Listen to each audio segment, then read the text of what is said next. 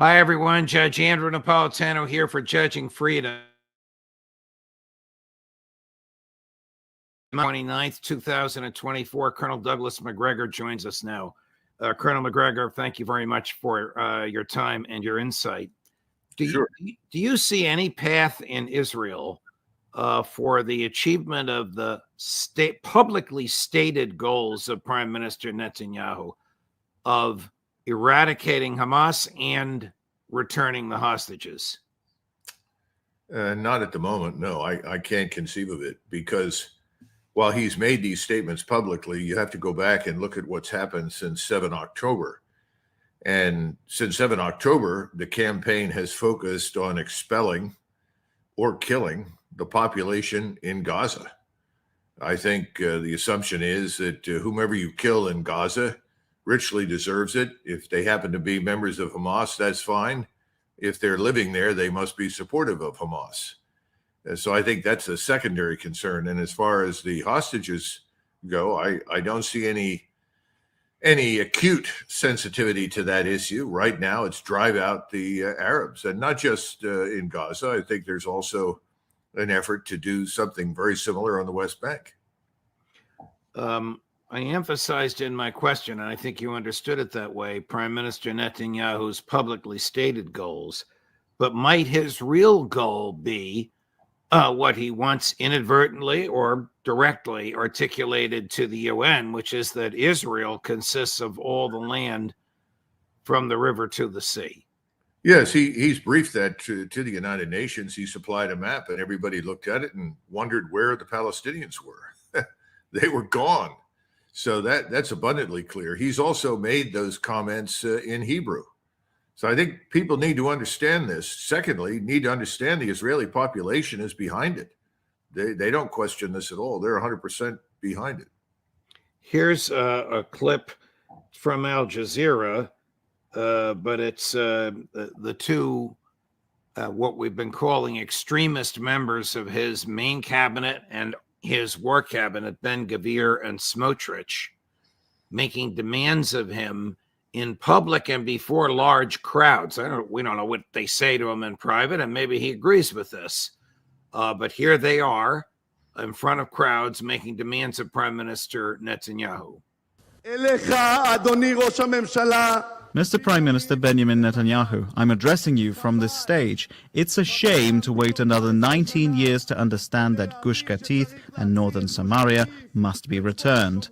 The responsibility of brave leadership is to make courageous decisions. We are settling our land from width to length, controlling it and fighting terror always, and bringing with God's help security to all of Israel. You know what the answer is. Without settlement, there is no security. To length, and I think we have what you and I discussed before we went on air. I believe we have Prime Minister Netanyahu on this. For 30 years, I am very consistent, and I'm saying something very simple. This conflict is not on the lack of a state of Palestinian, but the existence of a state, the Jewish state. Every area that we evacuate, we receive terrible terror against that. It happened in South Lebanon, in Gaza, and also Judea and Samaria, which we did it. And therefore, I clarify that in any other arrangement, in the future, the state of Israel have to control on the entire area from the river to the sea. This is what happens when you have sovereignty. This truth I say to our American friends. And I also stopped the attempt to impose us a reality that will jeopardize us. A prime minister in Israel has to be able to say no, even to the best of friends. To say no when you need to, and to say yes when you can. Guess he has more courage than President Biden does. He can say no to Joe Biden, but Joe Biden can't say no to him. But it's obvious what he was talking about. First, he said control from the river to the sea, which of course they don't have, but they're fighting to have. Then he said sovereignty from the river to the sea. Is there any question in your mind what he was talking about? No, not at all. Remember, he and frankly most Israelis equate the final removal of all the Arabs that currently live in what they regard as Greater Israel. This is the sea to the Jordan River, as equating to their long-term security and survival. Remember, he said, for us, this is existential. Either all of these people have got to go and we control everything, or we're finished.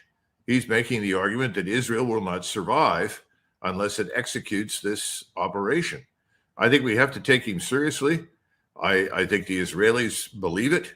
The question is not what the Israelis want or what they believe, but what do the American people want and how do they feel? Are they comfortable with the wholesale removal of the Arab population, Muslim and Christian, from Gaza, its death or expulsion or its killing directly or indirectly through disease and starvation, or not? If they're not comfortable with that, they need to get off their rear ends and call their representatives in Washington, because no one in Washington is opposed.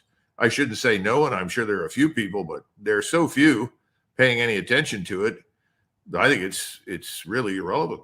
Well, Washington must know what was stated in the clips that we just ran. Washington must know that there is zero impetus for a two-state solution in the Netanyahu government, and as you indicated, among the Israeli population by an enormous percentage. So should we take seriously, or are they lying to us when Joe Biden and Tony Blinken say two-state solution, two-state solution?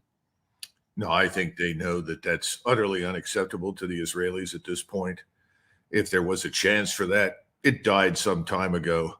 So it's an all or nothing proposition. Either all of the Arabs go or they don't. And in the minds of Israelis, if they're not removed, there's a permanent threat to their existence and they cannot tolerate that.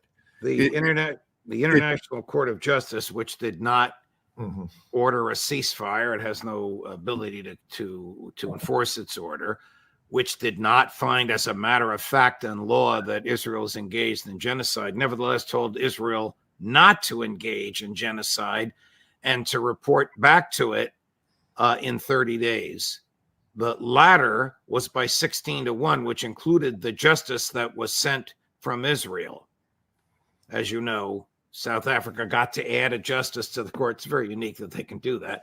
And Israel got to add a justice to the court. That vote was 16-1. The other vote was 15-2. Did the ICJ ruling burst the bubble of Israel moral rectitude, or had that bubble been burst by the IDF in Gaza?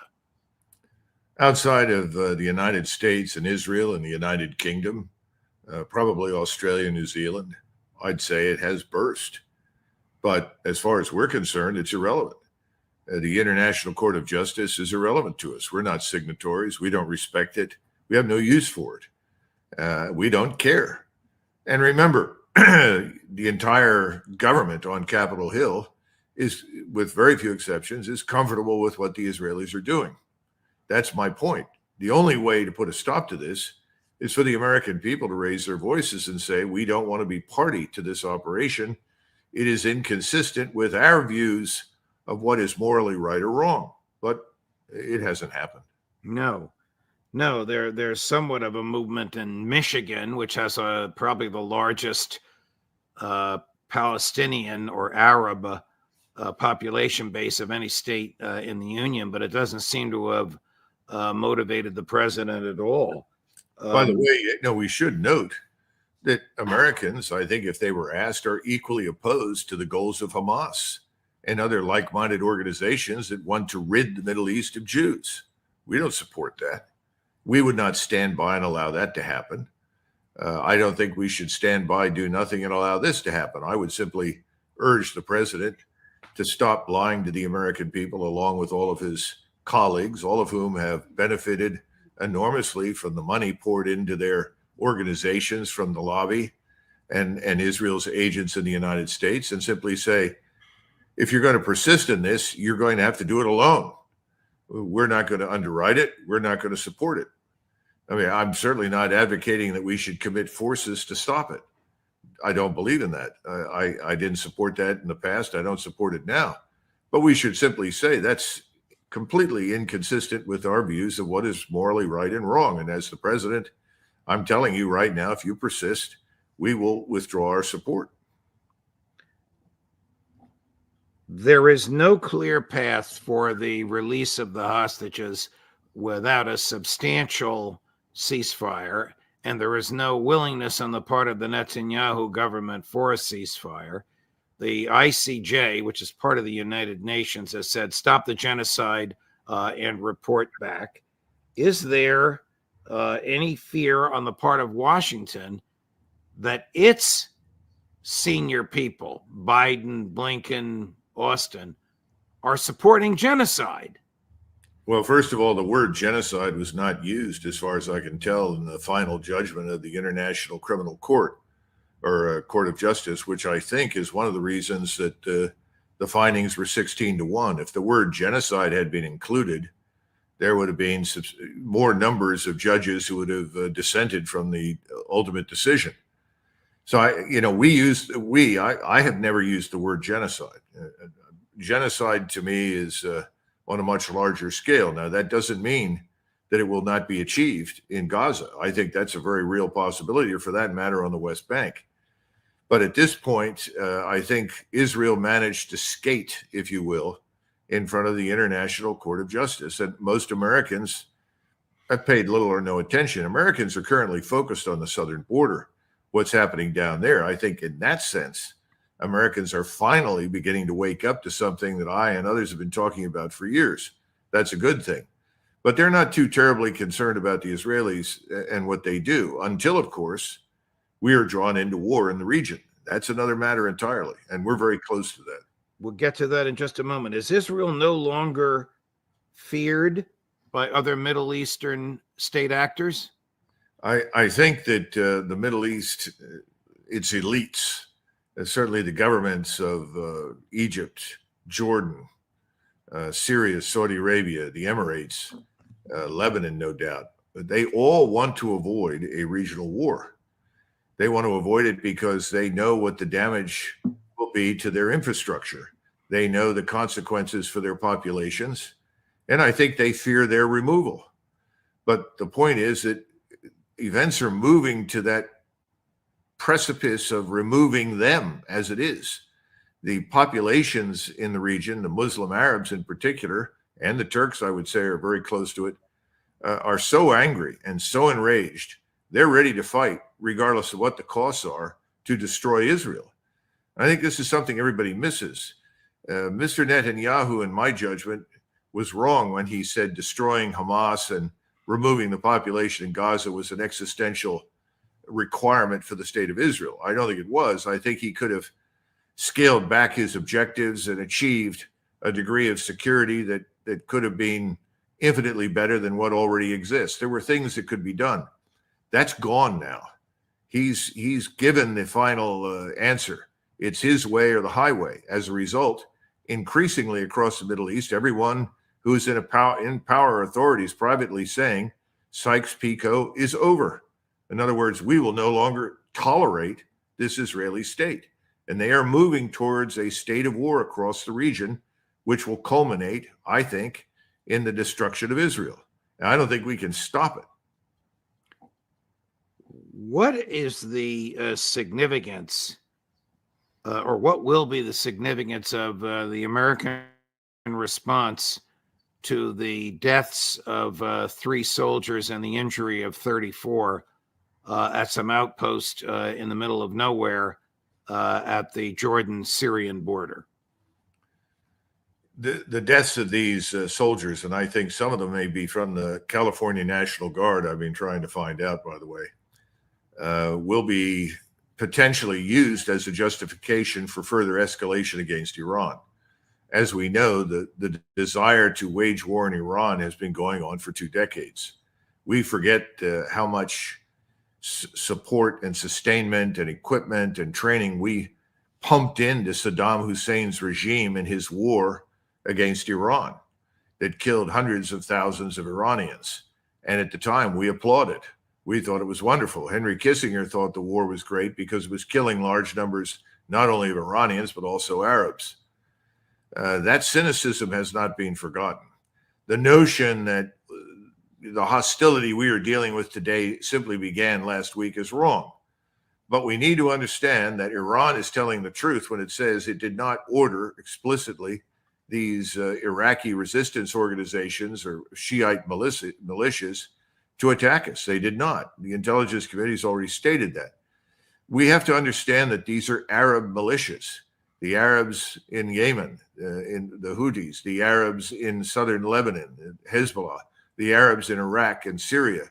They are all anti-Israeli. Why are they attacking us? Because we are unconditionally supporting the destruction of the Arab population in Gaza. If that were to halt, or at least we were to do what I just stated earlier, essentially say we're not going to be a party to this, the attacks on us would end. There is no desire on the part of Iran or anyone else in the region to go to war with us. We, however, have been desperately seeking this opportunity, looking for an excuse. Is this enough? I don't know. You have to look at American opinion polls. And remember, we always have, about a third of the electorate that cheers regardless of whom we bomb. I mean, if we bombed Panama tomorrow morning, a third of the electorate would stand up and say, oh, it's wonderful. It's great. Right, right. Americans have no fear of war because it always happens on someone else's soil. And that is about to change if we attack Iran. Senator Graham has said we should bomb Tehran. No surprise that he would say it, as absurd as it is. But if we do anything like that, what will Iran do? Attack Israel? I think we will pay a heavy price. Iran has an enormous arsenal of missiles. I urge everyone to go online. It's very easy to find out and look at this enormous arsenal. Thousands of very precise, very destructive theater ballistic missiles, as well as tactical ballistic missiles. They have cruise missile technology, infinite numbers of drones. Now, what was fired, I think, was a crude tactical ballistic missile by these Shiite Arabs. They've been given older technology and allowed to have that, but the Iranians have not provided them with their top-of-the-line equipment. If those are employed, not only are they in a position to attack with great precision all of our positions in the region. Remember, we have about 57,000 Americans in uniform in the region. Almost 30,000, or perhaps a little more, are in bases that are sitting. Yes, that's an excellent demonstration of what exists. Go to the right and work your way down. The ones to the right are what I would call blockbusters. These are missiles that would flatten cities, flatten military installations, destroy airfields, harbors. They're all conventional warheads, but the destructive power is enormous and it's precise. If the Iranians shoot at something, they hit it. They just demonstrated that a couple of weeks ago when they struck targets in Syria and Iraq. And listen, they could have done infinitely more damage. I think they were all in Syria, but they could have done much more damage. They chose not to. When you destroy a Mossad position with a Kurdish man and his family who are Mossad agents, and that is in close proximity to the United States Embassy, you demolish the house, kill everybody in it, but you do no damage to anything that is American or American personnel. That should tell everyone they have extraordinary technology that can be used against us all over the region. They have hypersonic missiles. Now, these are of Chinese manufacture, but they are of a Russian invention originally. And these hypersonic missiles are in a position to strike targets at sea. And there's no way to shoot them down or defend against them. You have a British aircraft carrier, an American aircraft carrier in the Red Sea or the Indian Ocean. They can be targeted because everyone now has access to overhead surveillance. Overhead surveillance with the kind of ability to read the names on gravestones that did not exist in those countries 20 years ago. So their targeting is very precise. And ships at sea, regardless of whether they're nuclear or conventionally powered, are slow. These are slow-moving targets. Anyone who thinks otherwise is crazy. And the point is that these hypersonic missiles can adjust. So if they fire these things, they will hit their targets. and you had mentioned Israel. If the Israelis are participating with us in direct strikes on Iran, then I think the arsenal will be launched in great quantities from numerous different locations, all of which we cannot be positively identified, and they will reduce most of Israel to ashes. As we speak, literally as we speak, Republican and Democratic members of Congress are calling the White House and saying, attack, attack, attack. We have to look strong.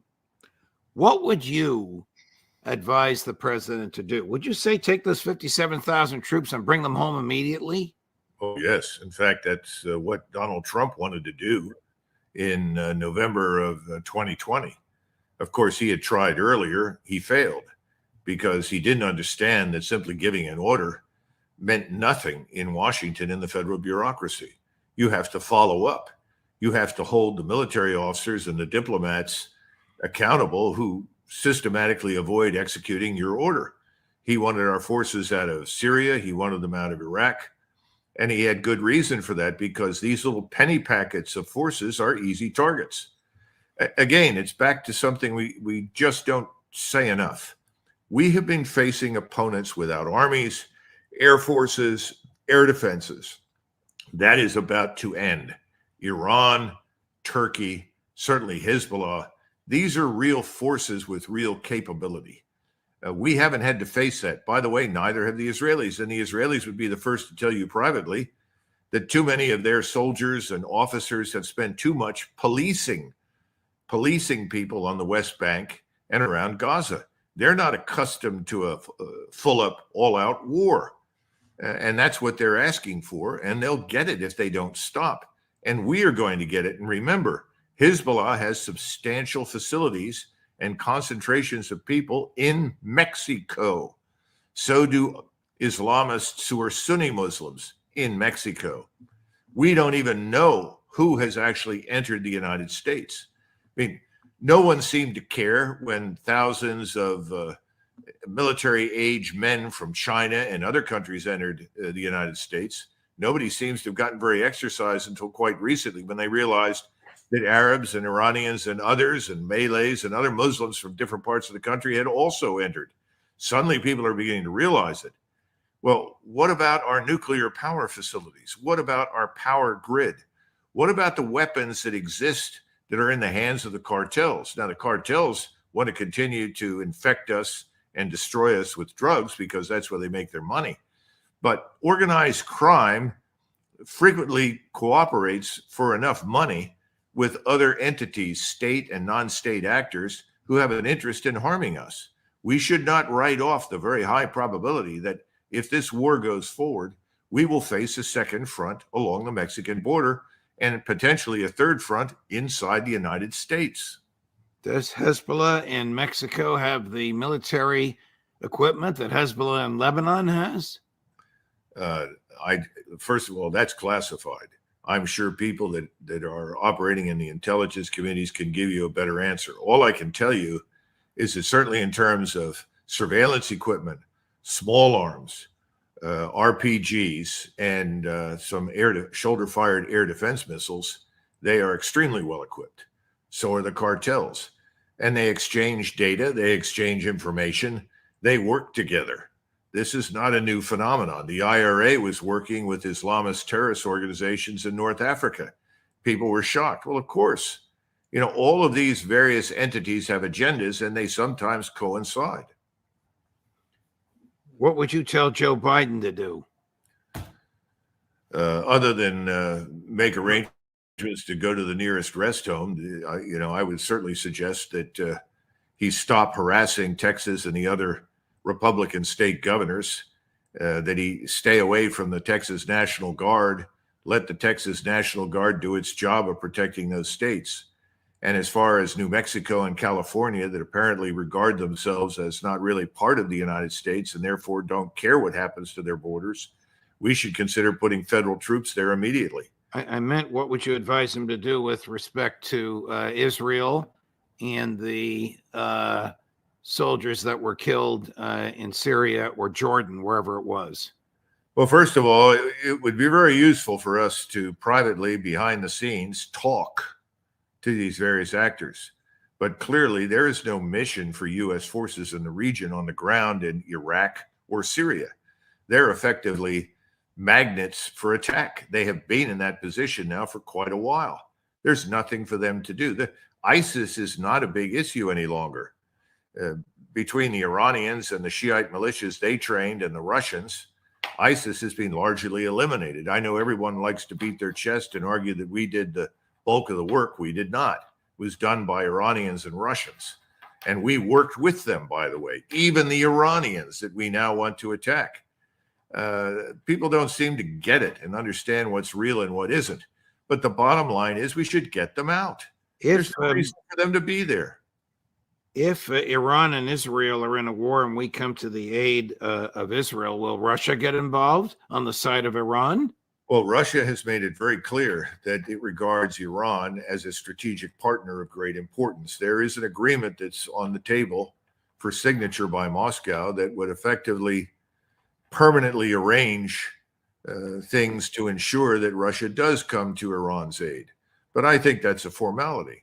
Russia will not stand by and allow us to destroy Iran. They will provide Iran with whatever it needs to protect itself, and they will stand by Iran. By the way, the Chinese, who have critical interests in access to the Persian Gulf and access to East Africa, where they get great quantities of food, will not stand by and do nothing while we force Iran to submit or die, in which case Iran will fight and probably close the Suez.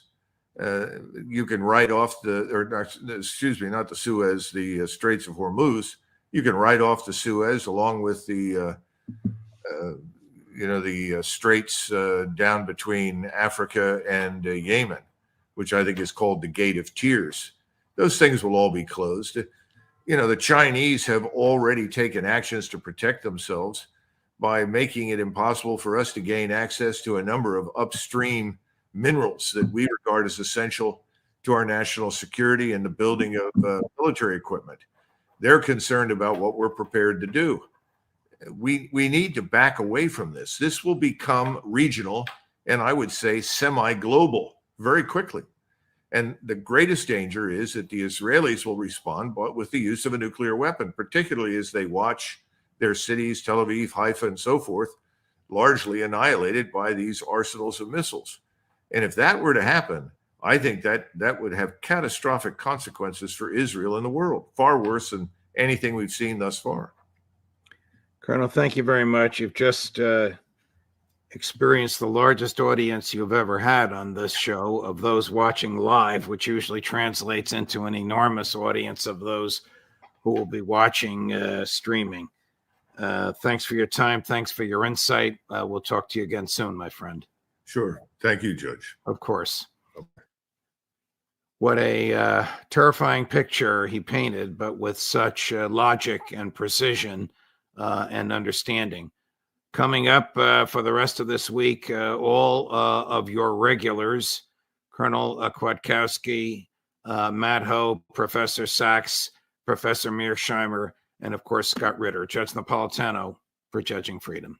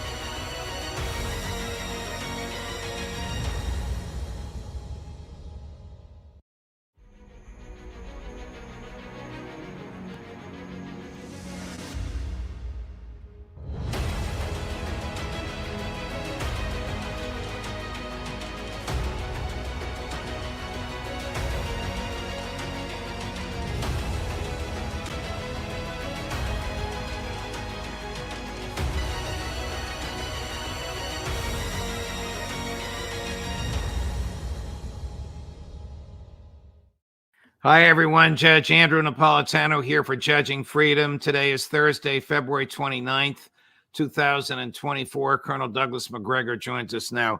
there's nothing to laugh at, but one of the viewers, Colonel, just wrote in and said, I'd like to hear Colonel MacGregor conduct one of these interviews in a Scottish brogue. He's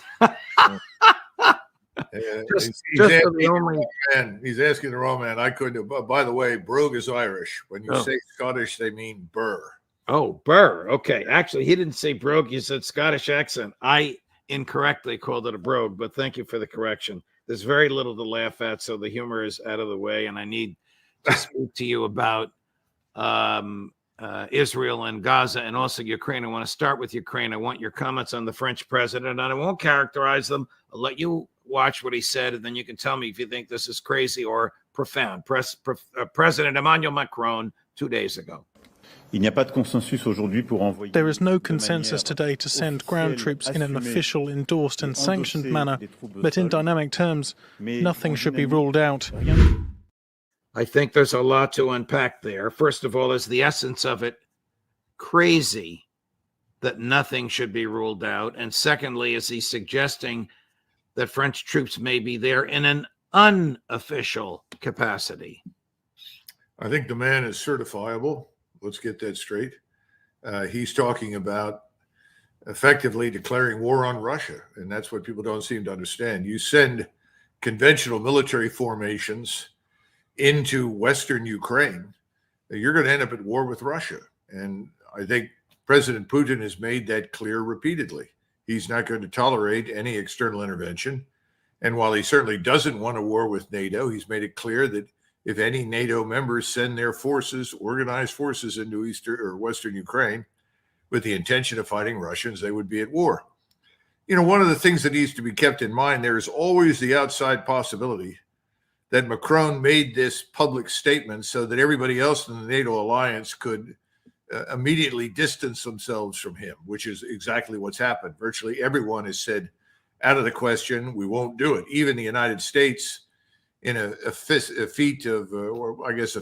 of reasonableness, decided to say it's out of the question. So perhaps that was the reason it was done, but otherwise it makes no sense. Here's one of those responses, the Chancellor of Germany. NATO is not and will not be party to the war. That remains the case. We do not want Russia's war against Ukraine to become a war between Russia and NATO. We agree on this with all our allies. This also means no German participation in the war. To put it bluntly, as German Chancellor, I will not be sending any members of the German armed forces to Ukraine. Our soldiers can count on that, and you too can count on that. Colonel, do you know if there are French or German special forces there, perhaps out of uniform, perhaps called contractors or mercenaries, but they are truly military personnel of Germany and France? I do not. I can't confirm or deny it. I know that British and American special ops forces in small numbers have been on Ukrainian soil. There's no question about it. And some of the attacks that you've seen with drones at sea and some of the missile strikes, they have undoubtedly been assisted enormously by the British SAS. I'm told SAS elements or British special ops elements also play a role in Mr. Zelensky's security. But as far as anything else, no, I cannot confirm it. I wouldn't exclude the possibility that there are others on the ground there trying to help or assist in some way, but I haven't seen it. New York Times had a lengthy piece. I'm sure you saw it. It was somewhat weird. It appears to have been leaked by the CIA because there's a lot of padding on the back of the CIA, claiming that the CIA has 12 bases. I didn't know they called them bases when the CIA builds them. I thought those were what the military built, but whatever. I want to get into a thing about terminology. In Ukraine, I'm sure the Russians know exactly where they are and what's going on there. But my point is, how much help is the CIA providing to Ukrainian intel and Ukrainian soldiers? Can an argument be made if American special ops out of uniform or in uniform are helping Ukrainian military personnel use American equipment. If that military equipment is being used to send projectiles into Russia, if the projectiles came from the United States of America, Colonel, is the United States starting a war against Russia? Well, strictly speaking, I think you can argue that we have been a co-belligerent along with many of our allies on the basis of what you just described. I mean, that's an easy argument to make. But bear in mind that President Putin, contrary to popular belief in the West, has never wanted a war with the United States or its allies in Europe. Never. Has never had any aspirations to move west to attack anybody. Doesn't now. I think it's important to understand that there are a couple of realities that have dawned on the people in the West. Number one is you can tinker on the margins of this war and pretend that you're having a profound impact. And that's what we've done. But you're not going to fundamentally influence it. Secondly, if you actually provoke the Russians to the point where they feel compelled to fight back, and I'm talking about the introduction of conventional military power, we have no integrated air defenses in the eastern border of Western Europe. In other words, between us and the Russians, there is almost no air defense, air and missile defense capability. That means that in the event that there were a conflict or confrontation and we attacked them with air power, which is what a British admiral recently said we might do, we would lose badly because tens of thousands of missiles that we could not stop would rush through and attack every conceivable airfield, port, or installation of any military significance in Poland, Germany, Scandinavia, France, Italy, and the rest of Europe. There's nothing they can't reach. I don't think that comes up for discussion very much. And then we have this assumption that our air power, on which we've depended almost exclusively since the end of the Second World War for any kind of strategic impact and long-range attack, is probably not going to survive contact with all of the Russian air defenses. Right now, we see new air defenses springing up in Syria, northern Lebanon, Iran. I think we're going to see more of it in parts of Iraq. And I think it's going to challenge our air supremacy. It hasn't been there before in any great numbers. It's going to start showing up. We are accustomed to no enemy in the air. Well, the enemy is a missile, and it comes in the form of air defense and anti-missiles. And that's going to change everything. So I think everybody is sobered up and concluded what Schultz said. The other thing is Schultz and most of his colleagues are on very thin ice. They're close to being voted out of office. And he's trying to say, please, please, please, I'm not going to send you to war. Relax. And the Germans will not tolerate a war against Russia. They didn't sign up for it. They don't want it. Here's what President Putin said. This is just a 27-second clip as part of one of his longish speeches in response to President Macron and in response to some other nonsense that came out of Poland. You and I emailed about it. I'm going to ask you about Poland in a minute, and also what the Prime Minister of Great Britain said a week and a half ago that caused his predecessor, who's now the secretary or the foreign minister, to try and pull back from it. But here's cut number 12, Chris. Here's President Putin threatening war over this. They should eventually understand that we also have weapons, and they know it. I just said it now myself. Weapons that can hit targets on their territory. Everything that the West is coming up with now, what they threaten the world with, it can result in a conflict with the use of nuclear weapons, and therefore the destruction of civilization. You surprised he used language that strong, Colonel? No, not at all. I think he felt it was absolutely necessary to make it unambiguously clear that if you attack Russian territory, we reserve the right to respond with whatever we think is appropriate, up to and including nuclear weapons. That's why you possess nuclear weapons in this age. It's really almost exclusively for territorial integrity and protection. And I think he wanted to put to rest in his mind what happens if you attack Russia. This is the answer. So I think it's a very good way to put the whole issue to bed, and I think that helped to convince Schultz and everybody else to forget it. How dangerous is the leadership of Poland and their inclinations toward a war with Russia. You mean the incredibly stupid comment by Andrzej Duda saying, yes, I do. You and I emailed about that with a Polish friend of ours. Tell us about it. The world would be better off if no Russia existed. The only thing one can conclude from this sort of thing is immense stupidity, and that's putting it mildly. Anyone who is Polish has more sense than that. I don't know where he's from. He must be from another country. Most of the Poles I know are more sensible than that. It's absurd. It's stupid.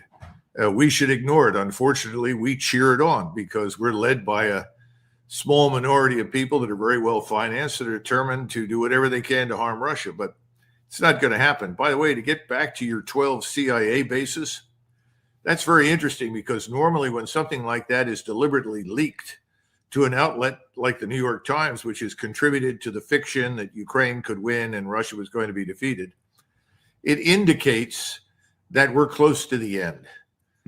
That at some point in the near future, we're simply going to quietly leave. You know, that's what we do. When we create disasters, there's no other way to into the boats, get into the air, and we go home. I think that's coming. And I think that's what the real meaning is, because otherwise they would never have told us that. Chris, play cut number 9. Here's the Deputy Secretary of State who has blood on her hands because of all she's been doing over there for so long. But I'm going to ask you, after listening to her at her bombastic worst, if she knows that the end is coming. Please listen, Colonel, for the last 5 or 6 words she uses, claiming inexplicably, crazily, that our involvement in Ukraine has made the United States safer. Without sending a single U.S. soldier into combat and investing less than 1/10 of 1 year's defense budget of the United States, we have helped Ukraine destroy 50% of Russia's ground combat power, 50%, and 20% of its vaunted Black Sea fleet. Ukraine has taken off the battlefield 21 naval ships, 102 Russian aircraft, and 2,700 Russian tanks. By every measure, Ukraine's bravery and strength, its resilience, has made the United States safer too. Does this woman know that she's lying? Oh, absolutely. There's no question about it. And she has no. So remember, this is an ideologue.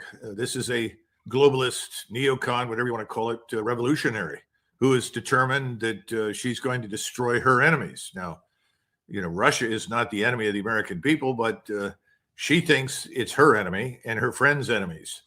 And Ukraine is utterly and completely destroyed.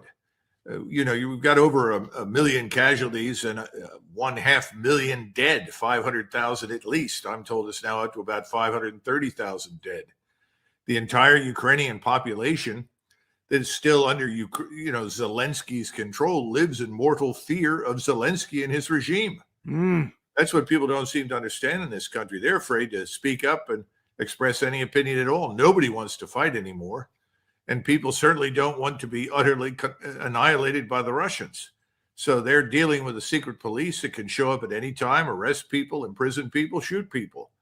The NKVD is really the model for Zelensky and his friends. And that's what's going on in Ukraine right now. So no, Ukraine is destroyed as a nation. She could care less. And the interesting part is, and I don't know about her numbers, she may have some of that correct, especially in the Black Sea Fleet. But Russia is not a maritime power. And frankly, surface vessels to them are irrelevant. Everything hinges on submarines. Secondly, Russia today as a military power is stronger and greater than it's been since the early 80s. And it might well grow stronger. The Russian General Staff has been told to look into the potential for the mobilization of 800,000 additional troops. Now, I hope that doesn't become necessary, because the only circumstances under which I can conceive of that being useful is if they are compelled to cross the Dnieper River and go west. And that happens only if no one will sit down and negotiate with Moscow. And if you listen to the Tucker interview with President Putin, he repeatedly said that he was open to negotiations and looking for a way to end the conflict, not because the Russians are losing. That's absurd. But because he knows how destructive and pointless the war is, and he has no wish to continue it.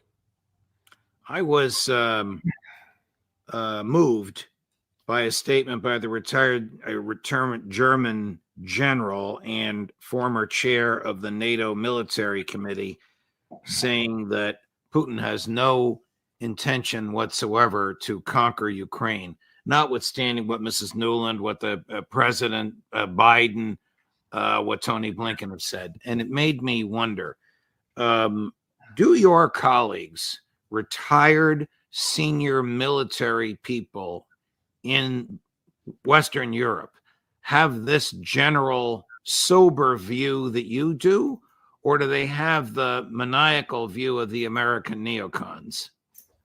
I would tell you that many do share what you call a maniacal view for the same reasons that you have many retired 4-stars and senior officers in the U.S. Armed Forces express similar views, because they're on the payroll.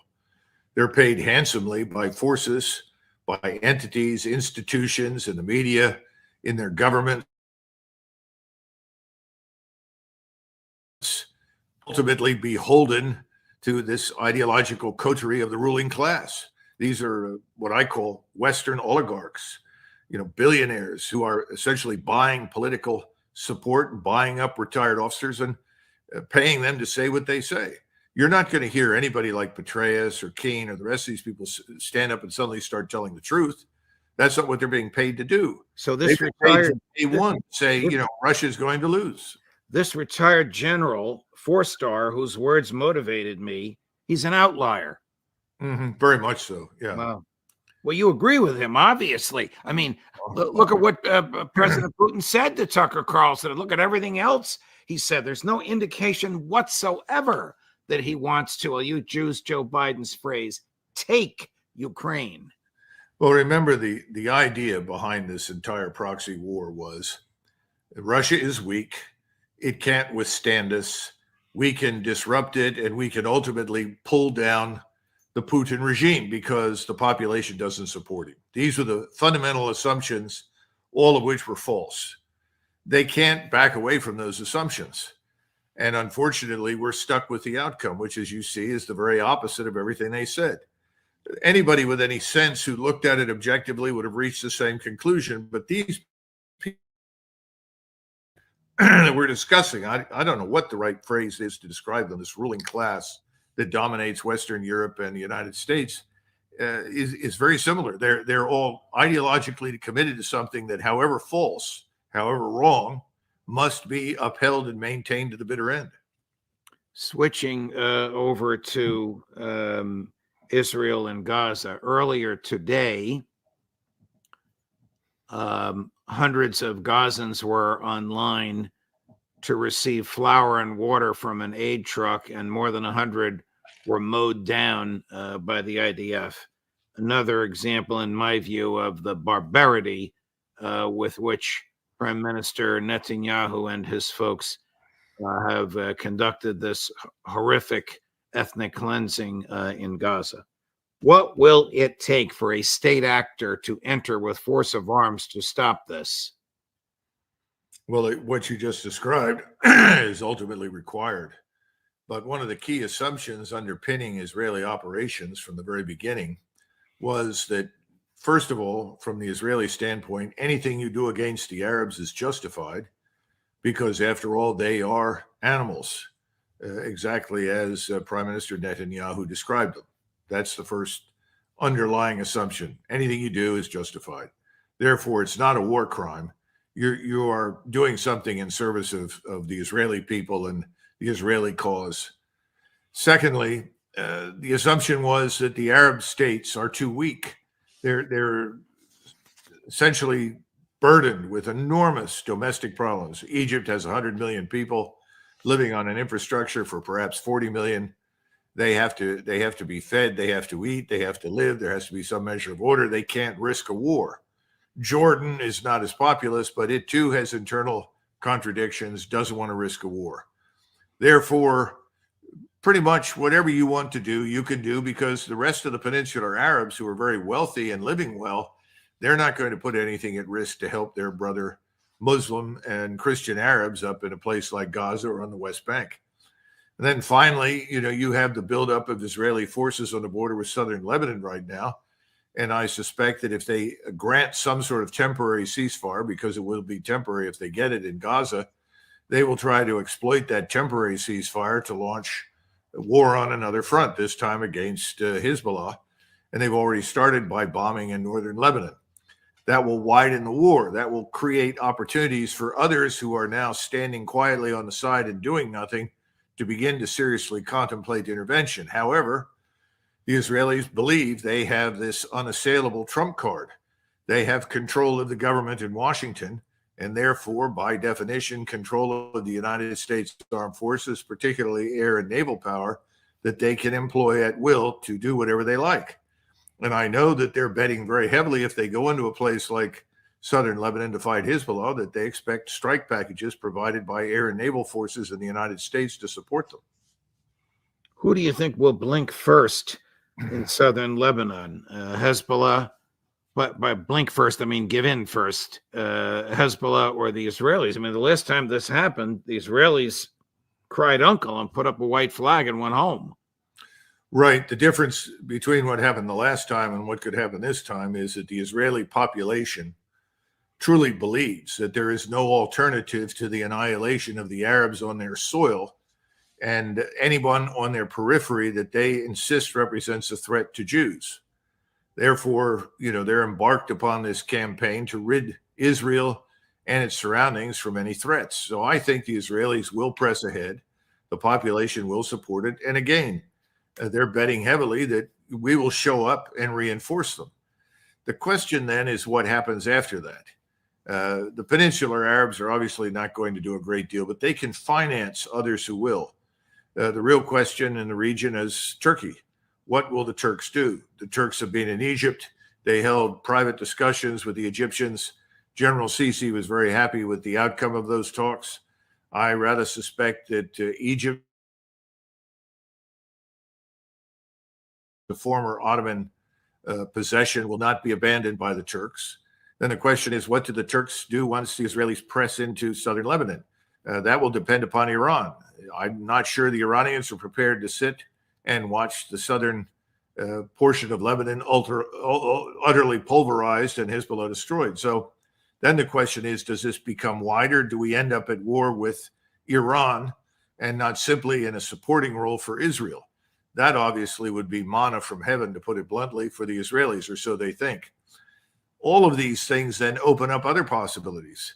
The Russians aren't going to allow us to destroy Iran. The Russians would not stand by and allow such a thing to happen to the Turks.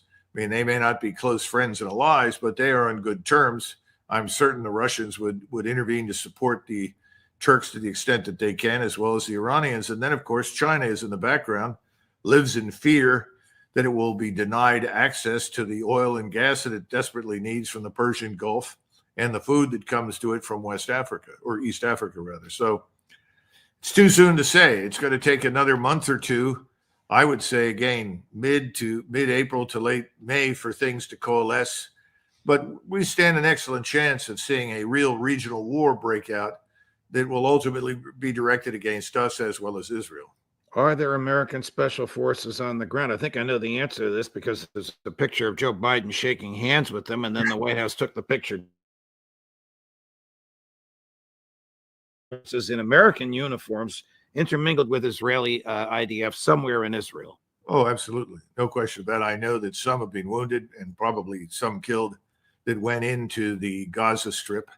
I don't know the details, but clearly we are very involved there to help and assist. And this is the problem that Americans don't come to terms with because, quite frankly, Americans aren't focused on any of it. The United States population is focused on the southern border. The 9-10 million illegals that are poured into our country, the deterioration in the rule of law, the failure to deal with the criminality, the disintegration, frankly, of the United States at home. Those are the things that Americans are focused on. They're not really interested in the Middle East. They certainly were never interested in Eastern Europe. But what I see happening is a gradual disengagement from the Ukrainian catastrophe, and we will treat that pretty much as the way we treated Vietnam. Well, that's over. Stop talking about it. the media will comply, and people will then focus elsewhere. And I suspect that will be largely in the Middle East. The question is how large the conflagration in the Middle East becomes before we finally intervene ourselves in some way and say stop. We're a long way from that. Right now, everyone is pleased as punch to sit back in Washington and watch Gaza annihilated.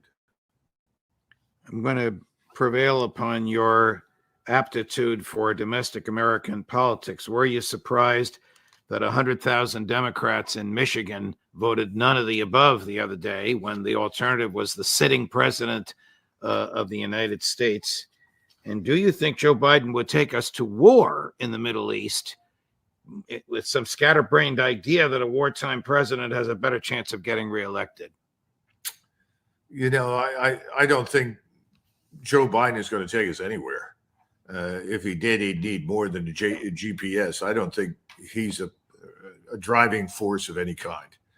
The people that are making decisions are really behind the scenes. They're the ones shaping policy. They have lots of facades. You know, Blinken is a good facade. Newland is a facade. All of these people are front men, if you will, for the people behind the scenes making the decisions who have all the money. Look what's happening in Congress. Do you see anybody expressing any concern about the humanitarian catastrophe we've caused in Ukraine, or the humanitarian catastrophe that's rapidly developing in Israel? It could not happen without us. I don't see it. So I'm not surprised. I just don't know what it means. I mean, everybody I talk to, says, well, we'll get to the election, then there'll be change.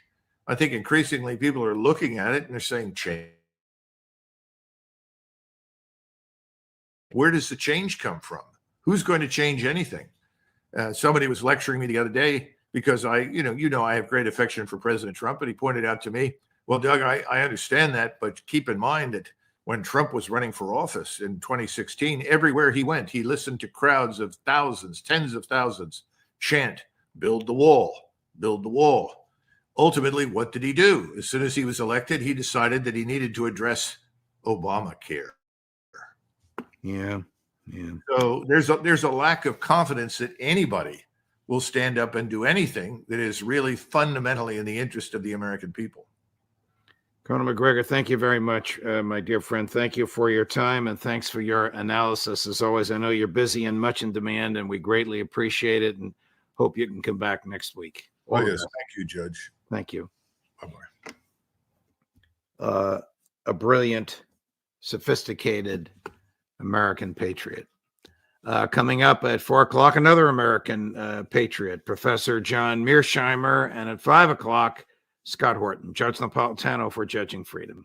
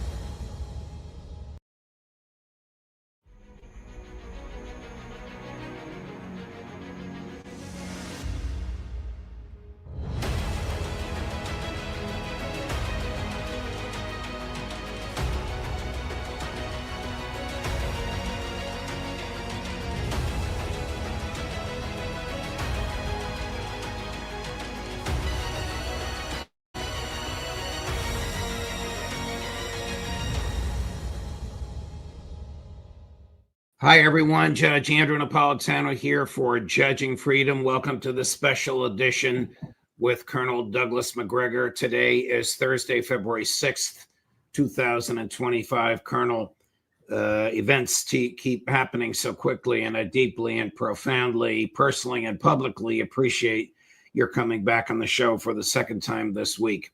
I want to concentrate on President Trump's remarks in the presence of Israeli Prime Minister Netanyahu about the United States owning Gaza. But before we do, has General Kellogg, President Trump's emissary on Ukraine, offered yet another plan to end the Ukraine war, which presumably wouldn't be offered without the president's approval, that is an utter non-starter.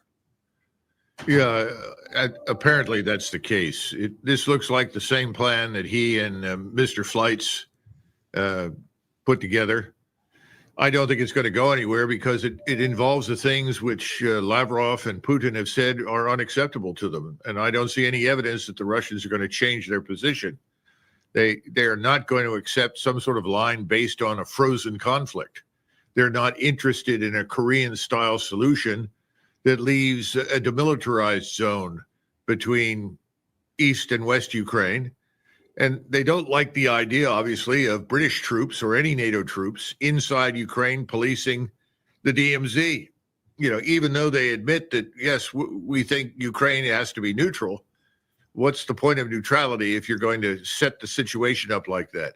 So the Austrian model, which is really the model I think that the Russians would accept, is not really on the table. And I don't think the president understands he has no leverage over the Russians. None.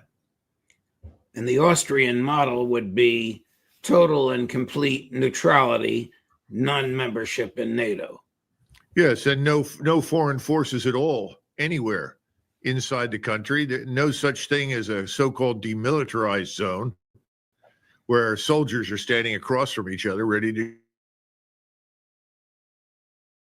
want to do is put together a regional design that would provide for the security not only of Russia, which they are obviously interested in, but also Europe and us. And I think it's a grave error to misinterpret and misunderstand what the Russians want. This is a once in a, I don't want to say a century opportunity, but certainly an opportunity that should not be missed for President Trump to sit down and with his advisors and design a new way forward for security in Europe that does not involve any future conflict, that will reduce the tensions, change the way we do business. It's so vital at this stage because the Russians are not interested in attacking anybody in the West. Well, General Kellogg is not stupid. Doesn't he understand the Kremlin's attitude on this? Doesn't he see what's happened in the past 2.5 years? Doesn't he know what their goals are? I think General Kellogg, like most people in Washington, are permanently frozen in the Cold War. They see everything through a lens that is distorted. They don't understand how the world has changed. They don't understand our limitations and our capabilities any longer. They're living in a world that passed over the last 30 plus years. They think this is 1991. It's not. All right. To the reasons for which I reached out to you in the wee hours asking if you could join us today, which is the latest on Gaza. Here is an abbreviated version of one of the more tumultuous statements made by an American president in the modern era, made in the presence of a genocidal murderer and wanted war criminal who was standing next to him. Chris, cut 8A. The U.S. will take over the Gaza Strip, and we will do a job with it, too. We'll own it and be responsible for dismantling all of the dangerous unexploded bombs and other weapons on the site, level the site and get rid of the destroyed buildings, level it out, create an economic development that will supply unlimited numbers of jobs and housing for the people of the area. You are talking tonight about the United States taking over a sovereign territory. What authority would allow you to do that? Are you talking about a permanent occupation there? Redevelopment? I do see a long-term ownership position, and I see it bringing great stability to that part of the Middle East and maybe the entire Middle East.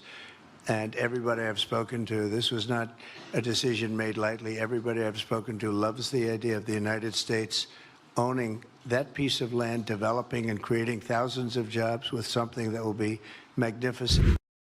What are the geopolitical considerations, obviously not taken into account, to an announcement of this magnitude that the United States would own the Gaza Strip?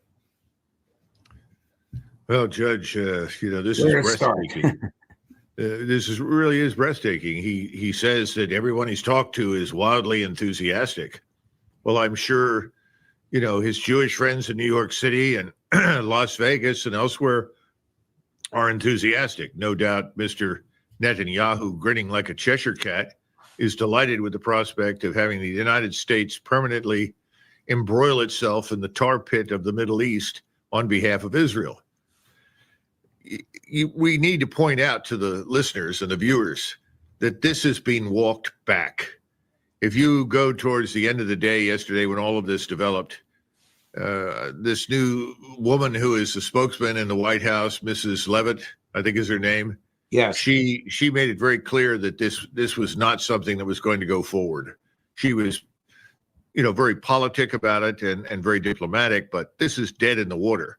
The other thing is that if he had been serious about this and his staff was doing their jobs, if the NSA was advising him, and for that matter, the Secretary of State, they would have all weighed in and said, Mr. President, let us talk to the people in the region. What do the people in Cairo think? What do the people in Riyadh think? What do the people in Ankara think? I mean, all of these people have a stake in what happens in Palestine. And to sort of say, well, everybody I've talked to thinks it's a great idea, and he finds out overnight, immediately, everyone else says, absolutely not. It's horrific. He's now not just complicit, he seems to be trying to extend this wholesale ethnic cleansing operation, mass deportation or mass murder operation in Gaza as far as possible. And then he tells everyone, well, once we've done this and we've rebuilt this place and it looks like Las Vegas on the Med, anybody can come and live there. Well, that's like saying we're gonna roll over everything on the coast of Florida, and Tampa and St. Petersburg are going to rebuild everything, and then anybody who wants to live there can come and live there. Well, this is America. In the case of the Palestinian Arabs, Gaza is their home. That's their country. How can you dispose of all of this without any consideration whatsoever for any feelings or interests? So I think this has harmed us. I think it's harmed him. I think it's made us look ridiculous. It makes us look as though we are the willing puppet of this small state called Israel in the Middle East. That's unfortunate. The previous presidents have always been very careful to set limits, establish these things that the diplomats like to call guardrails these days. Right. They did that from Eisenhower on. All of a sudden now they're gone, and we're doing the bidding of Mr. Netanyahu and his agents and backers in the United States and around the world. It's not a good picture for the United States. It's bad for President Trump. At one point, he actually wrote on Truth Social. Now, this was Tuesday night. This was about 2 or 3 hours after the announcement, an abbreviated version of which we all just viewed, and before the backlash. Quote, Israel will turn over Gaza to the United States. Now, I don't know if he actually personally writes these things that come out under his name in the middle of the night under Truth Social. Let's assume he does. How could he possibly be so ignorant as to think that Israel could turn over Gaza to the United States? Israel has failed miserably in its efforts in Gaza to rid it of Hamas, to return the hostages and whatever else they have, to mow the lawn, whatever language Netanyahu and his buddies like to use. Well, remember when Begin and Sadat negotiated the end of the 73 war, Begin tried to turn Gaza over to Egypt. And Sadat said, absolutely not. They're not part of Egypt. They are not Egyptians. And he wanted desperately to offload his quote-unquote Gaza problem onto Egypt. Now, the Egyptians have cooperated to limit the violence and the capabilities of Hamas and others because they have a mutual interest, or at least had, in suppressing Islamism. But what the Israelis have done now is so horrific that I doubt he's going to get any form of cooperation in the future whatsoever out of Egypt. But in the meantime, for us to step in and say, we'll now pick up Gaza as the 51st state, and we'll protect it, put American soldiers, sailors, airmen, and Marines on duty there to protect it 24 hours a day, 7 days a week is ludicrous. I think the good news is he's figured it out.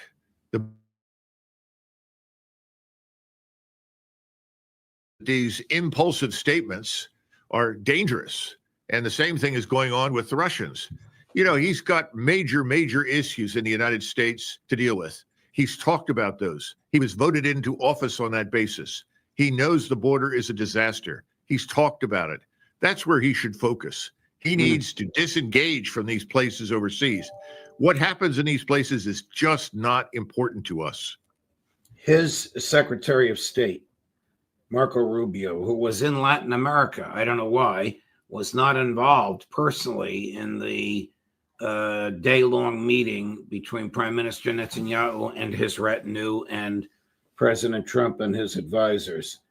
Nevertheless, made a statement, and I'd like your comments on it. This statement obviously was made before the president got the pushback about which you have just so eloquently spoken. Chris, cut number 7.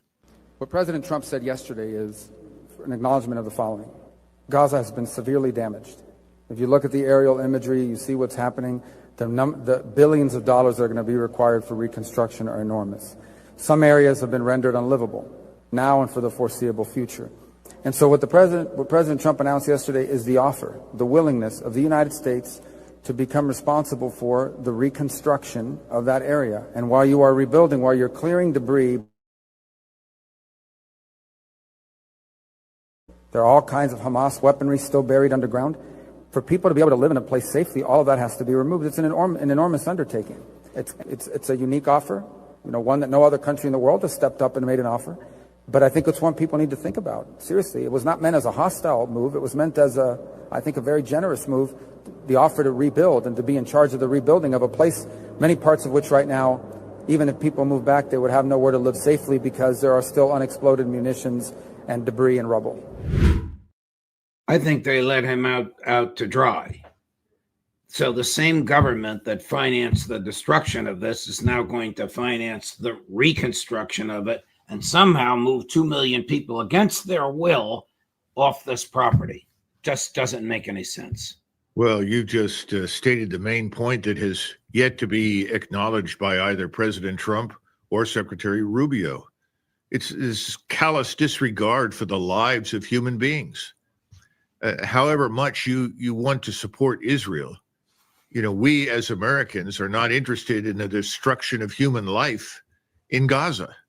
That's not something that we all agreed to do. It's something that should be judged as reprehensible. The idea that we will take this over and rebuild everything sounds wonderful until you get to the question of what happens to the population that lives there. And the underlying truth is that President Trump and Netanyahu are both agreed that these people will be forcibly removed. To where? Under what circumstances? Hopefully now that you've gotten this dramatic response out of the whole Islamic world, and not just there, but also President Xi in China, now President Putin in Moscow, everyone has said this is unacceptable. We wouldn't support this anywhere in the world. And as I keep telling people over and over and over again, you know, I like Israel. I supported the state and support helping Israel defend itself. But I didn't sign on for this project that is now involving expulsion and murder of hundreds of thousands, million people. It's incomprehensible. It's un-American. But there's no sense of that right now. And I think he must be operating in an echo chamber. Somebody has got to step inside and tell him, look, this is not what we are about. This is not what we as Americans support.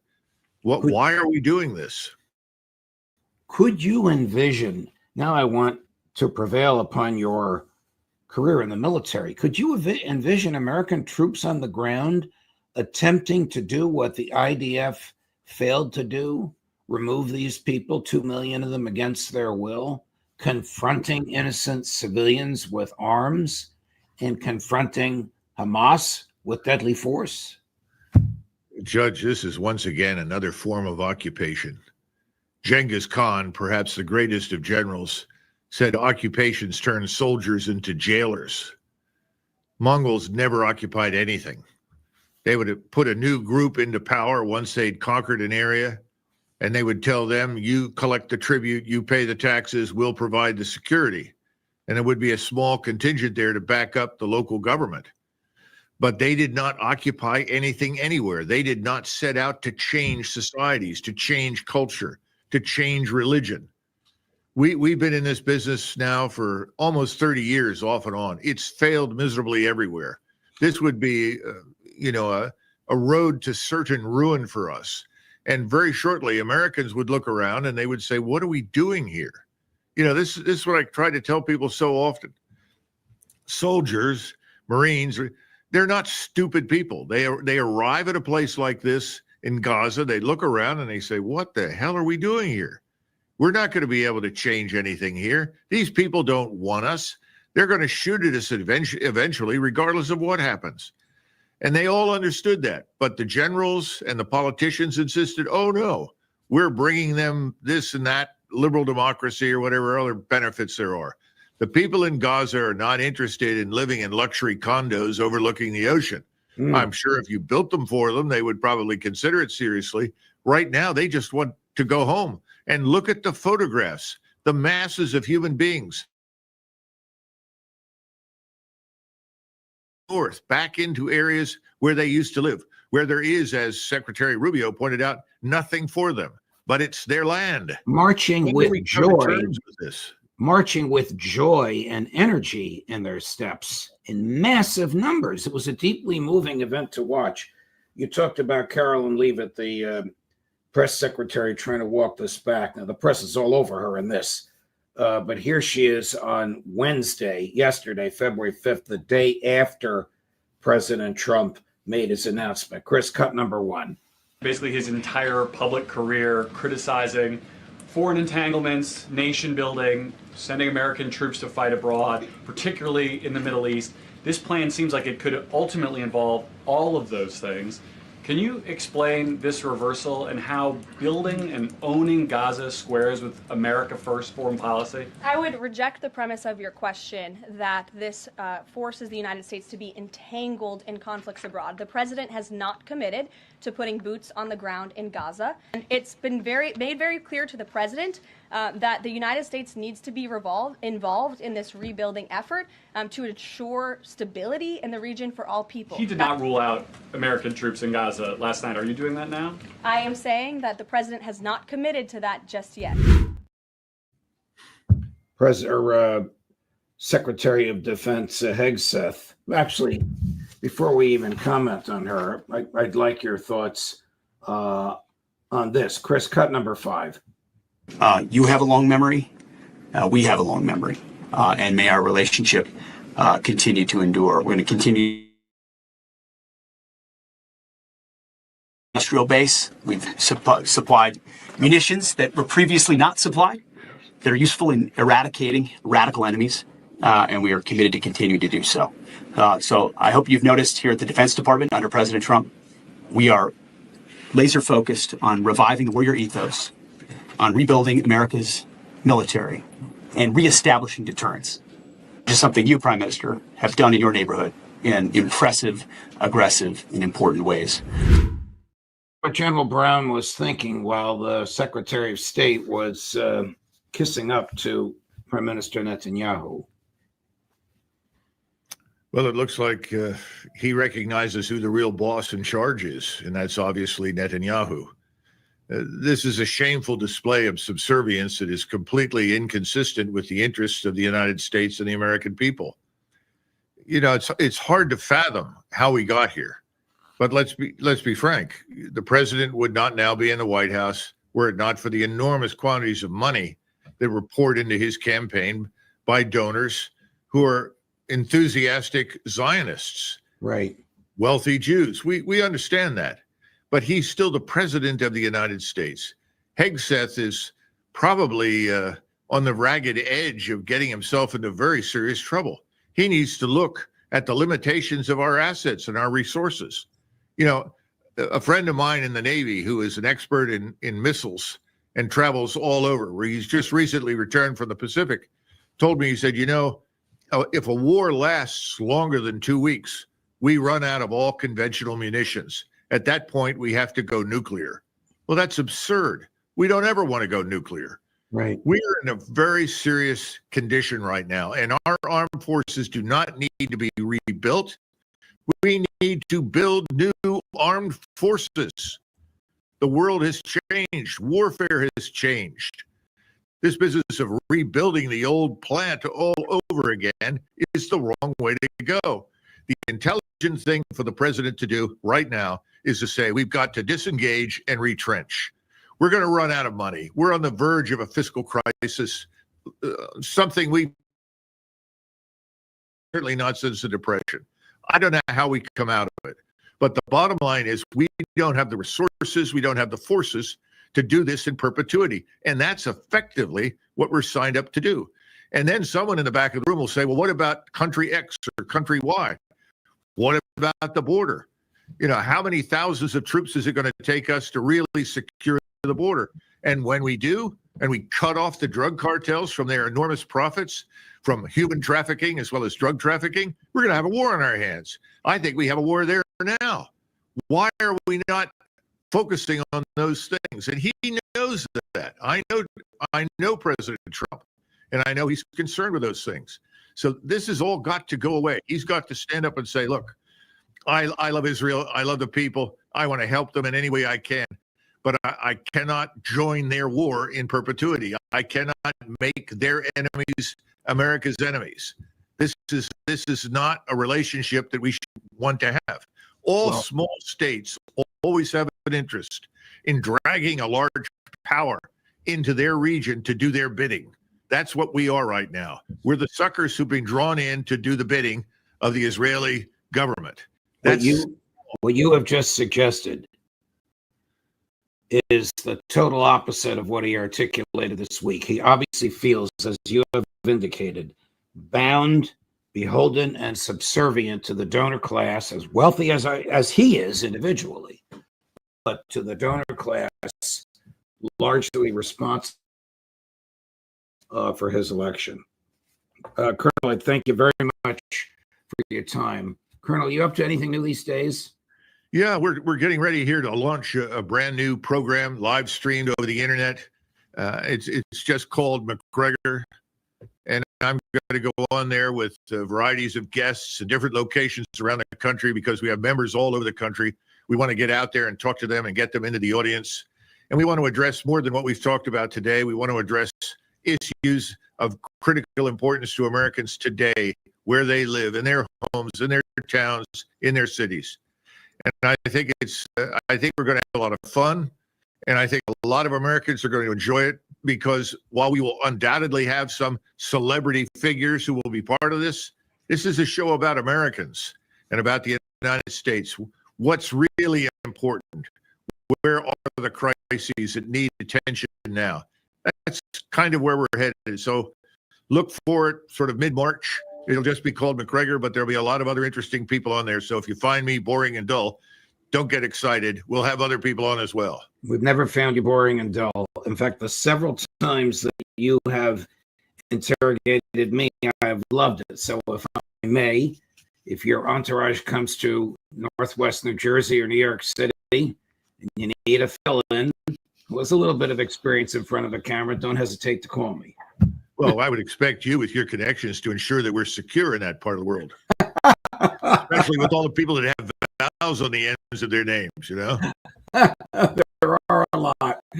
Colonel MacGregor, thank you very much for your time. Deeply appreciate it. Best of luck on this project. Look forward to seeing you next week, sir. Great, Judge. Thanks so much. Thank you. Thank you. A great human being. Two more great human beings coming up before this day is over. At 2 o'clock, Colonel Lawrence Wilkerson, and at 4 o'clock, maybe a little sooner, but right now scheduled at 4, midnight in Moscow, Pepe Escobar, Judge Napolitano for Judging Freedom.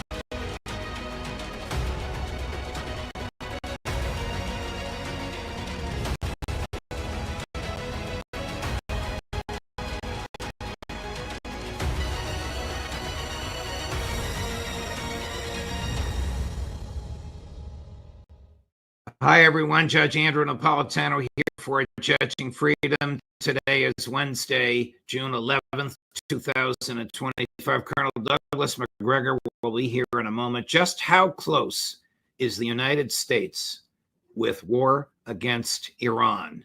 But first, this. While the markets are giving us whiplash, have you seen the price of gold? It's soaring. In the past 12 months, gold has risen to more than $3,000 an ounce. I'm so glad I bought my gold. It's not too late for you to buy yours. The same experts that predicted gold at $3,200 an ounce now predict gold at $4,500 or more in the next year. What's driving the price higher?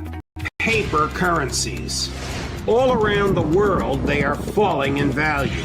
Big money is in panic as falling currencies shrink the value of their paper wealth. That's why big banks and billionaires are buying gold in record amounts, as long as it will keep rising.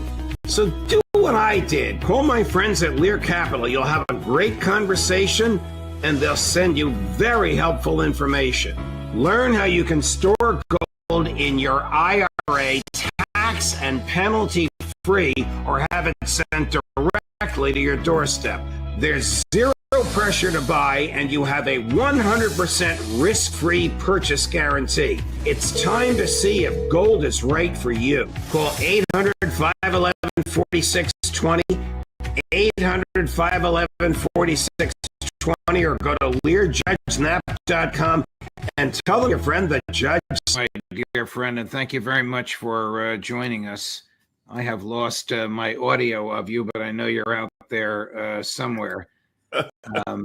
Colonel, are you satisfied, before we get to how close is the United States with war against Iran, are you satisfied with the denials of President Trump and Defense Secretary Hegseth that the U.S. did not know about the Ukrainian drone attack before it started? Well, I think that it's possible that President Trump did not understand what the attack was all about. But as far as Hegseth is concerned, no, I don't believe anything the man says. But I think President Trump may not have been adequately briefed. And even if he received a word for the attack, I mean, very few people today ever bring up the strategic arms limitations talks.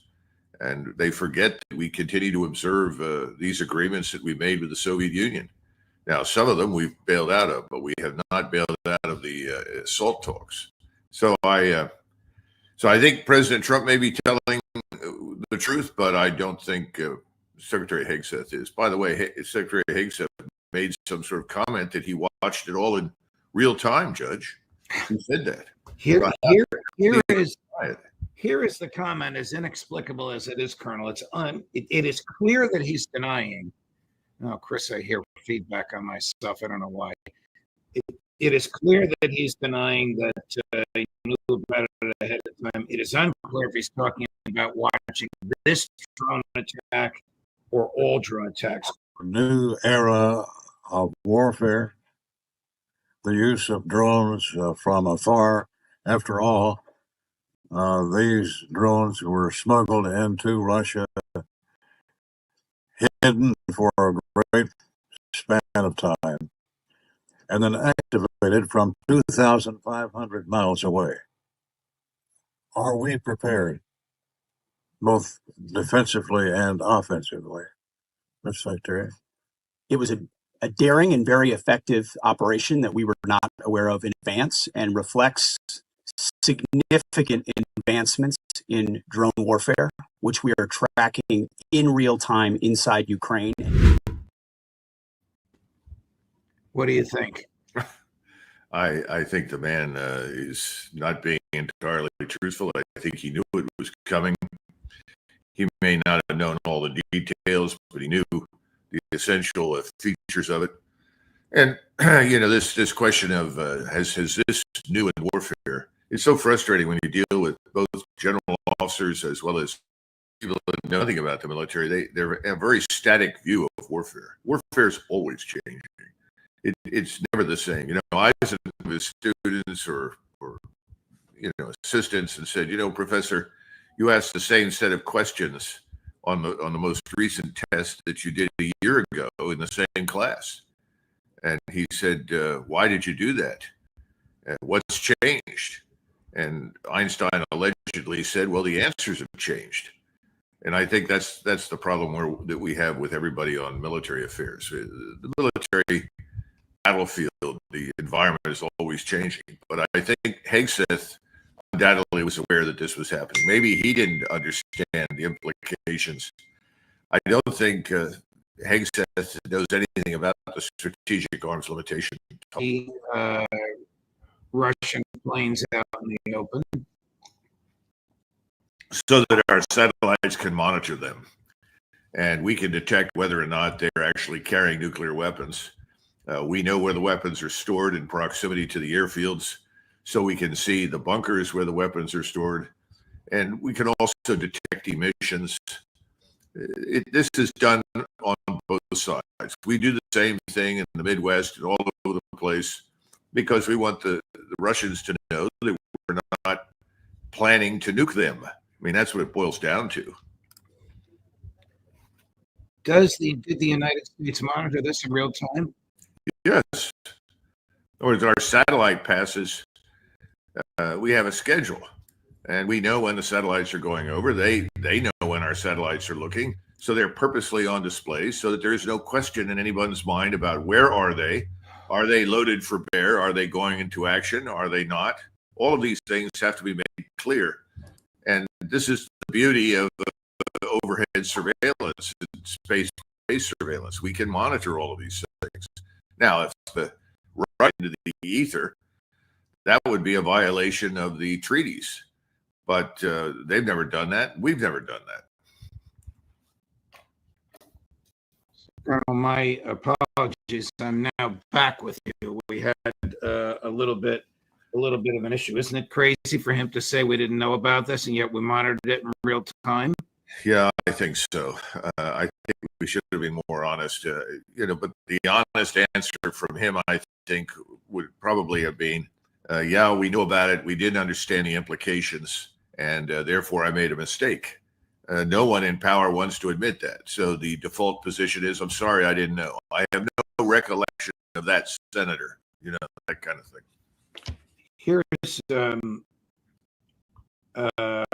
Foreign Minister Lavrov. I'm going to ask you what you think the Kremlin thinks, but here's what he says the Kremlin thinks. 100% the British and probably the Americans. Chris, cut number 8. It is obvious that the Ukrainian side is doing everything possible, but it would be absolutely helpless without the support, I was tempted to say Anglo-Saxons, but probably without Saxons, just without the support of the British. Although you never know, probably by inertia, some US special forces would be involved in that. But the British actually are behind all those things, I'm 100% sure. So Ritter says that means that he has intel demonstrating the certainty of what he said. Our friend Professor Doctorow says this is an attempt to mislead. The British had nothing to do with it. Well, perhaps Professor Doctorow has access to intelligence the rest of us do not. I don't know. Frankly, I'm not privileged to read the intelligence feeds that come out every morning that the president and everybody else at the top of the administration gets to look at if they pay attention. What I would say is that the British frequently, and he has done things that we would not do. We said, no, we can't do that. We can't expose ourselves. So the British have stepped up and said, we'll do it. We know the SAS pulled off a number of actions against the Russians almost from the beginning of the war, several times in different places. We've had action from the sea, in the Black Sea, against Russian targets. So I think it's reasonable to assist vocal advocates for direct confrontation with the Russians. Now, as far as we're concerned, we have tried to be more careful about exposing ourselves, particularly our own special ops on the ground.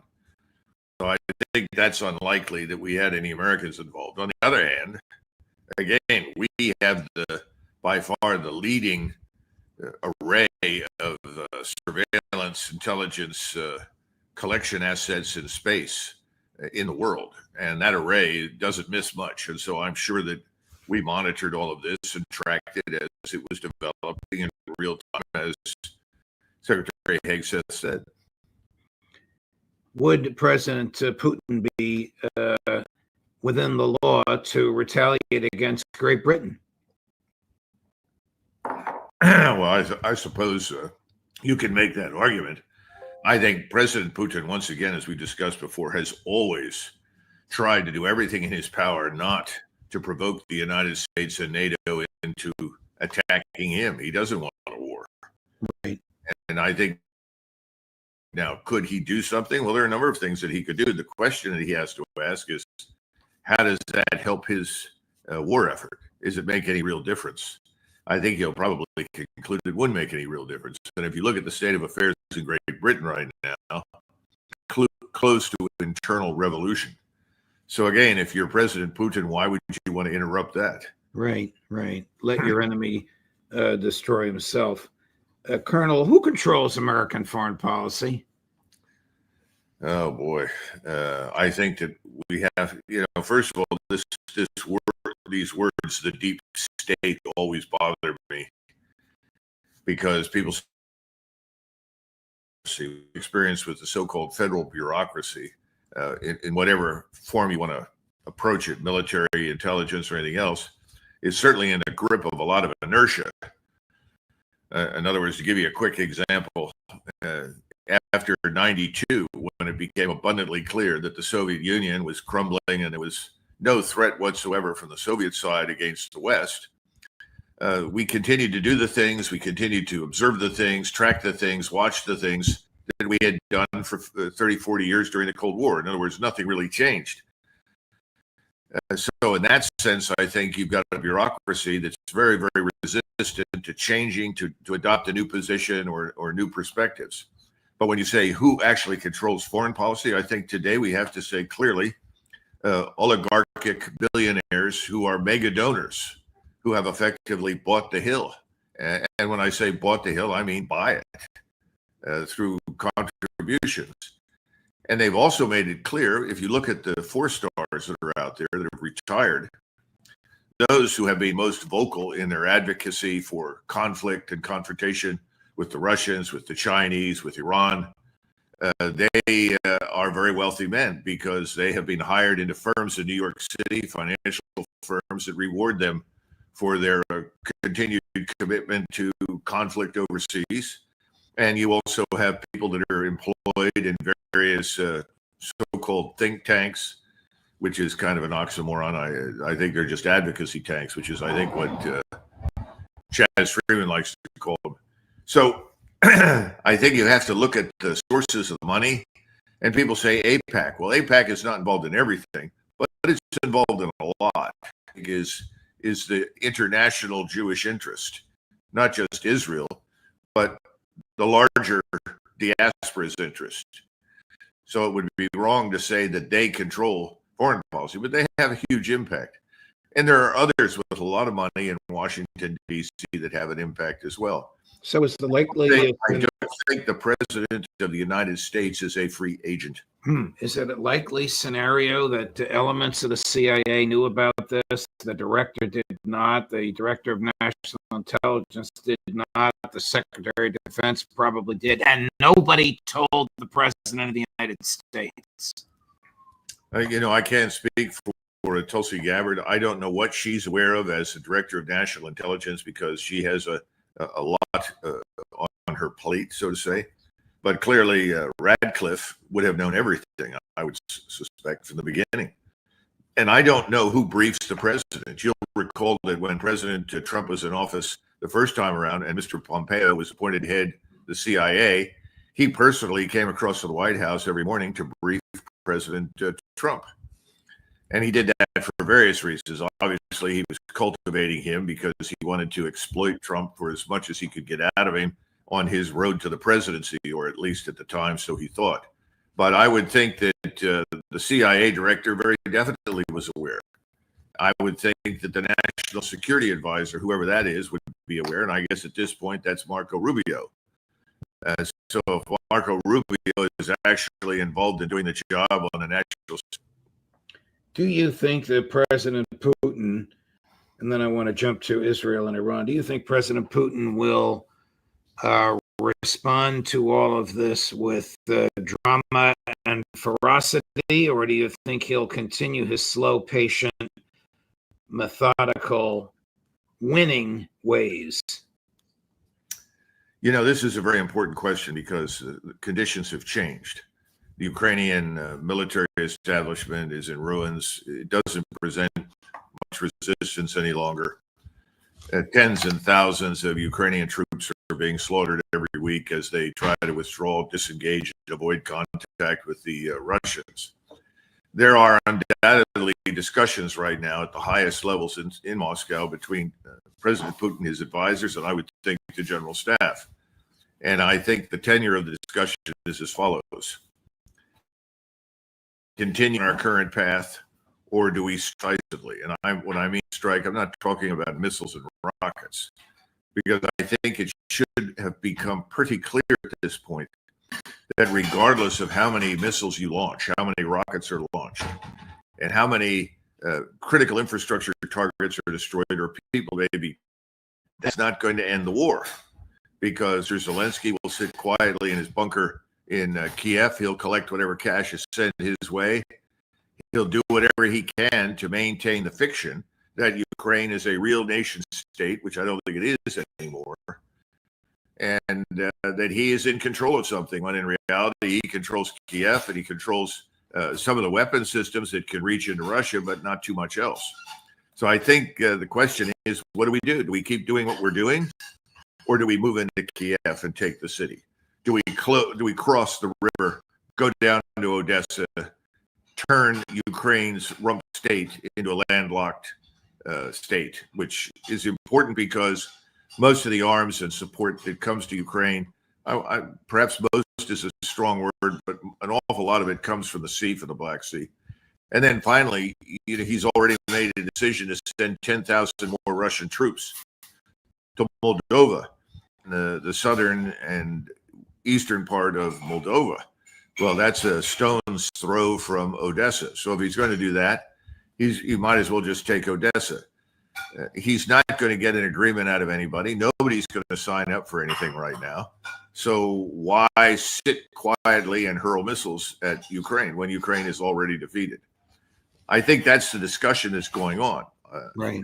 I'd be surprised if there were any other kind of discussion. Is the United States preparing for war against Iran as we speak? Well, if you listen to General Kurilla's testimony before the Senate Armed Services Committee, I think that's what it was. He went to great lengths to assure everyone that we are in fact prepared for war with Iran, and that he has presented a number of options. He didn't go into any detail, and he conveyed the impression that he's ready and willing to fight. Now, that could just be for the AIPAC audience, because he wants to end up like Generals Keane or Petraeus as millionaires in firms in New York City.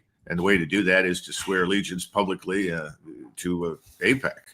And that means you go to places like the Institute for the Defense of Democracy and tell everybody how much you love Israel and how you're ready to fight Iran forever.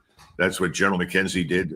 Everybody that wants to be a four-star, wants to be rewarded, wants to grow rich, does that. Now, that could be it, but I think we have to take what he says very seriously.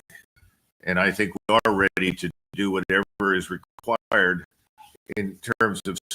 Here's Congressman Mike Rogers, an arch neocon, and General Michael Kurilla in the conversation.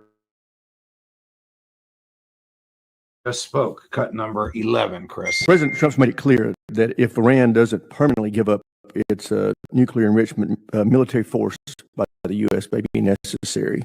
If the president directed, is CENTCOM prepared to respond with overwhelming force to prevent a nuclear armed Iran? I have provided the Secretary of Defense and the President a wide range of options. I take that as a yes. Yes.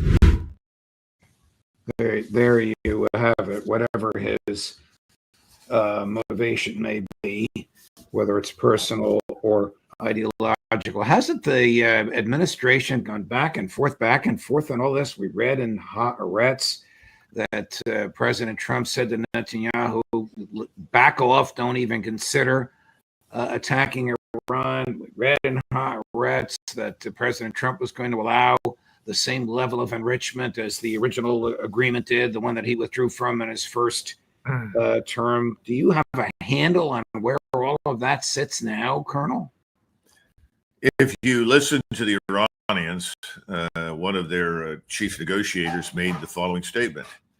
He said, you can have the agreement effectively as stipulated. I think it was a maximum, 3.2% or 3.2% enrichment right. for purely civilian interests or civilian purposes. And he said, but as soon as we arrive at any sort of agreement, the administration suffers from what he called the Bibi effect. In other words, a call from Netanyahu comes in and says, unacceptable, no enrichment. Then suddenly President Trump comes up online and says, no enrichment, and the entire agreement is scrapped. So I think he's right about the Bibi effect. And the Bibi effect is very real. And of course, Senator Rogers, no doubt, is 100% in favor of the Bibi effect. So under those circumstances, I think we have to conclude that we're not going to get an agreement with the Iranians, period. So if there's not going to be an agreement, the next question is what happens? Well, you and I have talked about this before. We both know that President Trump does not want a war with Iran. In fact, President Trump doesn't want a war with anybody. That's pretty clear to me. That was clear to me in 2020. That's one of the reasons I voted for the man. Who's really controlling things? And my personal opinion is that the potential for the Israelis to do something on their own that then requires us to intervene in support of them on the assumption that if we don't, they are at real risk of being destroyed themselves is real. That could happen. And I think that is still the most likely scenario. The idea that we're all going to get together and midnight on Friday attack Iran is nonsense. That's not the way it'll go down. I think something is much more likely to happen as a consequence of Israeli action or planning, and then we are dragged in.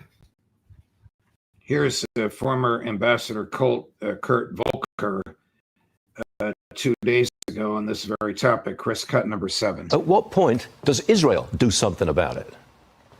Well, I think we're getting closer and closer to that day. But now they're seeing the negotiation going on between the U.S. and Iran, including reportedly a proposal that Iran would be able to continue enriching uranium. Well, that's a non-starter for Israel, and I think for good reason. And if that remains part of what we're negotiating, if that becomes agreed, I think Israel will want to step in with its own capabilities. Does the Donald Trump, for whom you voted, have the courage to say to Netanyahu, go take a hike? We're agreeing to 3.2 enrichment. They have the right to sophisticated equipment in hospitals that everybody uses today. The answer to that one is, I think, no. Now, President Trump was taken aback somewhat when he discovered that the Russians are negotiating for a contract that would result in the building of several nuclear power stations on the ground in Iran. And the Russians have been very upfront about that. I think that was actually mentioned by President Putin to President Trump. So then the question is, if that's true, and I think it is, and you are Netanyahu, you are approaching the 11th hour. Either you strike or you'll end up in a position where you can't possibly have an impact anymore. The question for President Trump is, can he stay out of it? And I don't think he can. It's interesting when I talk to people about Iran, one of the things that I hear when I talk to people on the Hill or others who call themselves analysts in the field, it's as though nothing has changed in 46 years since the Iranian Revolution. Well, Judge, you and I know that's not true. Iran is a very different country today from what it was 46 years ago. Right. And it is not what it is depicted as being, as this dangerous revolutionary force. I remember people comparing the regime in Iran at the time of the revolution to the Bolsheviks in Moscow. And the Bolsheviks, of course, immediately struck out to enlarge their control of everything they could. They marched into Poland. Their goal was to march to Germany. They had to reconquer vast areas in Central Asia. And so people said, look, they're going to be like the Bolsheviks. We have to stop them dead in their tracks. Well, that was not true. Eventually, Saddam Hussein started a war with them. We subsidized him. We supported him. That war went very, very badly. And Iran emerged from it stronger, I would argue, than it was when it went in. And Iran today is not a nation of religious fanatics, and nobody over there is anxious to kill Jews, contrary to what everybody in Israel thinks. And in fact, I say that if anything, Iranians are singularly disinterested in this ongoing spat between Israel and its neighbors.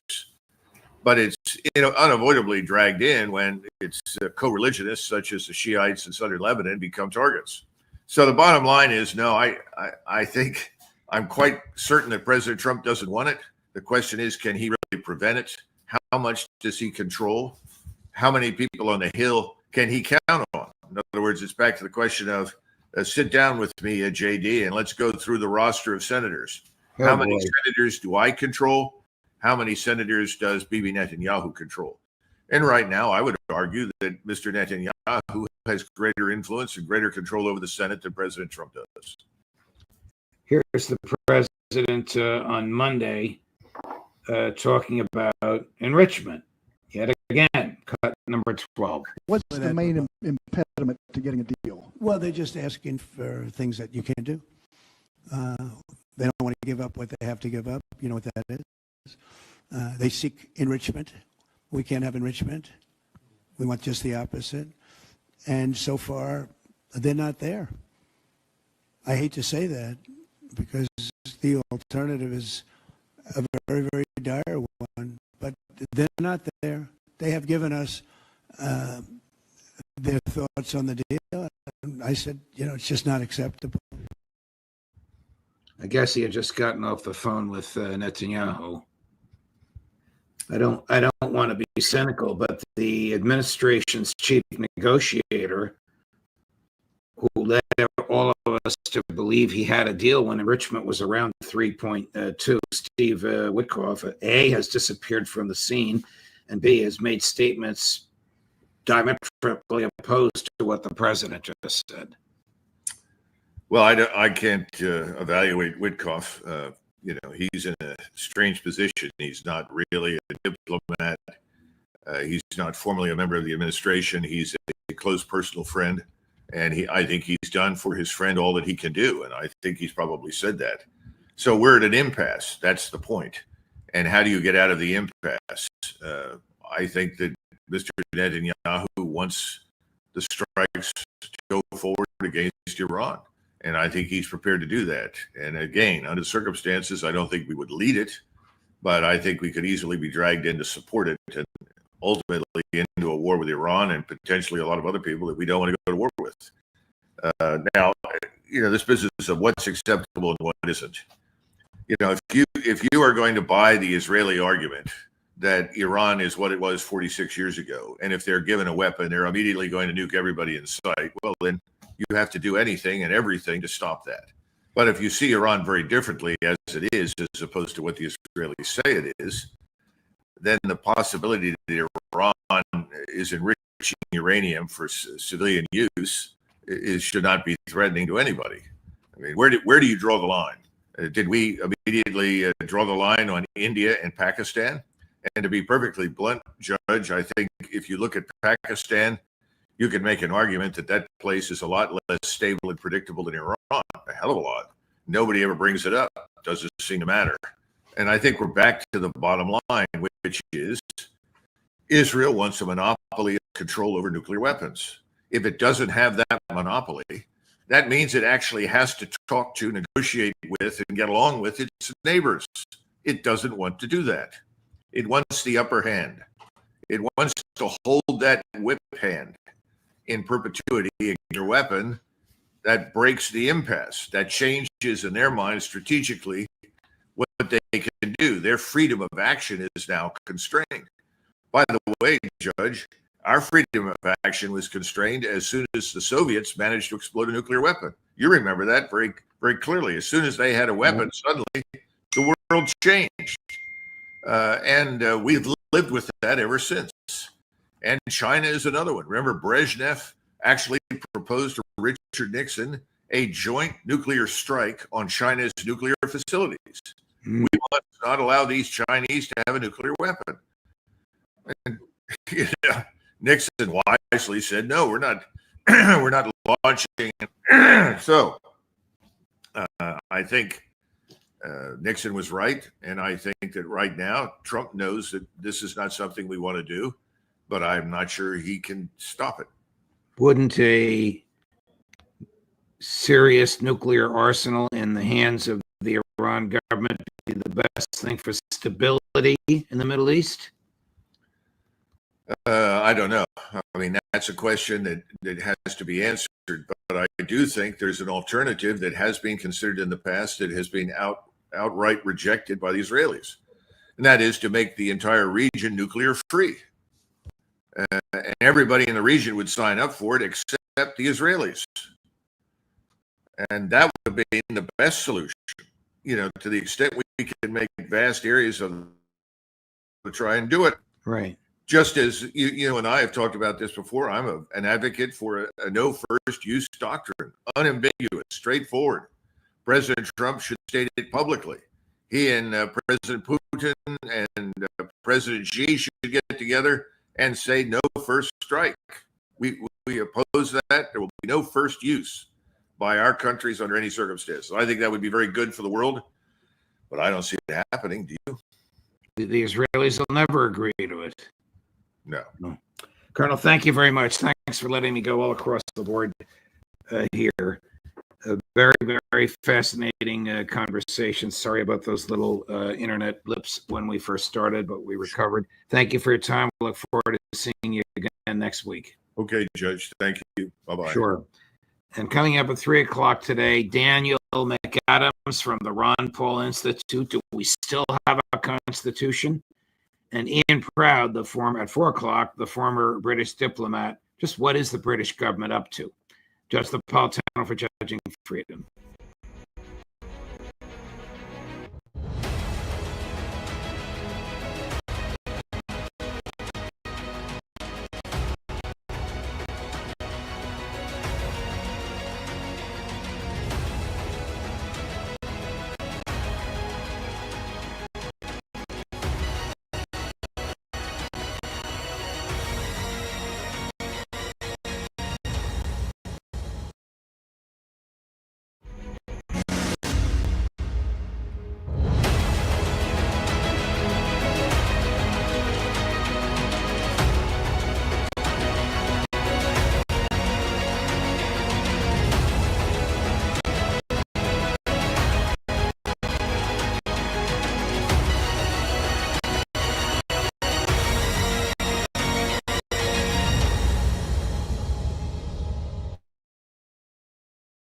Hi, everyone. Judge Andrew Napolitano here for Judging Freedom. Today is Thursday, October 23rd. Here in just a moment on NATO collapsing and the other breaking news of the day. But first this.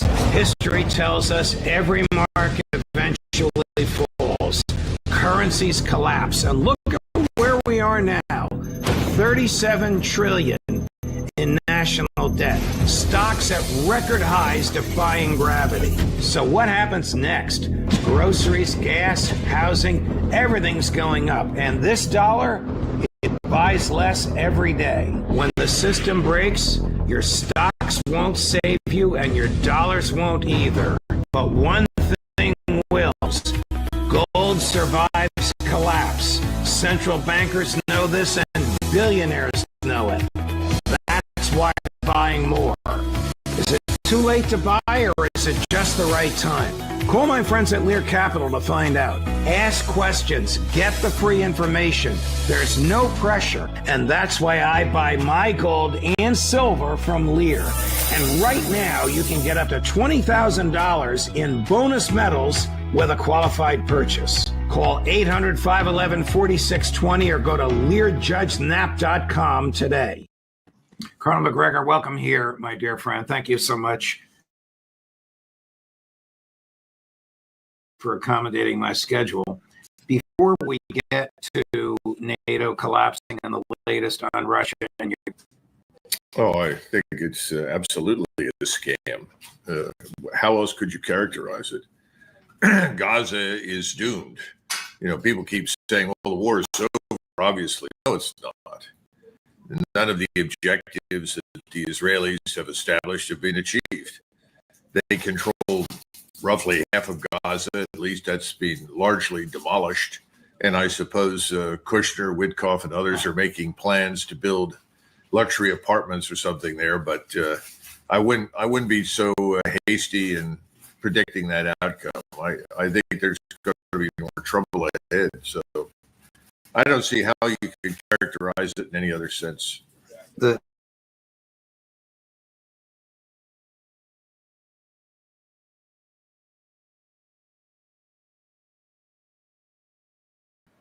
talked about the redevelopment of Gaza. And you know how he referred to Kushner? The investor. No surprise, Colonel. No surprise at all. Well, that's I don't want to call it a shadow government, but I think Kushner and Witkoff and others constitute the real government. That's the sad part. Yeah, it surely is. The Knesset yesterday voted overwhelmingly to apply Israeli domestic law to the West Bank, which is the functional equivalent of annexing it. And to my surprise, both Secretary of State Rubio and Vice President Vance used some strong language condemning it. Were you surprised? Oh, I don't pay attention to what anybody says anymore. I simply look at what they do. So I wouldn't pay any attention to any of those statements. Let's see what actually happens. And I suspect the Israelis will have their way with the West Bank unless someone externally militarily challenges them. Do we know, I'm transitioning now into Russia and Ukraine, Colonel, if it was the Kremlin or the White House that called off the conference in Budapest between Presidents Trump and Putin? My impression is it was very definitely the White House. And why would a president seeking peace do these things in 1 week? Announce or allow the Wall Street Journal to publish, and then he claims he didn't, the use of long-range Russian missiles, impose additional and mock the Russian economy. And none of these is based in fact, but he did all of it. Well, I think the peace president has become the president of perpetual contradictions and confusion. I'm not sure what President Trump really thinks. And again, you have to look at what he does. Everything that you've stated is absolutely factual. The other point, though, that I would add to this is that he is now campaigning strongly for the re-election of Lindsey Graham to the Senate. At the same time, he and the people around him seem to be determined to do everything in their power to destroy Senator Rand and Mr. Massey from Kentucky. So if you look at those things, you juxtapose what I said with what you just outlined, the only impression you can come away with is that he's perhaps confused, but ultimately has settled on extending the Biden policies. Do you think it's fair to challenge President Trump war now in October of 2025? You know from past experience, for any president who comes into office within 60 to 90 days, he frankly owns it. His ability to stand there and blame whatever is wrong on his predecessor is largely gone. I think that's evaporated for President Trump. So the notion that this is anybody's war but his is ridiculous. He had an opportunity to do many things differently. He could have gone to Budapest. He could have sat down and put a map on the table and began discussing where a line would be drawn, what the conditions that resulted from that line would look like, and firmly establish, his support for neutrality of Ukraine. Had he done those things, we'd be on our way to an end in this conflict. Instead, he didn't go at all because I don't think he felt that he could do those things.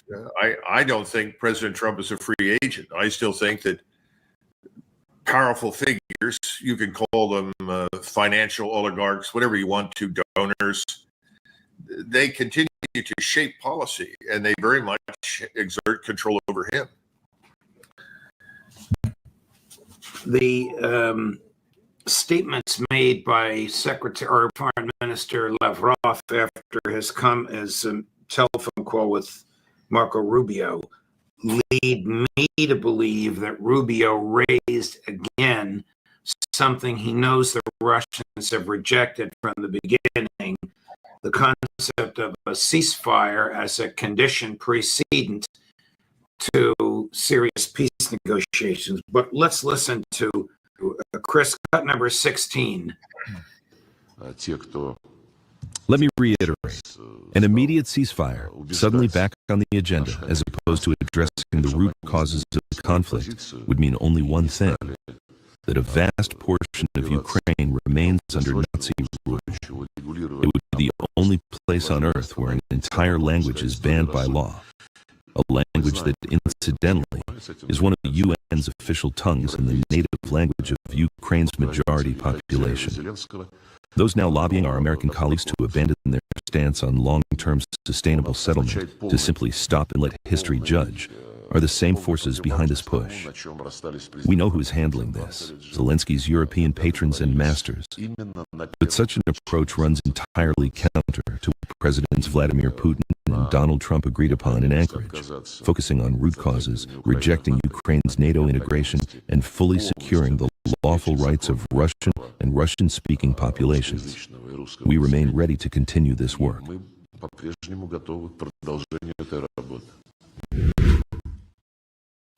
I thought he was very, very astute by separating the demand for the ceasefire from Donald Trump. That statement that we just watched was made by him within minutes of having concluded his call with Secretary Rubio.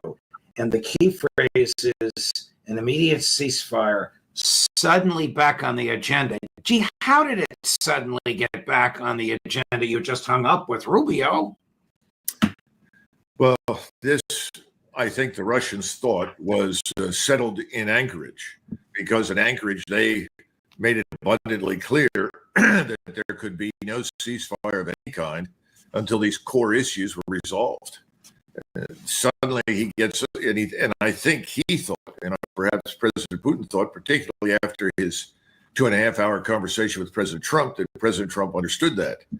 Now they've discovered, after Secretary of State Rubio's discussion, that that's not the case. Let's be frank. Rubio, represents the same camp that Lindsey Graham, Ted Cruz, and a host of other people are part of. Rubio has no interest in ending this conflict. And he's gone back to President Trump, and the people around President Trump have joined him in persuading Donald Trump that let this drag on. This is all in our interest. This keeps Russia tied down and out of our trouble in the Middle East. In other words, if the Russians are still fighting in Ukraine, they can't do anything else. They can't interfere with us and with Israel and the long-term goals of the Middle East. And simultaneously, this makes the Europeans happy in their view, especially London, Paris, Berlin, and Warsaw. And let's just let this pot boil. And I think President Trump was happy to do that. Remember, President Trump ran on this platform of, I'm a decisive businessman. I make decisions. I get things done. what we're discovering is that he's very much a politician. And politicians like being a little bit pregnant. They don't like bringing the child to fruition or to term. If they bring the child to term, then they're responsible for the baby, however ugly it may be. So it's easier to just let the baby sit in the womb. And I think that's what President Trump has decided to do in Ukraine. Now, that's a very dumb idea. And I think the Russians have gotten the message. And that's why within the last 24 hours, their actions of crossing the Dnieper River and Kherson, establishing and widening a bridgehead, are clear signals that the Russians are going to press ahead now because they know they have no alternative but to press ahead and end this war militarily on their terms. The summary that you just gave of the thinking in the White House, concluding with the very MacGregor-like phrase of letting the pot boil. Colonel, that could have been articulated by Jake Sullivan or Tony Blinken a year and a half ago.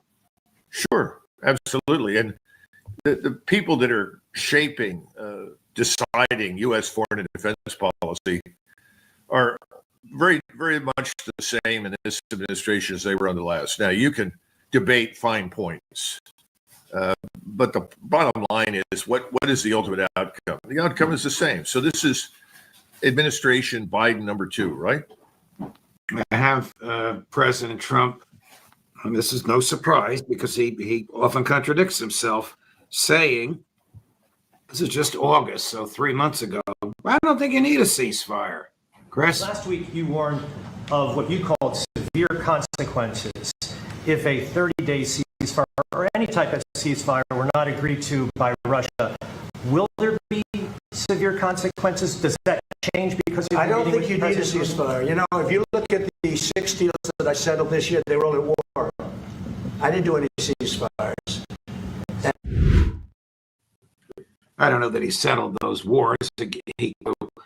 His frenemy, President Zelensky, I never thought I'd use that word, if it is a word, saying, I don't think you need a ceasefire. So, you know, whenever I'm on Russian television, they say to me, how do you explain this? How do you explain that? The guy says whatever he thinks at the moment. Well, I think there's a lot of truth in that. He's very impulsive, as you know, and he's easily swept away by emotion. Unfortunately, that's the last thing we need right now. We need hard calculations, you know, do the math. Somebody got to him on the Tomahawk missiles and hopefully on the rest of the missile arsenal and gave him some cold, hard facts. We only have so many. We really can't afford to ship any more out of the country. We'll be lucky to sustain ourselves with what we have. And oh, by the way, you can't surge production. You know, you take a missile like the Javelin, it has 450 different components in it. These have to be very carefully assembled over a long period of time. And these components come from different subunits. In other words, different subsidiaries of larger organizations like Raytheon. Maybe somebody has gotten to him and explained that. So he understands that. That hasn't deterred him from making bad decisions and prolonging the war. But from his vantage point, I still think he runs this political calculus and says, well, what difference does it make? It doesn't make any difference to us. We have our own agenda, and so we let more people die in Ukraine. And that doesn't really make any difference to the American voter. And to be frank, he's got a point. Most Americans are not interested, and they're not paying attention. Here's the latest on Tomahawks, if there is a latest. It's from Vice President Vance. I think he might have been in Israel when he said this. We'll find out when we look at it. Chris, cut number 1. We're going to keep on walking down the pathway of peace, whether it takes us another few months, another few weeks, or God forbid longer than that. We're going to keep on working at it. How confident am I that this is going to get wrapped up? I feel optimistic, I would say that, but the timeline is anybody's guess. Will the U.S. give Tomahawk missiles to Ukraine? Well, I mean, the president right now is certainly hearing that request from the Ukrainians. We know that it's something that they want. That's something the president's going to ultimately decide, but he has not yet made the decision to give Tomahawks to Ukraine. What was the calculation in not providing those Tomahawks to Ukraine at this time? Well, look, the President of the United States is trying to ensure that America's security is taken care of first, and obviously that means that we need to have the critical weapon systems for our own military, for our own troops. So that's what the President is focused on. And as with all the decisions that he's made related to Russia, Ukraine, he's trying to bring peace because he thinks that's what's in America's best interest. If he thinks that it's in America's best interest to sell additional weapons to Europe, he will do that. But right now, he hasn't made that decision with regards to Tomahawks. The president focuses on anything. I think J.D. Vance would make an excellent briefer on a daily basis. He's mastered the art of saying as little as possible. Right. The only thing he said, though, that is worth noting, and I think this is true, that the president is now acutely sensitive to our own arsenal. What have we got? What can we use? What can we give away? I think that's true. I hope there's also an understanding that if we were to employ something like the Tomahawk in the future, that it would require mission planning and execution by Americans, whether they're in uniform or contractors. And that's an escalatory step in the wrong direction. That tends us in the direction of a potential war with Russia. So I think President Trump also understands that.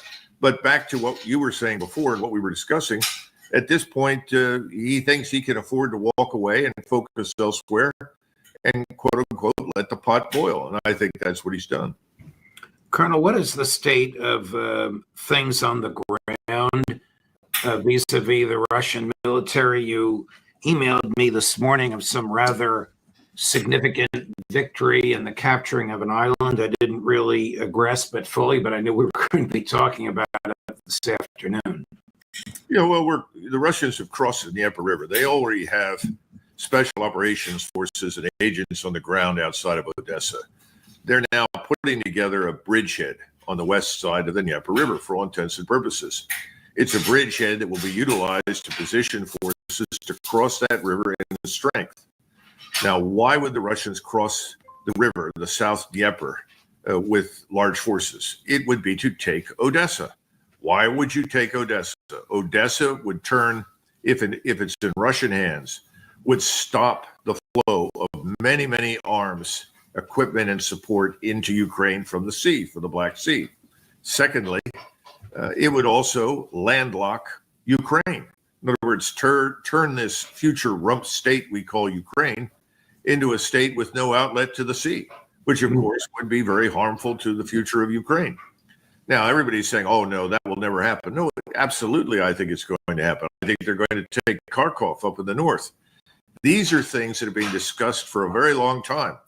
And I think President Putin, to this point, had he sat down with President Trump, would have been willing to discuss alternative futures for Odessa. But at this point, the incentive is gone. There's no incentive for much restraint. Now, that doesn't mean that Russians are going to put nuclear warheads on missiles and launch them. No, absolutely not. That's the last thing in the world they want. But they have the military power, the fighting power on the ground, the manpower. They're bringing in more manpower every day. They have no shortage of people willing to volunteer. And they're very well trained. They're very well equipped. The morale is high. There's no reason to stop any longer. So I think Odessa will fall into their hands, and that's the long-term goal. Now, up north, what could happen? Well, Slavyansk. I mean, we could go through a whole range of discussions up and down the line where these battles of encirclement on a tactical and operational level have been conducted with great success by the Russians. And they're gradually, systematically moving forward and annihilating whatever they find. Now, people are saying, well, why don't they just go forward at a much more rapid pace? Well, number one, when the war ends, they really don't want to govern people who are not Russians. In other words, to the extent that they can, they want to ensure the populations are pro-Russian or Russian culturally and ethnically. So they don't want to govern Western Ukraine. Secondly, they want to ensure as they move further to the west that there are no fifth columns left behind. The Ukrainians are very good at hiding in the woods and in small areas, coming up and shooting Russians, civilians and military. They don't want that. They want to make sure that doesn't happen. So these things take time. But I think at this point, President Putin has probably signaled to the general staff, let's plan on taking Odessa. Let's plan on moving further forward to the Dnieper River. and we'll see if this has any impact on the West. It's doubtful. But there's something else going on, and you mentioned this at the beginning, and this is what we really need to focus on. Damage done to oil refineries in Slovakia, in Hungary, and I understand in Romania. These refineries, especially in Slovakia and Hungary, are refining oil that comes through the so-called Druzhba pipeline that crosses Ukraine, comes out of Russia. Why would these explosions occur suddenly? The Slovaks and the Hungarians aren't blowing up their own pipelines. So who's doing it? Well, it's not the Russians. Could it be Ukrainians? Potentially. Could it be Poles? Maybe. But Ukrainians have their hands full as it is. Could this be British MI6 or CIA operatives? We don't know, but this is driving a larger wedge between the Hungarians, the Slovaks. I think the Czechs are watching this and see this as a very ominous sign. The Slovenes are very uncomfortable with it. So are the Croats. The Romanian population is stuck with a president they really didn't want, who is a puppet of the EU, but the population is very opposed to going to war with Russia. All of this is bad news, and it signals, I think, the decay, the destruction, the disintegration of NATO and the EU, which is, these things are now inevitable. Should Russia fear NATO since it's disintegrating? I don't think Russia needs to fear NATO, except the possibility that a maniac in London or Paris would turn to the use of a nuclear weapon. And I say maniac because I don't think Starmer or Macron are maniacs. Could a maniac come to power and do that? I think that the possibilities are remote. But the Russians can't ignore that as a possibility. Otherwise, no. And again, who would you rather fight? Would you rather fight with a large uniform across all the formations, where the general staff, the command structure are set? There's absolute unity of action at every level. Is that what you want, or do you want NATO, where you have units that speak different languages, that do business differently, that are equipped differently, that think differently, that have different levels of commitment and interest, and governments that may not fully back whatever the Supreme Commander wants to do? And so the Supreme Commander really isn't the Supreme Commander. He's commanding what effectively looks like a compromise force. Which one do you want? Well, you don't want the compromise force. So if you're a Russian, you look at this, say these people aren't going to be difficult to defeat because there's no unity of action, and there won't be. Wow. Nevertheless, one of the preconditions for the cessation of the special military operation is a neutral Ukraine, or what remains of it, with an assurance forever, theoretically, to the extent that you can assure anything forever, of no NATO. Yeah, no, I know that the Russians say that, and for the moment, the Russians have to deal with facts, and the fact is that NATO still exists. What I'm saying is that NATO is fragile. It's brittle. It will break easily. It's already begun to break. That's why you have Mr. Orban, who has sent a note, I don't know if you've seen it, to his friends in Warsaw, because the Poles and the Hungarians really have a long history of cooperation. They've always been on friendly terms. And Mr. Orban is appalled by the attitude and the statements coming out of Warsaw. Right. Orban has been leading the charge against war with Russia. Everybody knows that. Now he's being treated as though he deserves to be treated as the enemy, that he should be grouped with Russia as the enemy. This is insane, but it's also destructive. Yeah. It signals the end of NATO, frankly. Our mutual friend, I wouldn't mention his name on air without his permission, who regularly emails you and me from Poland, very, very, very smart, astute person whose words we respect, is indicating that the Polish defense minister is a madman who would love nothing more than to bring the Polish military into a fight against Russia. Well, he's not the first madman in European history or Polish history to feel that way. The good news is that there are many senior officers in the Polish armed forces who are far more astute, and they understand the danger of that kind of action. So while he is bombastic in his statements, much like this Donald Tusk or the foreign minister Sikorsky, there are others in Poland with common sense, and they're in touch with reality. So I wouldn't panic at this point. I would just shake my head in disappointment, which I think is what Mr. Orban is doing. I think that's happening as well.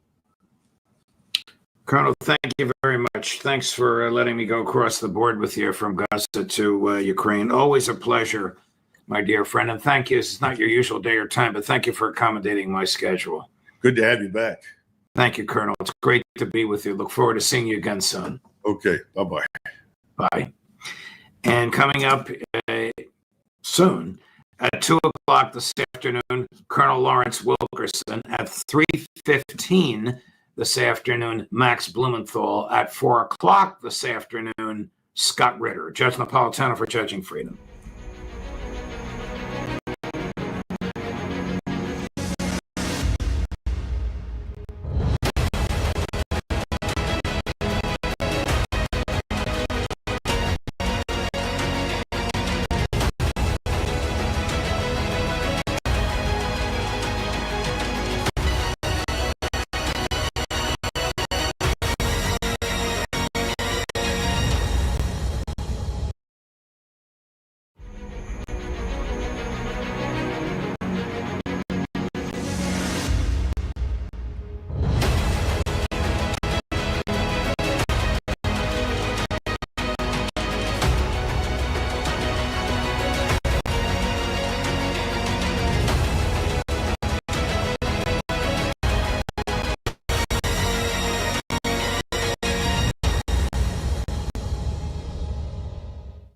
Hi, everyone. Judge Andrew Napolitano here for Judging Freedom. Today is Tuesday, July 1st, 2025. Colonel Douglas MacGregor will be here momentarily on just where will Trump's failed bombings lead us.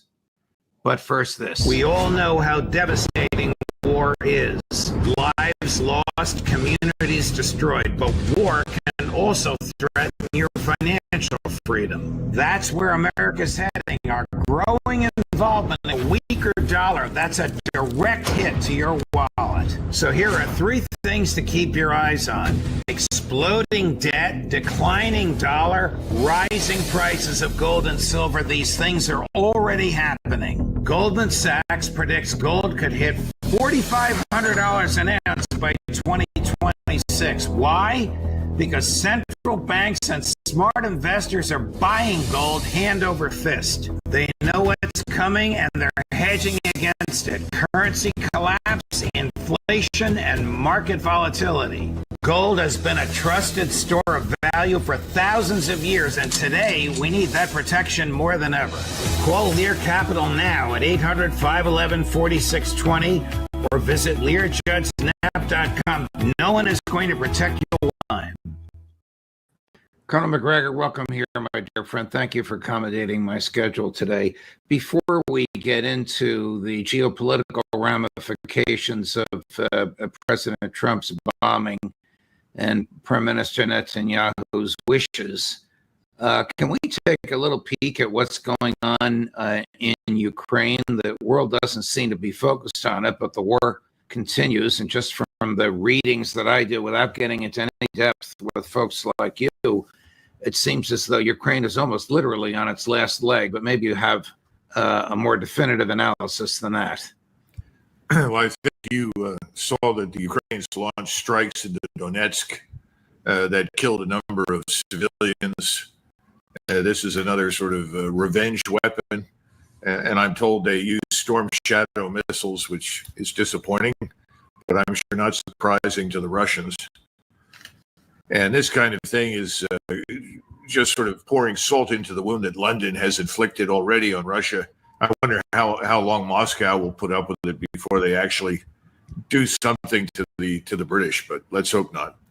Then, of course, they've now completely cleaned out Luhansk. So Donetsk and Luhansk are now completely devoid of any Ukrainian elements. And I think you've got to look at the bigger picture and understand that there are a number of different things happening on different levels. The Akhmat Brigade or the Reinforced Battalion, I don't know which it is, which is largely but not exclusively Chechen, has been receiving reinforcement from Russian drone operators. And they are moving down from Suny into Chernigov and a number of other places on their way, I think, to Kiev, with a list of names of members of the Azov Battalion. You'll recall the Azov is this sort of neo-Nazi organization that delighted in killing Russian prisoners and murdering Russian civilians. And my impression is that because they are known in Russia as the head choppers, that as they run across these neo-Nazis, they're decapitating them and moving on. So I think Russia is getting ready for the final phase, which I think is going to have to include crossing the river into Kiev and then moving south on Odessa. And they're benefiting at the moment, I think, from President Trump's desire to put Ukraine behind him as much as possible, to try and still normalize relations with Moscow and focus preeminently on the Middle East and Israel. Are there any discernible pressures on President Putin to bring this to an end more quickly, or are there pressures but he resists them using his same slow, methodical, regular, consistent, systematic pace? I think there's both. You hit the nail on the head. First of all, the Russian population would like to see this whole Ukraine thing come to an end, and they would prefer to see a sledgehammer taken to Kiev, to the government.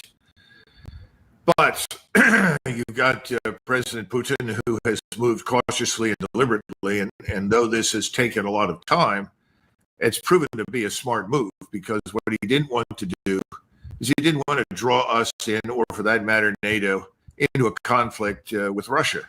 And I still think that that's uppermost in his mind. That's not because of fear. That's because he recognizes the utter futility and stupidity of broadening the war that way. So he's going to continue, I think, on the same path. But I think we can expect between now and the end of September that the map will have changed profoundly. And what happens at that point, with the Europeans, who knows? I still think he's waiting to see some of these governments in France, Germany, also in Great Britain at some point, but more importantly in France and Germany, change. And I think they will. In the interim, he continues to supply arms to the regime?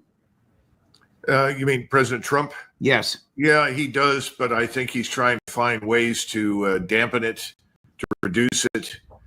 Remember, he's dealing with a Congress that is incurable in its hatred of Russia and its determination to do to Russia what now we seem to be equally interested in doing to Ukraine, which is overthrow the government, divide it up, fragment it, and then strip it of its resources.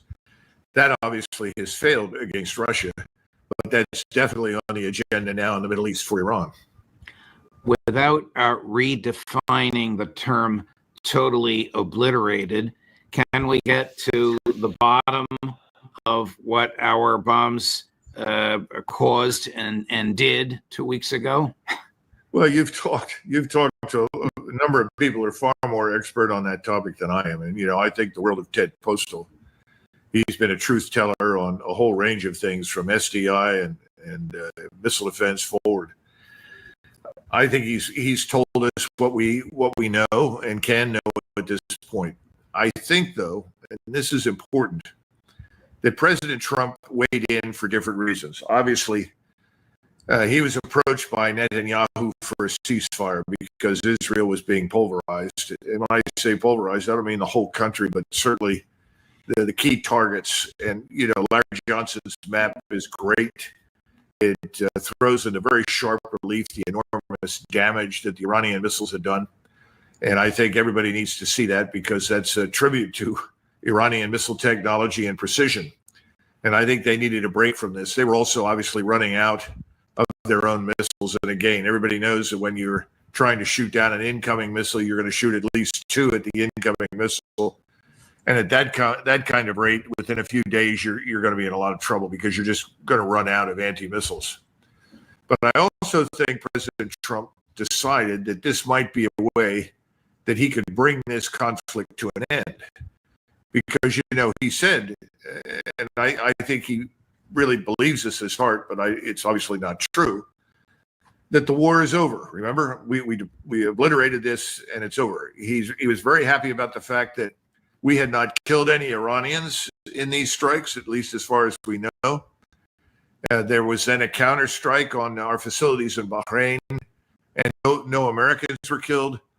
I mean, this is really vintage Trump. This is a man that does not want war. Now, you and I know that that's not the end of it. You and I know that this is not going to, you can't tie a bow on this thing and wish everybody a Merry Christmas and go home. But I think that in the back of his mind is something he wanted to achieve. Who sought the ceasefire? The Ayatollah's people or Netanyahu? No, I think the Iranians were in for the long haul, Judge. I think they were ready to blast away for months if necessary. And I think the evidence is pretty strong that the Israeli side asked for the ceasefire. And of course, you had this man, Ben-Gvir, who was caught in public when he was asked, why have you turned to the Americans after only a few days for help and assistance? And he said, we underestimated, or we didn't appreciate the quality of the Iranian arsenal and what they could do. And I think he was telling the truth for a change. The other thing is that the finance minister spoke, Smotrich, and said that the economy had another week, maybe 2 weeks before it imploded. And it just couldn't go on. If we put those two things together, I think it's pretty obvious the Israelis needed to break. Can we take a guess as to who's going to pay for the rebuilding of Israel? Let me wonder about that for a second. The United States. And anything else they want. Wow. So American contractors will, the huge international ones that build stadiums and bridges and highways will descend on Israel and send the bill to the Pentagon. Well, I'm sure that there'll be a lot of effort to ensure that the right firms that are connected to the right investment houses in New York City are the ones who will benefit. I won't go into any more detail, but I think you understand what I mean. Right. Okay. What is the long-term geopolitical significance of Trump's bombing? Oh, boy. Well, we can only guess at this point. I'm always reminded of somebody asking Deng Xiaoping about the French Revolution, and he said, we're not sure yet. It hasn't been long enough. I suppose you could make the same argument about his bombing. The bad news is that we're a co-belligerent. We're in the war. We have opened Pandora's box. That's the number one concern. That however much, Trump wants to bomb in the morning, send over sandwiches and coffee in the afternoon and make peace, that's not going to happen. I don't think anybody in Iran is interested in talking with us anymore. They'll listen to what we say, but I don't think they'll put much store in it. They see him at this stage as Israel's instrument, that he's the backer and the source for whatever Israeli power exists, and therefore they're not going to listen to him. I mean, they already feel as though he lied to them. Well, those are true observations, are they not? Yeah, no, I think so as well. And I was simply going to say, I think that's probably true for everybody else. I think that's certainly true in Moscow and Beijing. And that's not because they have a dislike for Trump. That's not the issue at all. I mean, we've discussed that many times. So we're in the war, and the war is on. It is not over. And to what extent President Trump is entirely aware of all the moving parts across the region that are involved in this war, that's anybody's guess. But you have to look at what's been happening in the Caucasus with Azerbaijan. It's always been anti-Armenian. The Turks are anti-Armenian. We know that. The Azeri Turks in Azerbaijan are no exception. They want pieces and chunks of of Armenia. They may want Armenia entirely. But they're now playing a different kind of role because of their close relationship with Israel.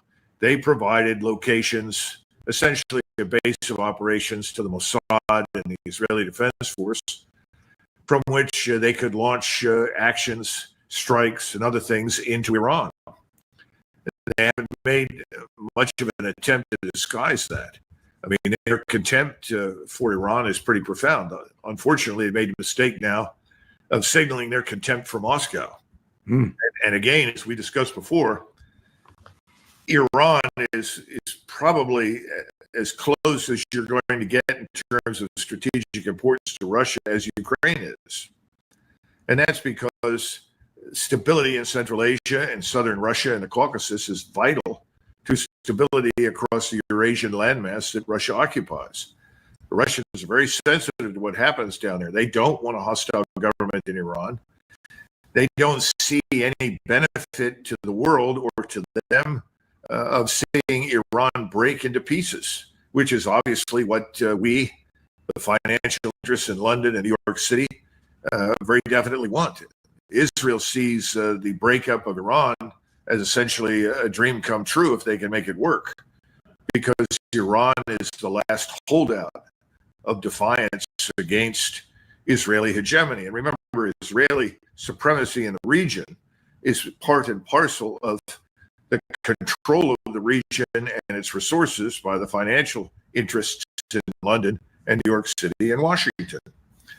So everybody's on board for the strategy that was pursued against Russia in Ukraine, only this time we're going to pursue it with the use of other proxies against Iran. It's not just Azerbaijan. We have Syria now, and Syria has an important role to play from the standpoint of both Mr. Netanyahu and Mr. Erdogan. Mr. Erdogan is distracted at the moment because he wants to crush any semblance of a Kurdish independent state emerging inside Syria. But once he's satisfied that he's achieved that, and I think that's what we're going to see in the near future, he certainly has no objections to seeing Syria used as a platform for attack against Shiites. Only the Shiites that he'll be attacking in Syria are going to be in Iraq, because Iraq is obviously part of the greater Iran now in terms of sphere of influence and power. Iraq is very definitely an ally of Persia. So this war is spreading. And then, of course, we haven't talked about Egypt. Egypt doesn't get much attention in the West, but it's the largest Arab state. It's very close to the Saudis as well as to Iran.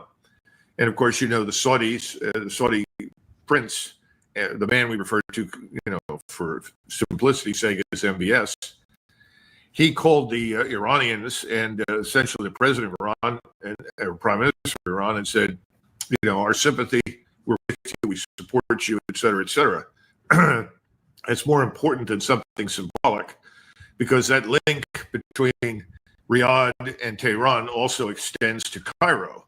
And you've got 50, 60,000 troops on the border with Israel. You have a seething cauldron of discontent in Egypt and anger because the Egyptian government has been unwilling to act against the Israelis on behalf of the population of Gaza.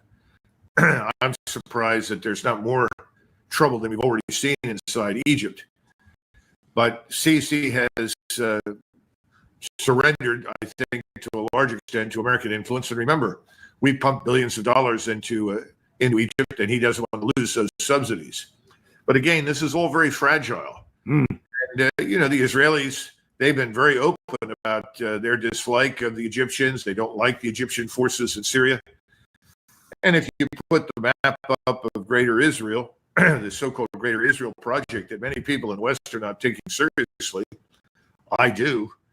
They very definitely in Israel believe that everything essentially from the Suez to the Euphrates should be part of this thing they call Greater Israel. It may not all be realized this year, but that's where they want to go. And we are now part and parcel of it. And that brings me to the other piece of this equation. We know Langley and the CIA is very heavily involved all over the region in subverting and attacking enemies of the United States and Israel. Those are, even if those people really aren't enemies, it doesn't matter. And they're interested in subverting at every turn Iranian influence and power in the region, particularly in Iran and Iraq. But that's not the biggest chunk at this stage for our consideration. The other is CENTCOM. U.S. Central Command has become a very, very powerful entity within the broader national security framework. Apparently, CENTCOM provides the intelligence directly to the White House, and General Kurilla is widely thought to be closer to Prime Minister Netanyahu than he is to President Trump, which is a strange sort of phenomenon. He also seems to be very gung-ho about the use of American military power wherever possible to extend Israeli power and influence. So we think there's joint planning going on between the Israelis and CENTCOM about the potential use of American military power. How much? Where would that be? I mean, who knows? But I think it's pretty obvious that General Kurilla is involved with that. Then, of course, you have the new chairman of the Joint Chiefs, and he's endeared himself to President Trump. I guess President Trump liked him because he thought he was a quote-unquote tough guy as an Air Force general committing air power against people in the region when he was president, trying to fight ISIS, the very people that he now embraces in Syria. And this man sat on the board of a hedge fund that I guess is headed by Jared Kushner's brother. Now, whether or not that means anything politically, I don't know, but I suspect that this man Kane did not get his job if he had any reservations about embroiling U.S. air and naval power, or potentially even special ops or ground forces in the region, working closely with Israel to achieve Israel's aims. He was a retired three-star who apparently ran into Trump at a MAGA rally during the 2024 campaign. There's no sense delving into their relationship. Somebody, whether a four-star or a deputy secretary of defense, is going to get through to Trump that his bombing mission failed. What is he going to do next? Is he going to use low-yield nuclear weapons to satisfy Netanyahu's bloodlust? You do have advocates in the air and naval circles for the use of low-yield nuclear weapons. They've always been there. A few years ago, there were people in Congress, and I say at least 10 years or more, who were raising the alarm about funding low-yield nuclear warheads for use on cruise missiles and so forth. And they rightly pointed out, how does the enemy distinguish the so-called low-yield nuclear warhead from a major nuclear attack? And the answer was, well, we think they'll figure that out.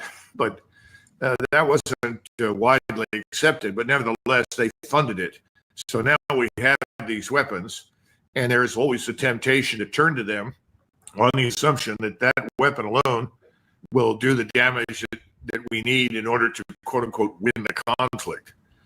I hope not, but that's with us. That's always been with us. And I think Elbridge Colby, who is in the Department of Defense as an undersecretary or something, was once an advocate for that. I don't know if he's changed his mind, as he seems to have changed his mind on a number of things, as almost everybody who finally got on board with the Trump administration did. We came across a very interesting interview with Senator John Kennedy doing his country bumpkin routine, but of course he's a graduate of Harvard Law School and has a degree in philosophy from Cambridge University. Nevertheless, this is the way he portrays himself. Some of this is pabulum, but the last question and the last answer is profound, and I invite your attention to it. Chris, cut number 7. Before Israel and America did what we did, Iran was within days of having a nuclear weapon. Now, within days.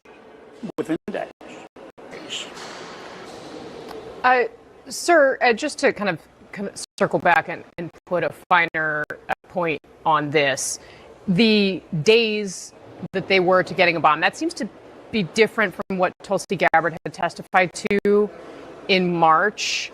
Was there a new assessment? Was that the Israeli assessment? Was that a new American assessment? Was that information new to you in this briefing? It was new to me. This was This was a good briefing. It was one of the best I've ever attended. I mean, Rubio, Hegseth, Ratcliffe, General Kane, they didn't bring out a script and read carefully from it. They just looked us in the eye and talked to us. The assessment that said that Iran was within days of having a bomb, is that Israeli or American assessment? I don't know. Is that Israeli or an American assessment? I don't know. Well, if you're a senator sitting in the United States Senate, I think I'd be very concerned about the source of the assessment. And if it were foreign, because Israel, contrary to popular belief, is a foreign state with interests that do not necessarily align with ours, then I would like to know that. In fact, I'd like to know why I am listening to an Israeli assessment. So the otherwise usually adroit Senator Kennedy made a mistake, Judge, don't you think? Yes, I do. I don't know when this is going to come back to haunt him or become a big deal. This statement was made 2 days ago. Well, you know, Judge, that reminds me of something I read in Stimson's papers. Stimson, of course, was the Secretary of War, and he was writing about Pearl Harbor, and he wrote, "Thank God the Japanese attacked us on the 7th of December. If they hadn't, we would have had to attack them in order to get this war started 2 weeks later." Now, that's in Stimson's papers. I think this is the same set of Stimson papers that reveal not only was he grateful that they attacked, but he knew the attack was coming. And 2,700 18-year-old sailors went to a watery grave. No, that's right. And, you know, I'm just saying that it's disturbing to me that, you know, he says, well, I don't know if this was an Israeli source or an American source. I would always insist on knowing the source. And if it did not have a legitimate American stamp on it, then I would be very reluctant to accept it. That's not to say that the Israelis don't have good intelligence. They frequently do, but we also know that since 1995, you know, Mr. Netanyahu has been telling us that they are within months, and then a month, and then weeks, and then 1 week, and then days, and now hours. I mean, come on. How often do we have to march down this trail? But right. You know, money has a habit of making things go down and making things more palatable than they otherwise would be. And I'm sure that there's lots of Israel lobby money involved that makes this attractive. Colonel, I'm sure you noticed, as I did, whose name was missing: Rubio, Hegseth, Ratcliffe, General Kane. How about Director Ratcliffe's boss, Director of National Intelligence, Tulsi Gabbard? Well, Rubio is somebody that he knows, who is a card-carrying member of the Israeli club, a lobby member almost. And I think that that's probably enough. Hegseth is too new. Tulsi Gabbard's already alienated people by not unilaterally signing up without question for whatever the Israelis want. That leaves you with Radcliffe, and Radcliffe is, as Max Blumenthal has pointed out, a protege of the lobby. He was created from nothing, came out of nowhere, knowing nothing, and has advanced all the way to the top of the CIA. And he is there for one reason and only one reason, and that's what the Israeli lobby wanted in the job. Here we are. Is that an Israeli or an American assessment? I don't know. He might as well have said, I don't know, and I didn't ask. I'm sure that's rather obvious. Yeah, well, that's unfortunate, but, you know, I wish that, wish he had asked. But then again, you know, we understand what the real conditions are on the Hill. These decisions are not in their hands. They know that. They want to be on the winning team. Remember your discussion about Charlie Rangel?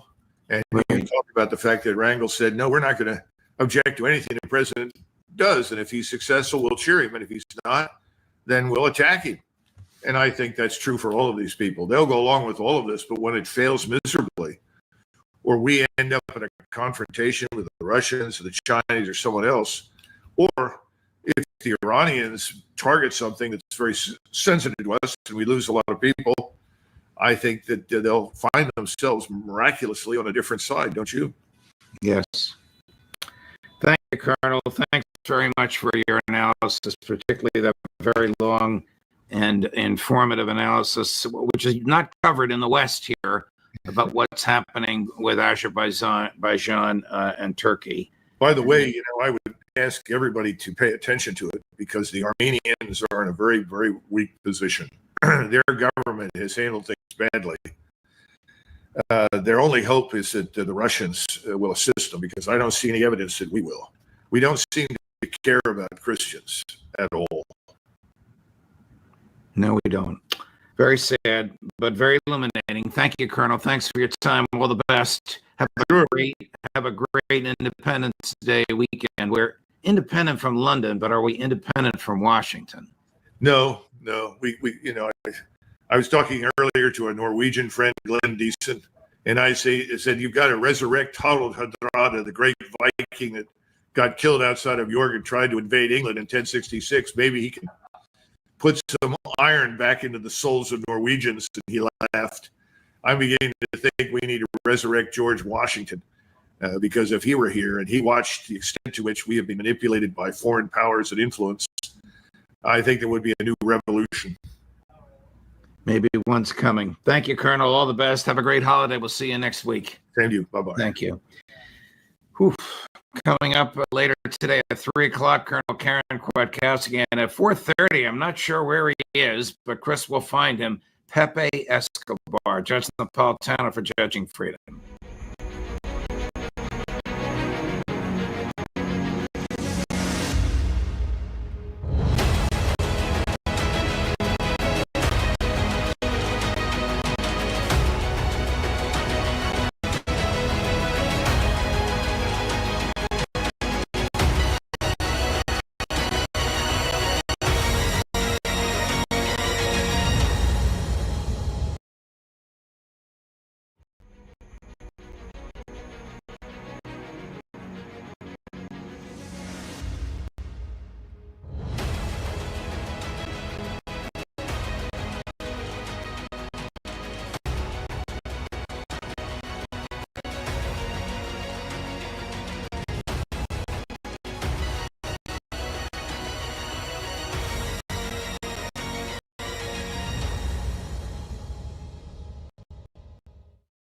Hi, everyone. Judge Andrew Napolitano here for Judging Freedom.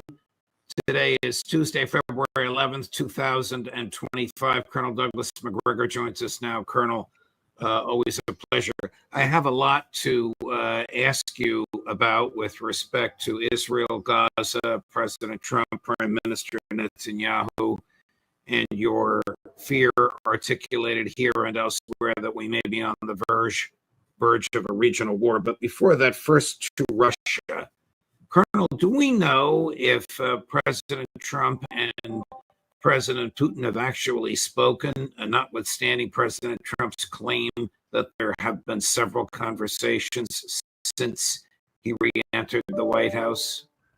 Well, actually, I was under the impression that he had said there had been only one, and that was from Air Force One quite recently.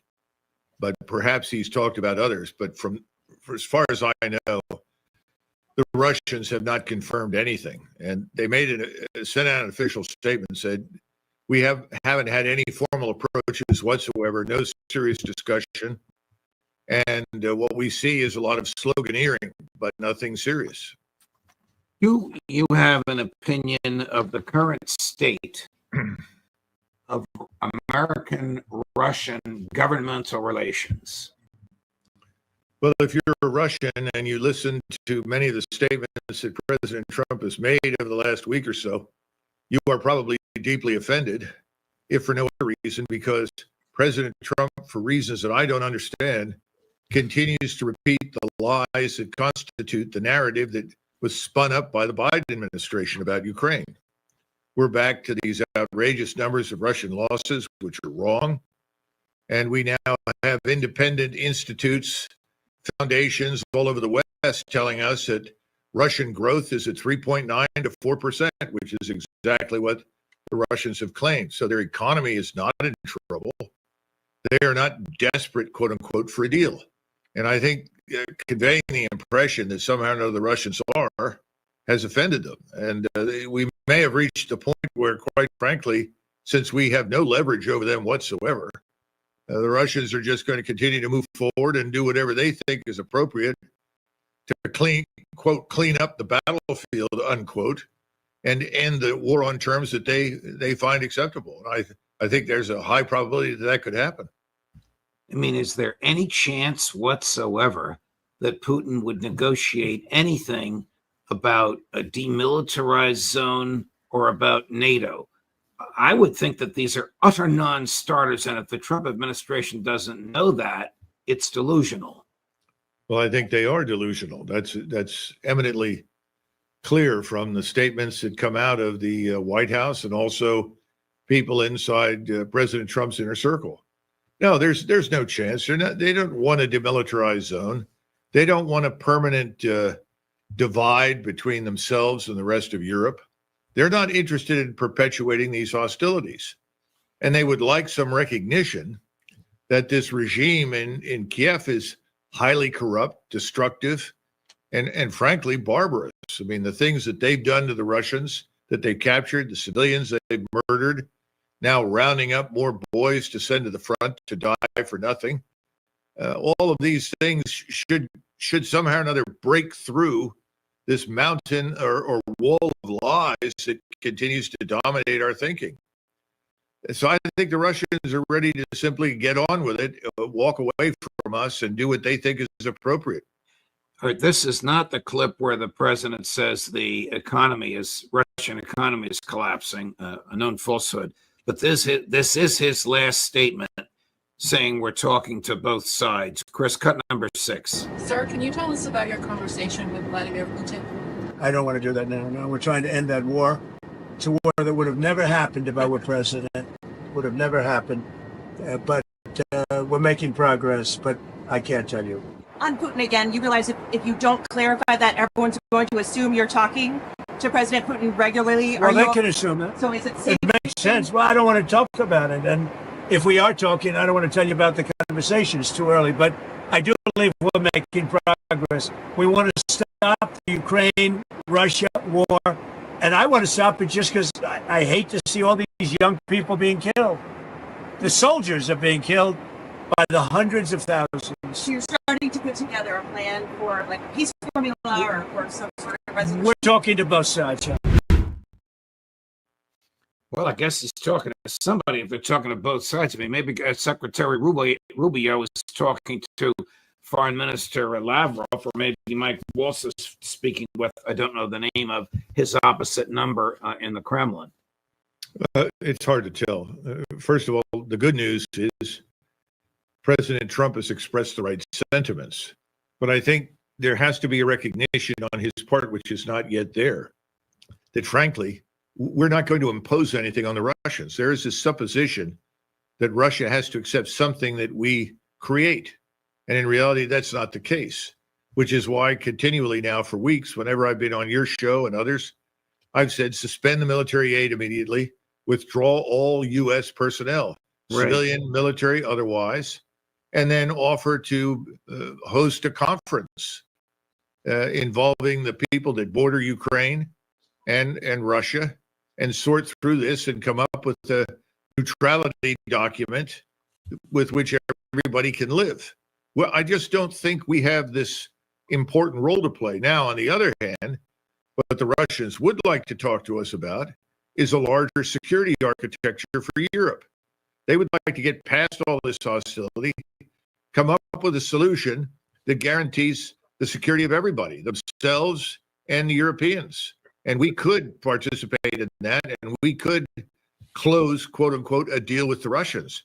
And given the fact that President Trump, I know, wants to reduce our troop presence in Europe, he wants to reduce our profile overseas, he ought to grab at that particular opportunity, because that's the answer to one of his preferred questions, which is, why are we still there 70 years, 80 years later? Right. Well, we don't need to be. So let's talk to the Russians about the larger security question.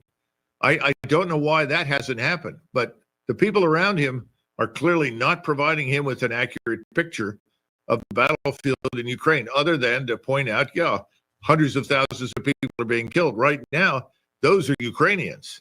Russian losses are minuscule compared with what they were over the last 3 years. That's because the Ukrainian military has collapsed. And you know that from talking to Larry Johnson and Scott Ritter and others. Right. This is not a secret. Here is my fear, and I want to transfer over to Israel in a moment. My fear is that there's nobody around him that thinks the way you do. My fear is that he's surrounded by people that enable his worst impulses and give him inaccurate information. And you and I have heard him, the world has heard him, articulate information that is so inaccurate as to be insulting. Well, there's a reason I'm not there, Judge, and that's the end of it. And until the president changes his mind or he becomes dissatisfied with the people that are serving him and discovers they're not serving him, then nothing will change. What has been the geopolitical effect of Trump's off-the-wall proposal for the United States to purchase and own the Gaza Strip? I think the best word would be catastrophic, certainly for the United States, its position in the world, its long-term strategic interests almost everywhere. I mean, the idea that we, disregarding anything remotely associated with international law or what people used to talk about the norms of international behavior, which we treat with complete contempt, contrary to the people who talk about it, I think we destroyed ourselves, particularly in the Islamic world, but not everywhere else is on the same sheet of music. What gives us the right to annex land that is not ours? What gives us the right to drive off the people that live on that land? I mean, I don't care if it's Greenland or Gaza or anywhere else. We have no such right. Now, we do have power. And the signal that President Trump is sending, which is a very dangerous one, is that power legitimates, Judge. That's it. No law, just power. Remember, law means moral restraint. Where's our moral restraint? Non-existent. I don't think that Donald Trump believes he's bound by international norms.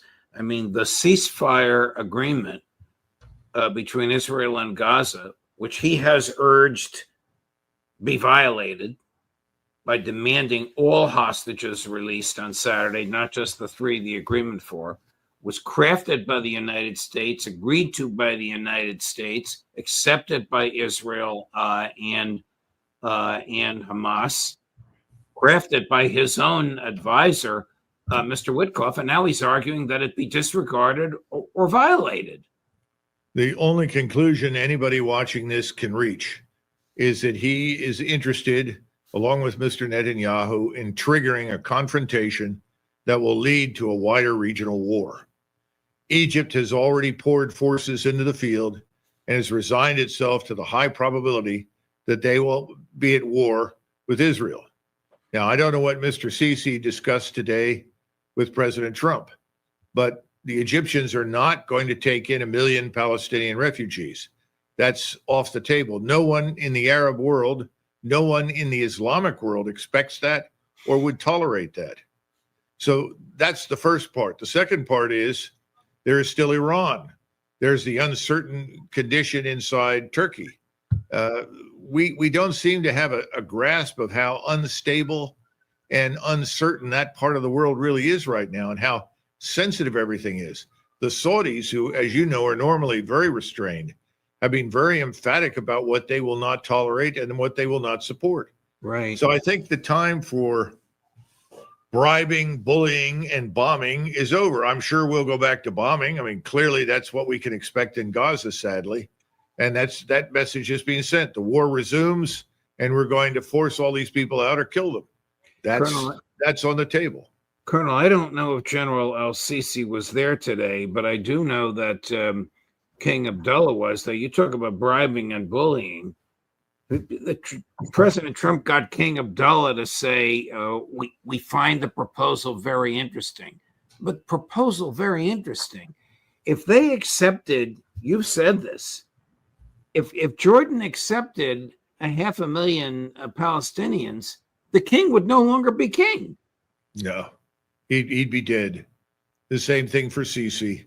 What he did agree to do, as I understand it, is to take in 2,000 sick children, many of whom have cancer or are severely wounded, and take them into Jordan. But 2,000 children for treatment is a far cry from 500,000 Palestinians, which is what President Trump wants. So this is failed, but it's insulted, it's offended, and it's shocked most of the world that we have taken this position that we can drive out anyone we don't like, take over the land, and do as we wish. That's what the Israelis have done, and now the Israelis have apparently said, by all means, please have at it, Mr. Trump. Well, when President Trump, Chris, let's play the clip where he says he wants all of the, I'm sorry, I don't have the number in front of me, Chris, but where he says he wants all of the hostages out, not the 3 that are supposed to be at, number 7, Chris. As far as I'm concerned, if all of the hostages aren't returned by Saturday at 12 o'clock, I think it's an appropriate time. I would say cancel it and all bets are off and let hell break out. I'd say they ought to be returned by 12 o'clock on Saturday, and if they're not returned, all of them, not in drips and drabs, not 2 and 1 and 3 and 4 and 2. Saturday at 12 o'clock, and after that, I would say all hell is going to break out. And I don't think they're going to do it. I think a lot of them are dead. I think a lot of the hostages are dead. I think it's a great human tragedy what's happened. Wow. That produced the following response from Prime Minister Netanyahu, number 14. We all welcomed President Trump's demands for the release of our hostages by Saturday noon, and we also all welcomed the president's revolutionary vision for the future of Gaza. In light of Hamas's announcement of its decision to violate the agreement and not release our hostages, last night I ordered the IDF to gather forces inside and around the Gaza Strip. This operation is being carried out at this time. It will be completed in the very near future. The decision that passed unanimously in the cabinet is this. If Hamas does not return our hostages by Saturday noon, the ceasefire will end, and the IDF will return to intense fighting until Hamas is completely defeated. President Trump's statements sound to you like it was thoughtful and had been run past his advisors? Did it sound to you, as it did to me, like he just came up with all hostages out by Saturday noon off the top of his head while he was sitting there? Well, it's possible. He is impulsive at times. But on the other hand, if you look at the advisors, I don't think they would push back against that. They may even have vigorously nodded in agreement. There's nobody in that administration right now, particularly as it applies to Israel, who is going to obstruct the aims of Israeli policy, which is to completely annihilate the Arab populations in Gaza and on the West Bank. That's what they want. And they also want to expand that. That's why the Egyptians, the Jordanians, I think the new Syrian leadership, and obviously Mr. Erdogan, Iran, Saudi Arabia, the Emirates, all of them are looking at this. And they now understand they can't trust anything we say or do anymore. They're not going to listen at all. And I think they're getting ready to go to war. And we always knew, Judge, when we talked about this ceasefire early on, that we would be lucky to get through the first phase. We never expected the other phases to occur. So it's not a total surprise. What is a surprise is that Trump is essentially, by implication, saying that the United States armed forces, particularly air and naval power, will reinforce and support the Israelis as they press ahead with their campaign of mass murder and extermination. That's what's really deeply disturbing. What do you think will trigger a war? And why did you mention Egypt? Well, Egypt is first of all, it's 100 million people. It's an enormous, important state in the region. And the Egyptians historically are not warlike. These are not people who are looking for a fight and are rejoicing every time they get a chance to join a war by any means. And they have held back and exercised restraint and put up with Blinken's visits, during which Blinken simply repeated Netanyahu's talking points. They did all of this expecting, or hoping at least, that President Trump would come in and there would be a new path forward that would not involve this sort of unconditional obedience to Netanyahu and his Greater Israel plan. Those hopes have been dashed and destroyed.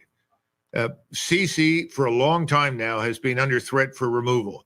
You've got several forces in that country competing for power, but perhaps the most important outside of the army is the Muslim Brotherhood. And the Muslim Brotherhood would like nothing more but to remove Sisi and take over that country, in which case Egypt then would be an Islamist state. And it would be aligned with not only Mr. Erdogan, who's the leader of the Muslim Brotherhood in the region, but with everybody who is opposed to Israel and wants to destroy it. So I think the loss of the loss of Egypt as this bulwark against radicalism is very, very serious and should be taken seriously.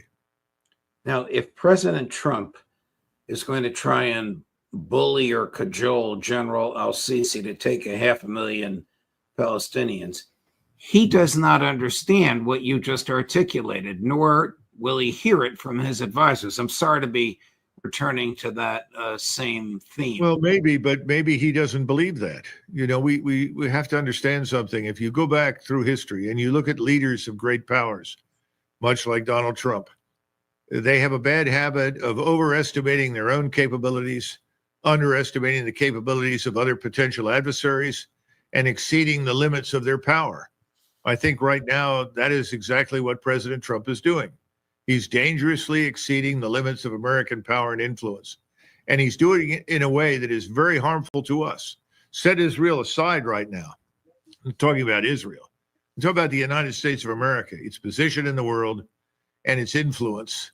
We have poisoned the Middle East in a way that no one ever thought possible. And we'll see oil go to $90, $100 a barrel overnight if things fall apart, as I think they will. As soon as the fighting begins, we'll watch our stock market crash and we'll see our own economy suffer. And people are all going to stand around in the United States who are not paying any attention to any of this and say, well, what happened? What happened? And you try to explain to them that Donald Trump underestimated and overreached, and now we're in a lot of trouble. They're not going to believe it because Trump has conveyed the impression that we are all powerful. The Arabs are essentially sheep who can be herded in whatever direction he and Mr. Netanyahu want to drive them, and no one in the world cares. No one in the world is interested. There was a short statement he made in a conversation, I think it was in the Oval Office. Somebody said, well, Saudi Arabia has objected to this or that or something, and then he said, well, it doesn't matter. All right, we'll do it ourselves. I mean, this kind of attitude is dangerous to our long-term interests. And then you have Russia and China and India and a host of other countries who are watching from the sidelines. And if anybody thinks they're all going to sit quietly and let us support the Israelis, bludgeon people in the Middle East that the Israelis don't like, they're very much mistaken. If Israel and Egypt are at war, do you expect the United States would become involved? Absolutely. How could we not become involved? We are obligated, for all intents and purposes, thanks to Mr. Trump, to support the Israelis in whatever they do. And the Egyptians, they field a very large force. It's vulnerable to air power because their air and missile defenses are not all that sophisticated. But if you add us to the equation, whatever is in the Sinai could be taken under fire by us very quickly and largely annihilated. Now, it may be that the Egyptians have grown more professional and sharper lately, and they may close the distance between themselves and the Israelis, which is what you should do. You should lean in to your enemy's strategic firepower. I don't know. It's dangerous. It's very dangerous. We haven't even talked about Jordan. Jordan could erupt overnight. And if the 11.2 million Palestinians are suddenly able to arm themselves, it's going to take a lot of effort to keep them from overrunning Israel. We haven't even talked about the Turks. And you remember a few weeks ago, this crowd of young Turks was yelling at the top of their lungs, "Take us to Jerusalem, take us to Jerusalem." And finally, Mr. Erdogan calmed everyone down and said, "Stop." And then he said, "Patience will deliver victory." He didn't say no. He didn't say we're not going. He said patience will deliver victory. Do you think that Donald Trump has a vision of American empire and it can be extended? Well, apparently he has a vision of unrestricted commitment to whatever Israel wants to do. That much we see, because otherwise he continues to give evidence for being interested in disengaging from this thing we call the empire. He said that before about Europe. He feels that way about Asia. I know he does. He's expressed it. Now, the Middle East is obviously different as far as he's concerned. Israel is different. And I also don't think he understands that Israel is viewed within the framework of the entire region by everybody who lives there as an artificial construct. It is not a natural development. It's something that was implanted under the British Empire and has never fully assimilated and never tried to assimilate in any way, shape, or form into the region. If you look at that and then you look at what's been going on right now, it is impossible to think that we will avoid between now and March at some point a major regional war that will inevitably bring everybody in.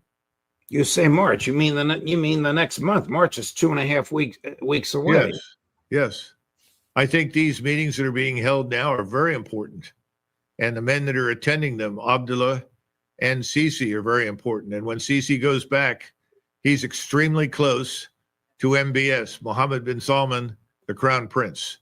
And he will report in great detail what he hears, what is offered, and what is rejected. And I think at that point, there will be some decisions made by the Emirates as well as Saudi Arabia that will affect everybody in the region.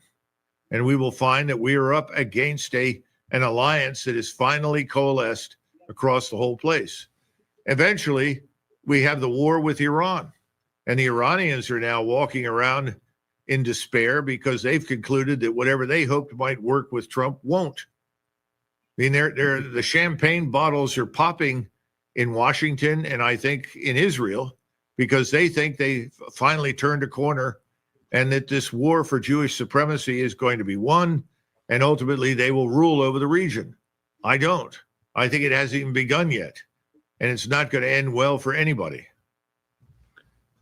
Colonel MacGregor, thank you very much. As gloomy as all of this is, your analysis is deeply, deeply appreciated. I wish it could make its way into the Oval Office. I know somebody there watches this program. Perhaps whoever it is will say to the man in the Oval Office, would you listen to Doug MacGregor for a little while? Judge, I'm not saying that to flatter you. We are dear friends, but your analysis needs to be heard in that way. Well, you know, Judge, the other part of this, and Steve Bannon made a comment along these lines. He's won this election. He has set in motion several important forces inside our country. That's where we need to focus right now. We're trying to recover from disastrous policies inside our own country over the last 4+ years. Indeed. That's where he needs to focus. He'll put all of that at risk if he is distracted by these wars. And we cannot view what happens in Ukraine as completely distant and unconnected to what's going on in the Middle East. The opportunity to reach good agreements for a future security architecture in Europe would be a wonderful foundation for something other than Armageddon in the Middle East. But we're not getting that. And that's why I'm worried about the Armageddon outcome. The other thing is that I think I think we need to understand that presidents usually get the advice they want. I have to be blunt about that. Yes, yes. So just because, we think we're right or you do, and, both of us, was a very strong Trump supporter. I still am. But it doesn't make any difference. He's made his mind up. He's committed to a certain group of people that are in charge. And he's now theirs. And they are guiding him down this path, and he thinks it's a righteous one. Colonel, thank you very much, my dear friend.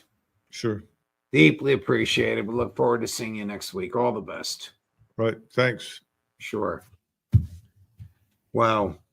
A little startling, the strength with which the colonel fears and feels that war is imminent.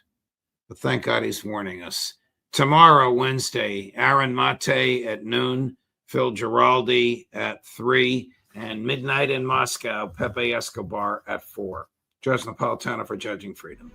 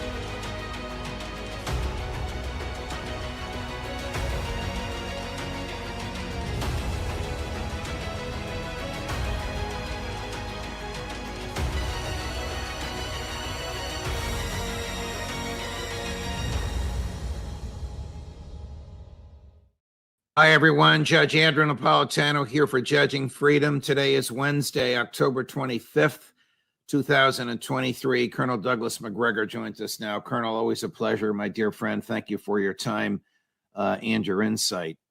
What is likely to happen if the Israeli Defense Force conducts a full-scale ground invasion of Gaza? Well, I don't know what a full-scale ground invasion is. That's hard to estimate. I think they're talking about the use of 10,000 troops. So I imagine most of them are very, very carefully trained, and they'll go into northern Gaza. I think you're going to provoke an enormous reaction from the Muslim world. Virtually everybody from Indonesia to Morocco is going to, be extremely upset. And I think we're going to see the front against Israel in the region begin to coalesce into a real military alliance against Israel. And I think that's probably now going to include Turkey, which has always been my greatest concern, not Iran. I want to talk to you about Iran, but you mentioned Turkey. The president of Turkey, President Erdogan, just a few hours ago, gave a very incendiary address to the Turkish parliament. We've picked what we think are the most illuminating 2 minutes of it. I'm going to run it now. He's obviously speaking in Turkish, so I will be reading the English subtitles. You'll be able to see them. Everybody watching us will be able to see them, but a lot of people hear this show rather than watch it, and I want them to be able to understand what President Erdogan has said. So here we go. Israel's attacks on Gaza and those who carry them out in terms of those who support them are a situation that signify both murderousness and mental illness. We have no problem with the Israeli state, but I don't approve of its cruelty in carrying out its style like an organization instead of a state. In this picture, the tears that Western powers shed for Israel while turning a blind eye to the cruelty in Gaza is nothing but the biggest example of fraud. Hamas is not a terrorist organization, but a liberation group, a group of mujahideen that is fighting to protect its soil and its citizens. It is fighting to protect its soil and its citizens. First of all sides need to take their hands off the trigger, and a ceasefire needs to be declared at once. Both Israel's attacks on Gaza and other areas need to stop, as well as the missiles fired on Israeli soil. Direct or indirect talks for the release of hostages need to begin, and this issue needs to reach a conclusion rapidly. The Rafah border gate certainly needs to be kept open continuously for humanitarian aid. For the war not to spread, all actors need to act responsibly, and forces outside the region need to stop carrying fuel to the fire under the guise of solidarity with Israel.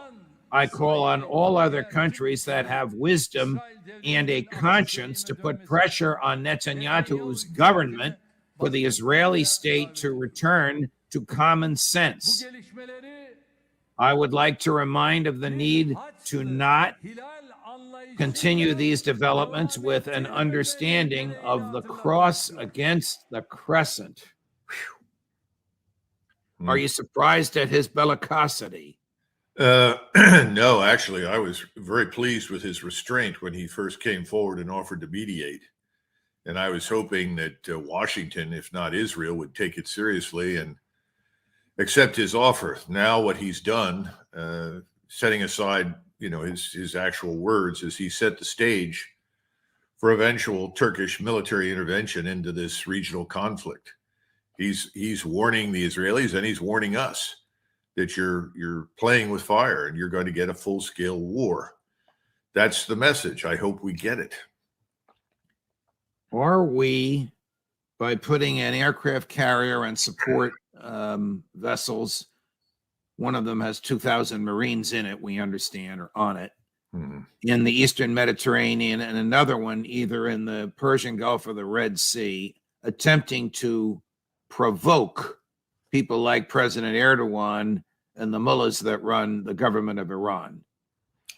No, I think we think, inaccurately, I would argue, that the presence of our offshore naval power will act as a deterrent to the Turks, to the Iranians, to others in the region that might otherwise become involved in a confrontation with Israel. It's not going to make any difference. No one ashore is going to pay much attention to what we do at sea. There's only so much that naval power can do. We have 90 jets. That means that probably 30 or 40 at any given point in time can be kept in the air, especially over northern Israel, where Hezbollah is located, because that's, I'm told, the plan, to use our air power to reinforce that. Now, we have some B-52s in the region, and conceivably they could be employed. But we have to reckon with the very high probability that the S-400s, which are sitting in Syria, effectively, northern Lebanon, will be turned on, in which case the air defense capability will be substantial and we would lose aircraft. But losing aircraft is one thing. It's really setting the stage for a larger regional war that's the issue right now. And we always tend to forget the Turks have the largest army in NATO, very large air force. They don't have as many missiles and rockets in their arsenal as Iran does. But if you put Iran together with Turkey and they end up in a coalition that includes the peninsular Arabs, ultimately Egypt, even Jordan, which has, like Egypt, tried to develop and cultivate a good relationship with Israel, then, the stage is set for something that I think could end up destroying the Israeli state. And that's my greatest concern. That's why I've said we've got to intervene to save Israel from itself, because Mr. Netanyahu is on the path to Armageddon. How do we save Israel from itself? Does Joe Biden call up Bibi Netanyahu and say you can't do this? Does Secretary of Defense Austin say to Defense Minister Gallant, we're going home because we think you're shooting yourself in the foot?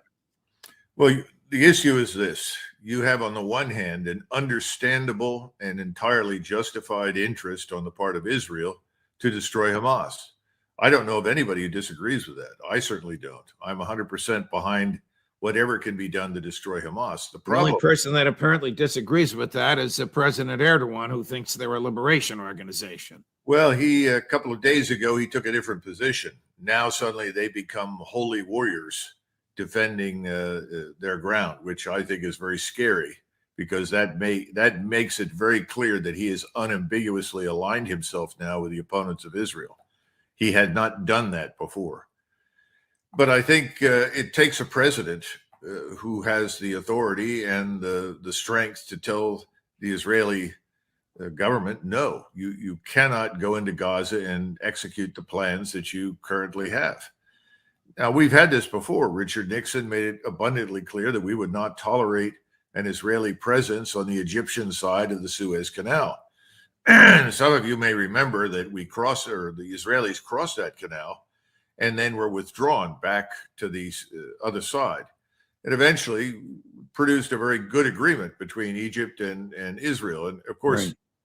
You know, that's another concern. Why would you want to put that at risk right now? The Egyptians have tried very hard to work with Israel.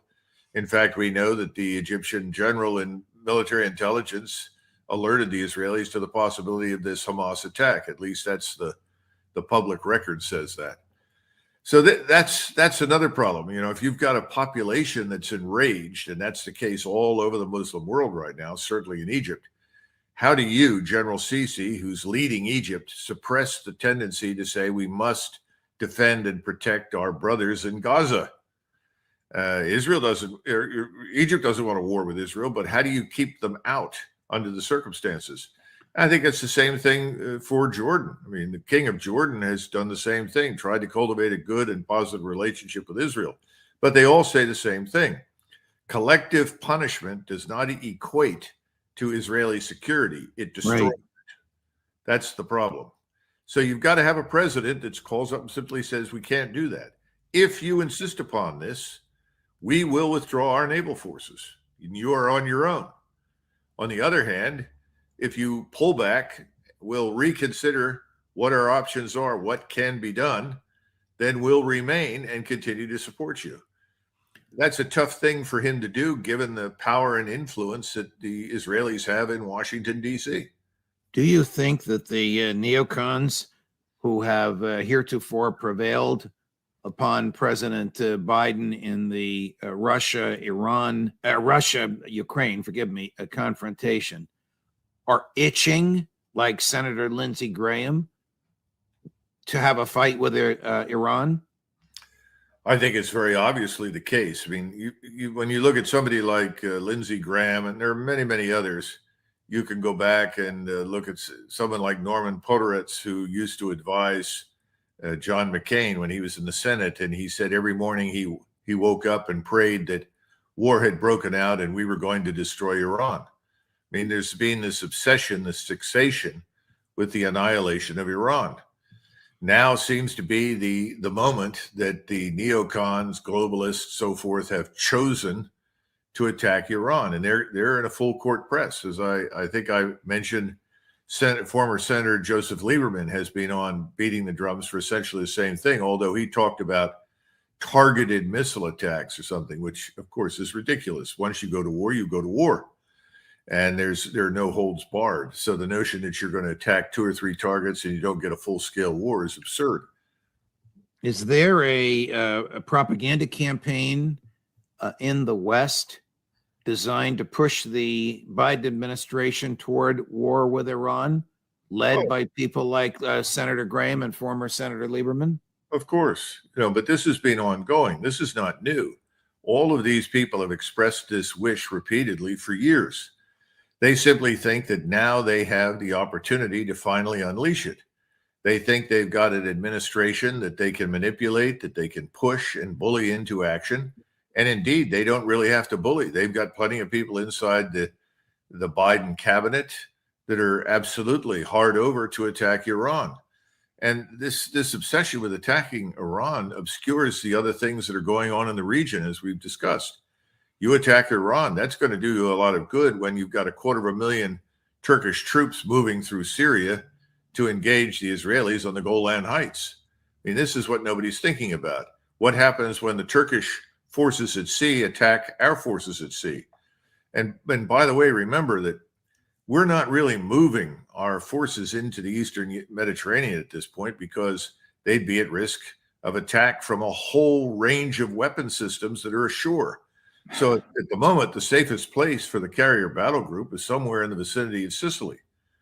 And that's a long flight in a jet carrying ordnance to drop on top of Hezbollah.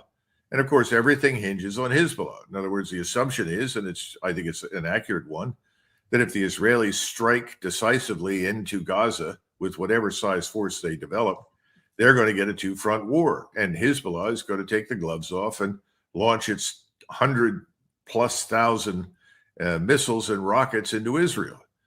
So then you're dealing with other actors: Syria, Turkey, Iran, and obviously Russia.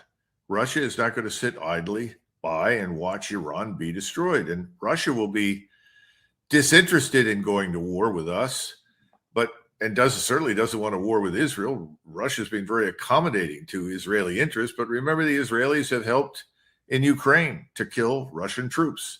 They've provided a lot of intelligence. They've had a lot of Mossad officers in the country working with the Ukrainians. So at this point, it may be that Moscow says, look, we don't have any choice. We've got to support Iran. We can't allow it to be destroyed. We wish this did not happen, but the Americans are making it impossible to stay out.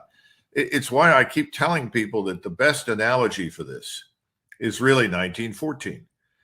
Because in 1914, when the various actors on the continent decided to go to war, there was really no reason for Great Britain to involve itself in that war. And the prevailing opinion when the news came that war was going to break out inside the British cabinet, with a few exceptions, was that we should stay out. We have no reason for hostility to Germany. No German-speaking soldier had fought or shot at an English-speaking soldier in the previous 300 years. On the contrary, they were very close. So the assumption was, let's stay out. Well, all of that changed over time. We don't need to go into the reasons why over the space of 48 or 72 hours, the decision was made to go into the war. But when they did, they also misread the whole thing. They thought their fleet in the North Atlantic, the greatest, most powerful fleet of battleships in the world, was going to win the war. Nobody bothered to stop and think that that's not going to make any difference at all to the advance of 1 million German troops into France. All right, back to Israel. Is the American military prepared to be engaged in a war there involving some of the actors that you mentioned? Jordan, Hezbollah, Iran. Well, I'm worried about Egypt, Turkey. I'm worried about the American soldiers who are already on the ground over there. You've got 1,000 in Syria. You got probably as many in Iraq. And on top of that, you have all these American bases in Turkey. And we actually have nuclear weapons stored in Turkey. And this is something that came up in the last months of the Trump administration. And I made an argument for their removal, to get them out of there as soon as possible, because we didn't know what the future held. And Mr. Erdogan is like no one else who's ruled in Turkey, certainly since the fall of the Ottoman Empire. But what do we do about our bases? Incirlik is one. There are others. We've got aircraft. We've got soldiers, airmen, sailors on the ground over there. Do they become hostages? Do the Turks take these bases over? Do they surround them? What do they do? Then you've got a much larger problem than the problem you have with hostages right now inside of Gaza. There are no upsides right now to this whole business, frankly, for the United States. We'll just be dragged into something, and then we have to react. And I don't think we're prepared for that. Do we have special forces on the ground in Gaza, and have any of them been casualties? Well, I'm told that we do have special ops forces, and I don't think that's a surprise. We had an unfortunate photograph of American special ops soldiers being fêted and celebrated in Israel, and eventually that particular photo was removed, and we managed to obscure their faces. But sure, they're there. How many? I've heard various estimates. Do we have some American casualties already? Well, we know that some of our special ops soldiers and Israeli soldiers from their presumably special ops made a joint reconnaissance into Gaza, and they ran into some very heavy fire. A lot of people were wounded. At least one person was killed. But this is the sort of thing we don't talk about. And that's one of the reasons that when you deal with special operations forces, you don't bring it up. Because if something goes wrong, you don't want anybody to know about it. If something goes right, frankly, you don't want anybody to know about it. But yes, they're there and they're absolutely involved. Would this have been an order only from the President of the United States that American boots be on the ground in Gaza? Oh, yes. I mean, the president is obviously aware, and he gave permission to do this. And I'm sure that Special Operations Command was just extremely excited about the prospect of doing this. For them, this is sort of a dream opportunity. Obviously, I don't see it that way, but I'm sure that's the attitude in the Special Operations Command. The Israelis seem to have delayed their invasion. Do you think Prime Minister Netanyahu and his military commanders are having second thoughts, or is it standard to bomb first and then enter? No, I think they would have already gone in, except that we insisted on deploying more capabilities to the region. We're bringing over Patriot missiles, theater high altitude air defense radars and missiles, and they are going into different locations in the region, not necessarily into Israel. And they're supposed to deal with this Iranian missile threat, obviously. So they have to be there, and you're adding more. You're adding another carrier battle group that creates a task force. And once those are in place, I suspect that the plan is to send the troops into Gaza. And how does this play, I can only imagine, in the Arab world, that Israeli troops backed by American special ops, using American-made weapons and American ammunition, are invading Gaza and killing, whether intentional or not, innocent civilians? Well, let's answer the second question first about innocent civilians. The truth is that when you go into that environment, it is so complex and so dirty. And I mean, when I say dirty, I'm not talking about filth. It's just hard to understand how you can go into an environment where a city has literally been turned into an imitation of Dresden in 1945, and then try to root out thousands of enemy that are armed with a whole range of different weapons, everything from shoulder-fired anti-tank missiles to large-scale mortar rounds, all sorts of things, you name it. You can't pick and choose your targets carefully.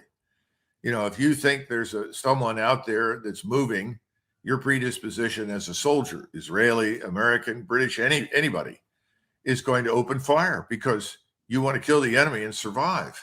Right. And from experience, the best way to survive in battle is to kill the enemy before he can kill you. So that's the first part, the first answer to your question. I think the other answer to the question is it's open season on us everywhere in the Muslim world, period. There's no question about it. Colonel, is it open season on us in the continental United States? I think so. I think we're about to learn some hard lessons from open borders, uncontrolled immigration.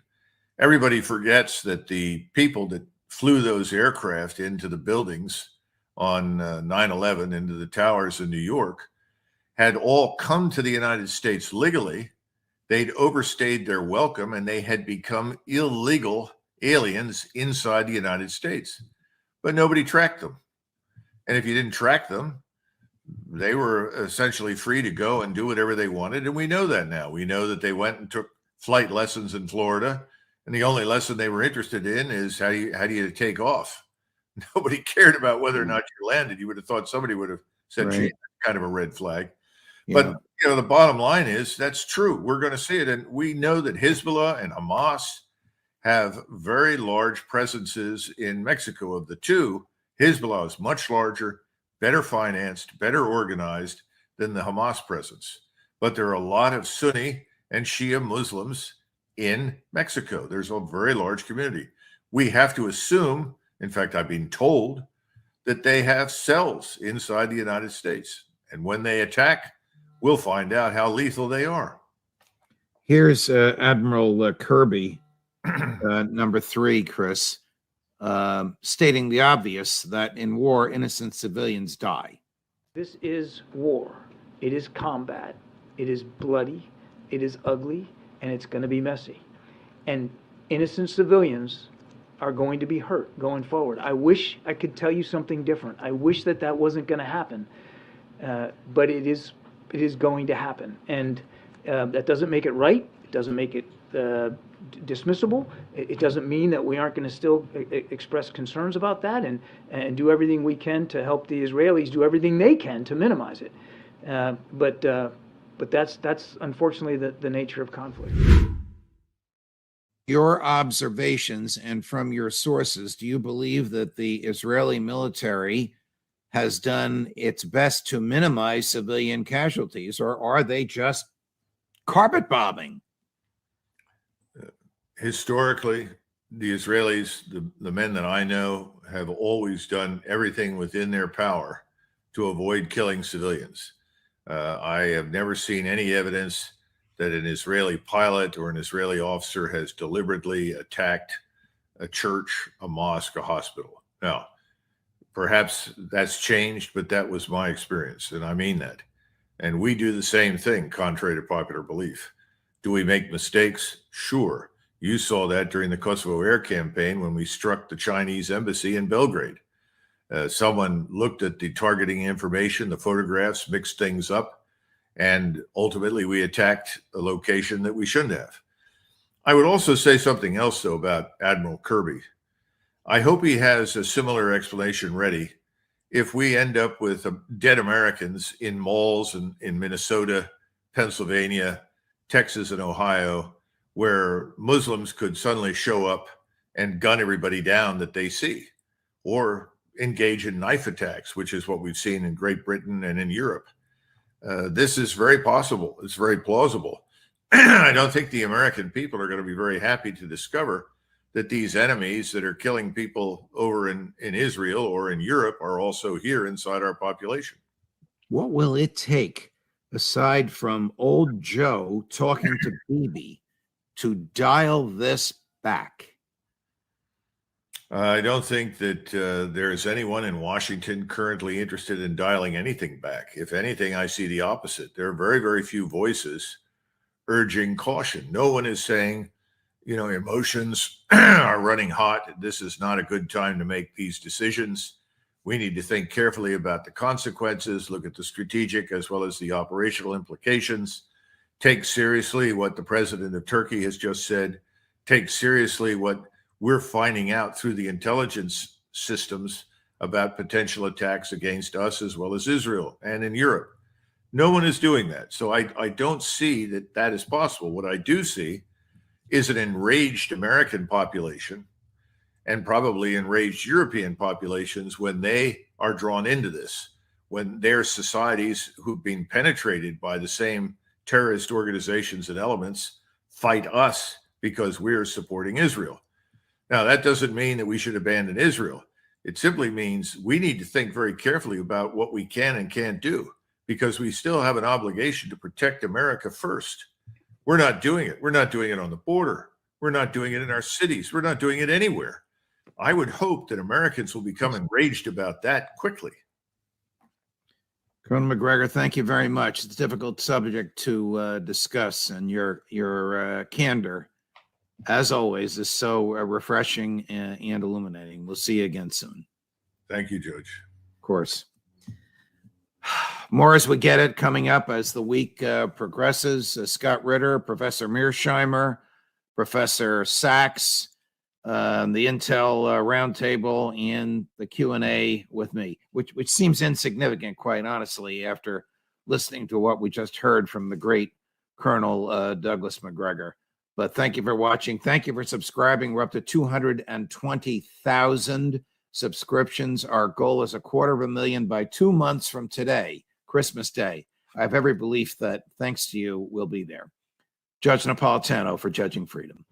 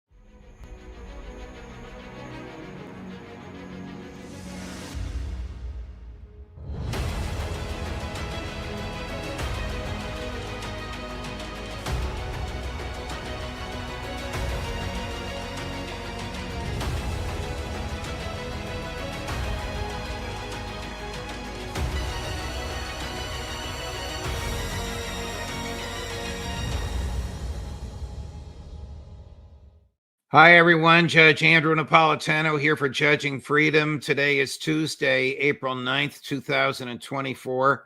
Colonel Douglas MacGregor joins us. Colonel, always a pleasure. My dear friend, thank you for your time. Thank you also for a brilliant column that you have recently authored entitled, Will Israel's War Expand and Will Netanyahu Bring the U.S. Along for the Ride?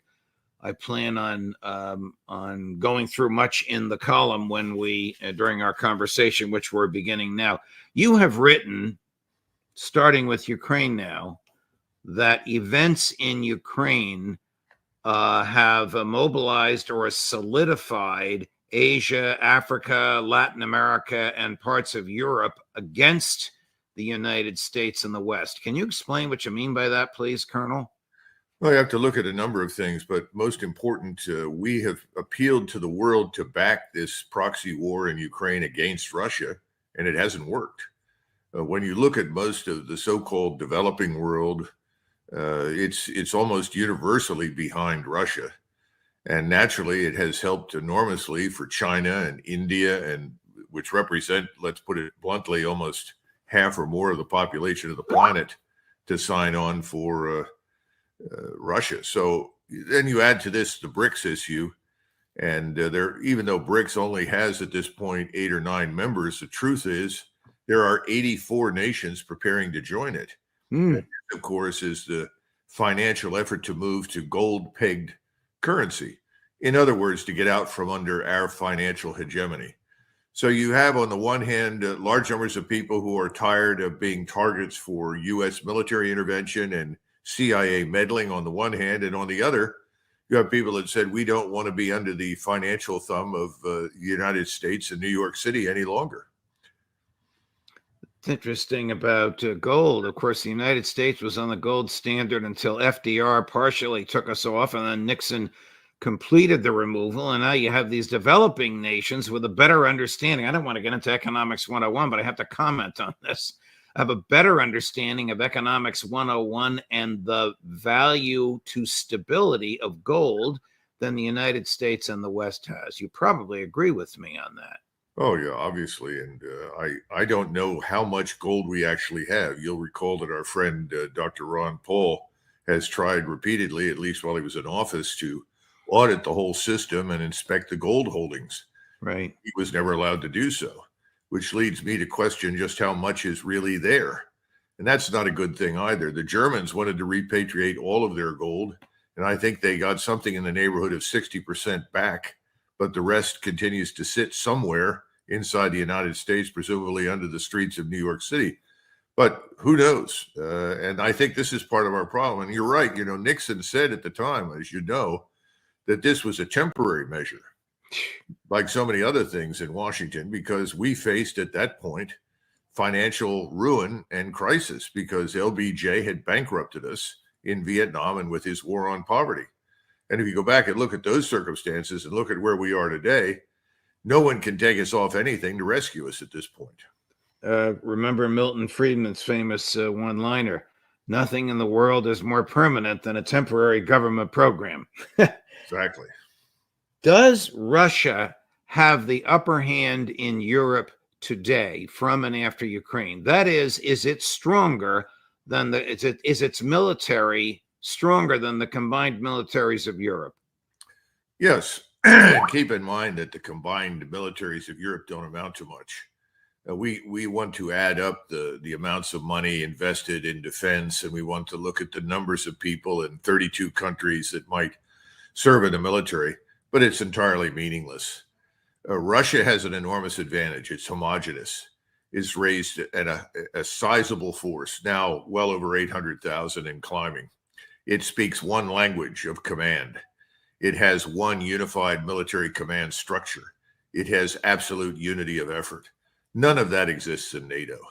Everyone is sort of a Band-Aid over its gaping wound of incompetence, inefficiency, and ill-equipped character. In other words, everyone plugs in or tries to plug into the United States and its force. Our force is now minuscule. We couldn't send anything to Europe to make any difference right now, and anything short of 6 months to a year if we were lucky. So we're in no position to confront the Russians anywhere in in Ukraine, period. And that's going to become very, very obvious in the months ahead when the Russian offensive sweeps out of its way whatever is in front of it. And we're going to watch, frankly, as we in Washington, our government, our people, and our NATO alliance is humiliated and is revealed as impotent and irrelevant. Here's a statement from Deputy Secretary of State Campbell. I think you'll agree with the first part about the Russian military, disagree with the second part. It's propaganda about Ukraine, but it's interesting what he said. Russia has almost completely reconstituted militarily. And after the initial setbacks on the battlefield delivered to them by a brave and hardy group in Ukraine, with the support of China, in particular, dual-use capabilities, a variety of other efforts, industrial and commercial, Russia has retooled and now poses a threat to Ukraine as we are struggling to get the supplemental. But not just to Ukraine, its newfound capabilities pose a longer-term challenge to stability in Europe and threatens NATO allies. I just want to address the first part because you've been saying that for a while. You just said it a few minutes ago. The Russian military is stronger in many different measurements today than it was before the special military operation began, notwithstanding its initial foray of losses. Is there any question in your mind, Colonel MacGregor, which side would win a land war today, Russia or NATO? Absolutely none. The Russians would win hands down. There's no question about it. The good news is the Russians aren't interested in it. They don't want it. They never have. And what we interpreted as losses were not really significant at all at the beginning of the operation. It's simply that President Putin and the assumptions that he ordained for the military were inaccurate. He thought that he was going to go in with a small force, signal the seriousness with which Moscow takes our activities in Ukraine at the time, and that we would then say, oh, we need to stop this. This is a destructive war. Let's negotiate. And of course, he discovered quite the opposite. We were not only going to not negotiate, we were going to do everything in our power to destroy his country. We are now on the road to humiliation. That's the bottom line. We can't stop anything. And the $60 billion that Kurt Campbell mentioned is like taking a garden hose to a 5-alarm fire. Who are we kidding? It's a drop in the bucket. How much of it will ever get to Ukraine? Very little. How much of it will disappear into the corruption? Most of it. What doesn't go to Ukraine, which is more than half of it, will just circulate in Washington, make donors and constituents happy, and enrich the usual suspects in the defense industry and inside the Beltway. So it's just absurd. And he's an intelligent man. Kurt Campbell knows better. He's repeating a mantra because he has to as part of the regime. He's repeating the mantra that the White House wants as they try to get Speaker Johnson to cave on his heretofore resistance to even allowing the vote on the $61 billion. But apparently he's concocting all kinds of compromises having nothing to do with serious issues like the border in order to craft together an alliance to get enough votes to pass the $61 billion and to keep his job as speaker. I don't know if you want to get into the politics, but I wish they would listen to 15 minutes on whether on the inadvisability of this $61 billion and how it'll make things worse. Sure. Look, I'm not confident that that's not understood by Mike Johnson. What we have to understand is his paymasters are the same as the paymasters controlling everything else. You've got to look at who is putting money into his reelection fund, his political action committee that keeps him in office. Excuse me. And I think you would find that these paymasters are behind most of the Democrats and certainly large numbers of the Republicans. This has nothing to do with what makes sense, what is rational, what is right, or what is wrong. This has everything to do with paying tribute to the people that keep you in office, that bought your office for you and are going to keep you there. That's all. Is the war, transitioning, Colonel, is the war in Gaza about Israel national security and about eliminating Hamas, or is it about expanding the landmass of the Israeli state? Well, first of all, if it were about Israeli national security, I imagine the Israelis would have gone about it rather differently. There are different kinds of things that could be done other than massive bombardment, because you have special ops forces, you have very competent special ops troops in the Israeli Defense Force. They could have gone in there and done a lot of damage without bombing the place into submission. And as we all know, when you do that to an urban area, you make it easier to defend. And that's why Hamas continues to operate and is absolutely not destroyed or conquered. Now, this no longer has anything to do with Israeli national security, because Hamas on its best day could never possibly challenge the Israeli state and put its existence at threat. This is an old plan taken off the shelf, dusted off, and put into action. This is something the Israelis have wanted to do for a long time, which is eradicate what's left of the Arab population from Israel. I've had more than one tell me privately, we should have done this 30 or 40 years ago. Well, okay, but they recognize that opportunity was past. It was no longer possible. Well, it's turned out to be possible because 30 or 40 years ago, the Israel lobby and its agents inside the United States did not control the U.S. government. Today, they control the United States government. They control the media. They control finance, not just us, but also London and much of Western Europe. And as a result, they can impose discipline. And that's what you're seeing in operation. We are not going to walk away from Israel. We're going to back them to the hilt. So, yes, we're backing the expansion of the Israeli state. No question about it. Here's somebody that you and I probably don't agree with on much, but he certainly agrees with what you just said, former director of the CIA and former Secretary of Defense Leon Panetta, who says Netanyahu must know that he can't defeat Hamas. Netanyahu keeps saying we're going to destroy Hamas. Look, you're not going to destroy Hamas. Hamas is going to be around. What you can destroy is the leadership that was involved by Hamas in the attack on October 7th. And I don't think he's made that clear, that ultimately this is about killing the leadership of Hamas, not just wiping out Hamas. If we had a better sense of mission here, I think we'd have a better sense of how this war could come to an end. Does the second part of his statement resonate with you, or is killing the leadership only going to replace it with younger, even more passionately committed leadership? Yeah, it's a dumb idea. The notion that you're going to decapitate your opponent and then suddenly everything will improve is utter and complete nonsense. What happens when you remove a CEO of a corporation? You get another one. So this whole decapitation strategy, which is very popular inside the Beltway with politicians because they think it's some sort of neat, clean thing to do. I mean, this is the trap that President Trump fell into with Soleimani. Did Soleimani's death improve the strategic position of U.S. interests or Israeli interests in the region? Of course not. This is absurd. These people are replaced, and as you point out, sometimes they're much better. The real point is this. If you're an Israeli and you look at Gaza, you conclude that there's only one way to eliminate Hamas from threatening Israel. I'm not signing on for this, but I'm trying to explain it. You remove the population. This is the point. If you can't remove the population, Hamas will persist.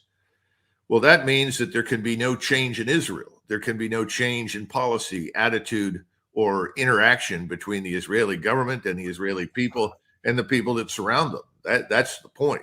In other words, it's Israel's way or the highway. The highway means the population in Gaza must be expelled or killed. Whether that comes through kinetic action or starvation or anything else is irrelevant to the Israelis. But the population itself has to go. Is the feeling now nearly around the world that Netanyahu is extending the war beyond what it needs to be in order to stay in office? I think people concluded that at Christmas last year. I don't think anybody questions that except here in the United States. But once again, you know, we're hostage to Israeli power and influence inside the United States and Mr. Netanyahu's control of events. I mean, Mr. Netanyahu has made it clear on more than one occasion that he calls the tune in Washington. He does. So here is what counts. What counts right now more than anything else is what Americans think. Americans, I'm not sure, are really engaged. And that's part of the problem. How do you get them engaged to understand what's going on and being done in their name? I mean, this is depressing, but you know, you've had many people on here, Aaron Mate and Brother Blumenthal and everything else. They make these points over and over and over again. The truth is that most Americans are not engaged, and so they're not paying attention to where their money goes. What do you think the Iranians will do in response to the Israeli destruction of the Iranian consulate adjacent to the Iranian embassy in Damascus, Syria? I think it's important to keep in mind that Ramadan is still on, and Iran has exploited, if you will, the opportunity during Ramadan, the holy month when the Quran was delivered to the Prophet, to think very carefully about that question. And I think we're going to see the answer very soon. Ramadan will probably end on Wednesday. It's whenever the crescent moon in the new cycle is visible. That probably will happen on Wednesday. Now, Iran wants to have a strategic impact. Iran wants to signal its strength, its power, its influence, its reach. So whatever it does has to meet that test. On the other hand, Iran has made it very clear that they do not want this war to widen to include the United States as Israel's ally. They know that that means a war with us, and that will be extremely destructive and problematic for them, but that will create also a new set of circumstances involving other states. They recently sent a message to us, and I say recently within the last 24 hours, reminding us that they had not closed the Straits of Hormuz because they had chosen not to do so. And this is a clear and unambiguous message that if you push this matter too far, we will unhinge the global economy. And remember, the numbers of states beyond ourselves who are dependent upon the oil and gas that flow through the Straits of Hormuz, roughly 30% of world oil and gas, are considerable. And they are not anxious at all for the global economy to fall apart, for supply chains to shut down and enormous problems to ensue. I mean, we talk about inflation now. We can only imagine what that impact will be. And we're already seeing the Suez Canal effectively put out of action. So I think, you know, the Iranians are not going to launch everything they own at Israel. That's not going to happen. And there's going to be something less than that, but more than a symbolic strike, which is what we've seen from them in the past. This will have to be meaningful. That's the best I can do for you. There are a lot of options, you know. There are no shortage of targets. And once again, the Iranians have said, if you stay out of this thing, United States, we will not attack you in the region. And we're very vulnerable there, as we've discussed in the past. If Iran and Israel get into a serious military conflagration and the United States comes to Israel's defense and Iran appears threatened, is Putin going to sit by and do nothing? No, absolutely not. He's already put Russian naval forces in the region. His submarines are in the Red Sea and the Indian Ocean and the Mediterranean, as are many of his surface combatants. Some of them are shadowing us. They're certainly within range of our own assets. So, no, I think it's very clear that Mr. Putin will act as an ally of Iran. And it's very important to understand this. The Russians have recently placed more troops, not major formations, but more Russian troops on the border with Israel on the Golan Heights. And this is not an inconsequential move either. And I think that what the Russians are anticipating is that before anything else happens, the Israelis will eventually attack Hezbollah. And I think that's the true trigger, because if the Iranians do, as I say, launch strikes that are meaningful strategically, but not massive in character, in other words, not designed to inflict mass casualties and destroy everything in Israel, right? Then I think Rafah will fall. I don't know how many people will be murdered as a result of those attacks, but I'm sure substantial. And then the Israelis will turn on Hezbollah. And that's an entirely new game. And I wouldn't be surprised if the Israelis actually used some tactical nuclear weapons against Hezbollah, because the Israelis understand that any battle with Hezbollah is a battle of annihilation. Either Hezbollah annihilates them or they annihilate Hezbollah. To preclude the second part, annihilating Israel, I think they'll use tactical nuclear weapons, and they can do that. Is the pressure from the street in Arab countries continuing on Arab elites and heads of state to resist Israel militarily?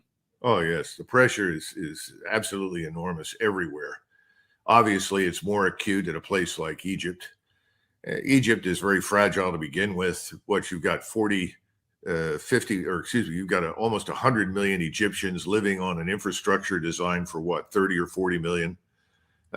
Egypt is extremely fragile. I'd be very surprised if the events that we're describing right now occur, that General Sisi will survive, unless, of course, he does the thing that he doesn't want to do, which is that he directly involves the Egyptian military in a fight with the Israelis.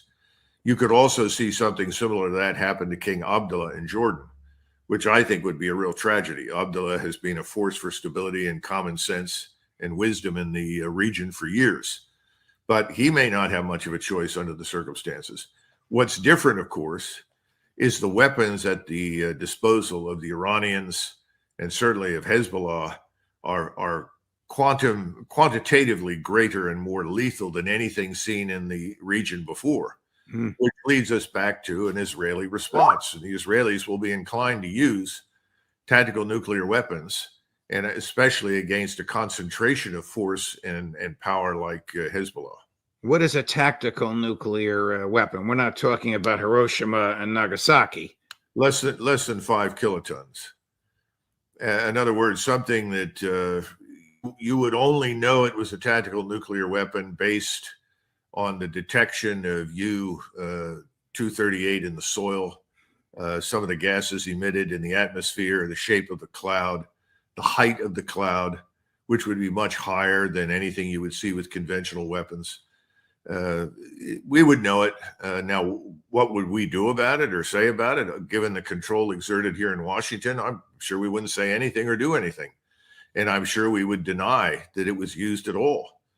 But that's Pandora's box. Once that's open, all bets are off. Were you surprised at the reporting 2 or 3 days ago by an Israeli journalist of the extraordinary reliance on AI by the ADF, even naming the software and calling it Lavender, and revealing that this Lavender program put up photos of suspected Hamas sympathizers, gave them numbers from 1 to 100, and then targeted them no matter who they were with or where they were, in a mosque, in a hospital, at home with their family, with their children and grandchildren, killing everybody around. Did any of that surprise you? No, not at all. Remember, from the Israeli vantage point, if you are standing near or around someone they consider to be the enemy, such as Hamas, you are effectively a co-belligerent. You're also a combatant. You deserve to die. That's very important. Remember that the majority of Israelis, as has been pointed out by several people, I think Gideon, the journalist who's worked in the past for the Jerusalem Post, has said this, but he's not the only one. The majority of Israelis really think the Arabs that live in Gaza should be exterminated. Are we now in an arms race for AI? Oh, I think so. But, we have to understand what AI isn't. And you've already seen evidence for that. AI is not the equivalent of human intelligence and decision making. It can dramatically accelerate things. It can allow you to do much, much more with less. But it's not the equivalent of a human decision maker. So AI, if you do what the Israelis have done, will obviously go to whatever extreme based on the parameters that you applied to it. It's better software, it's better algorithms, but but it's not human. It's not a human decision maker. Here's a clip from our friend and colleague, Professor Jeffrey Sachs, who I think agrees with you, recounting an interesting presentation he attended recently in Europe with European generals, not American generals, and their love of AI. If I may, before we turn to the last topic, just let me give you one little snippet more about AI and the military, and that was just a typical event. I was at a security conference in Bratislava, Slovakia, recently, and this question of AI and militarization came up. And it was a discussion on stage of some NATO generals. And their point was not, this is dangerous and runaway technology, or how can we get it under control, or what kind of diplomacy. The entire talk was, we'll beat the Chinese in this. We'll beat the Chinese in this. We can stay ahead. This is how generals think. Maybe it's right for generals to think that way, but it's not right for governments and diplomats and the public to think this way. And the generals must not be in charge. But their view was, well, we're just in another arms race. So we're going to maximize, accelerate in every way the deployment of these extraordinarily dangerous tools. What do you think, Colonel? Oh, I think he's telling you the truth. What I would add is the following, that first of all, there is an unhealthy obsession with technology in the senior ranks of the U.S. military, always has been. The notion that somehow or another any technology, if properly applied, will rescue us from certain disaster in a war. The second part is that generals tend to understand only the things that they can count. We learned that in 1991 when we listened to Schwarzkopf, who would come on every night and tell us how many tanks or other armored fighting vehicles we had destroyed with precision over the previous 24 hours. Now, most of that turned out to be nonsense, but it was the sort of thing that he eagerly believed. And there was this underlying assumption that if you could destroy enough equipment, that everyone would give up and go home. Well, that never happened. It didn't happen until we attacked on the ground. I think this is a permanent malady, and Jeffrey Sachs is right. You have to have someone with common sense. Here's another example. Shortly after Dr. Brzezinski became the National Security Advisor under President Carter, he took a trip out to Offutt Air Force Base. That's where we have today Strike Command. At the time, it was, still Strategic Air Command.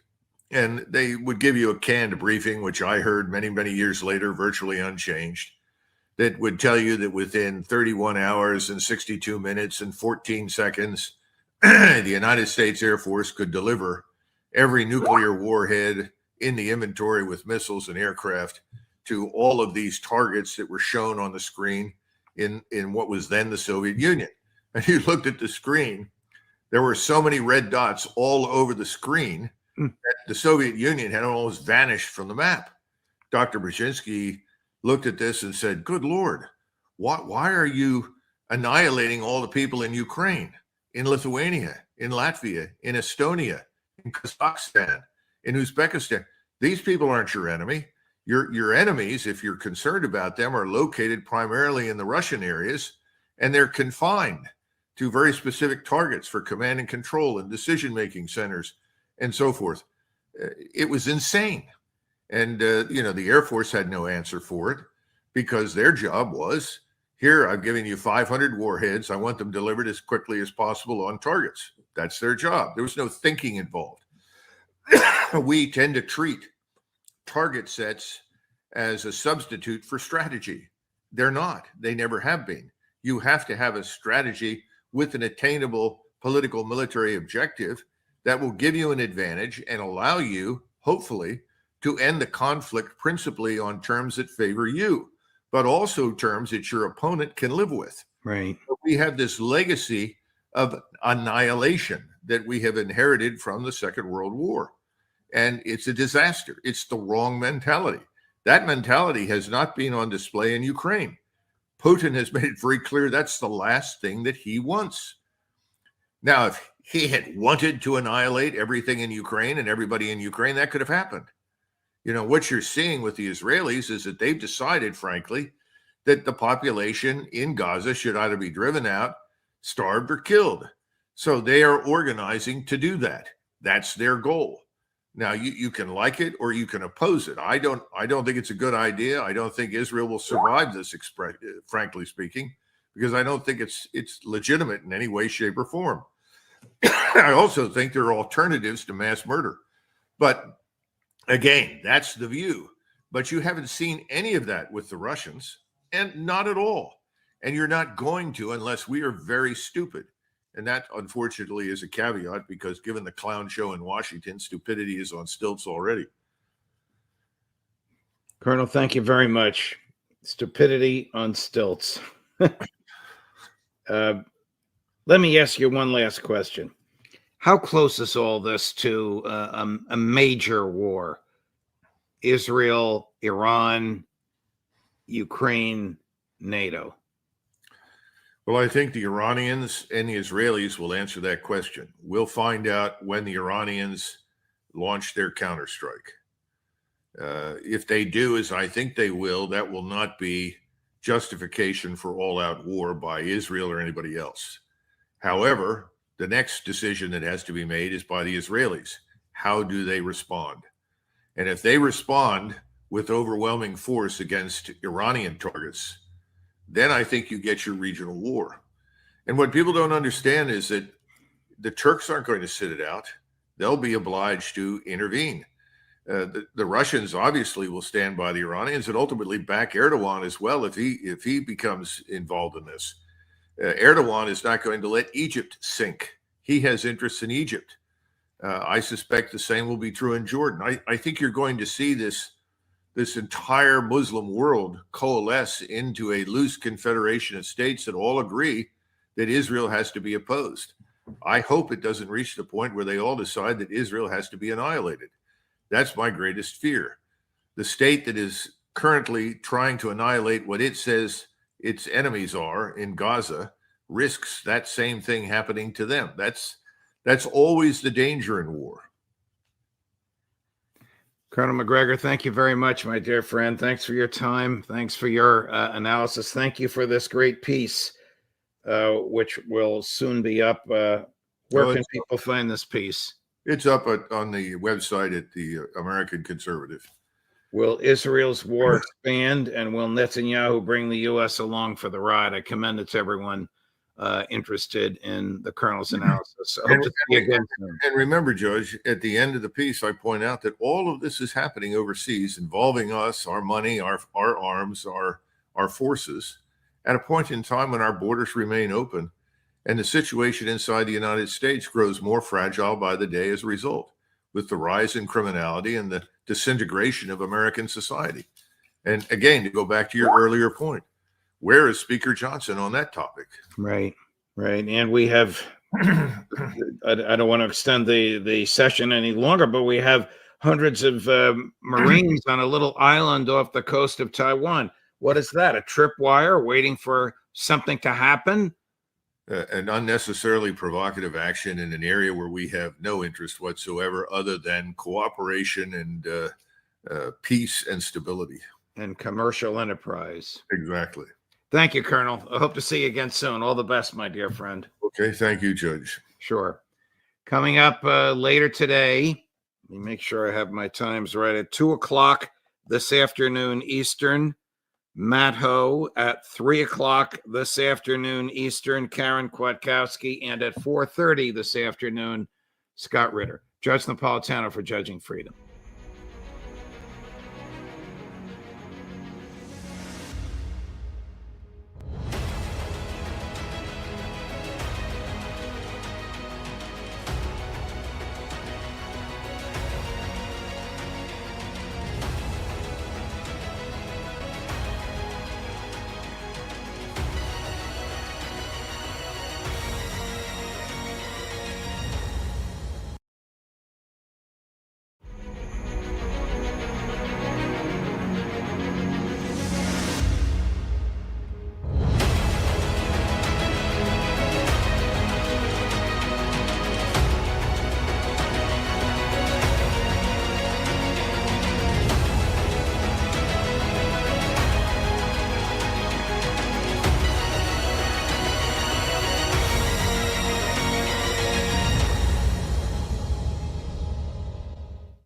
Hi, everyone. Judge Andrew Napolitano here for Judging Freedom. Today is Wednesday, May 28th, 2025. Colonel Douglas MacGregor is here with us to discuss, can Ukraine survive?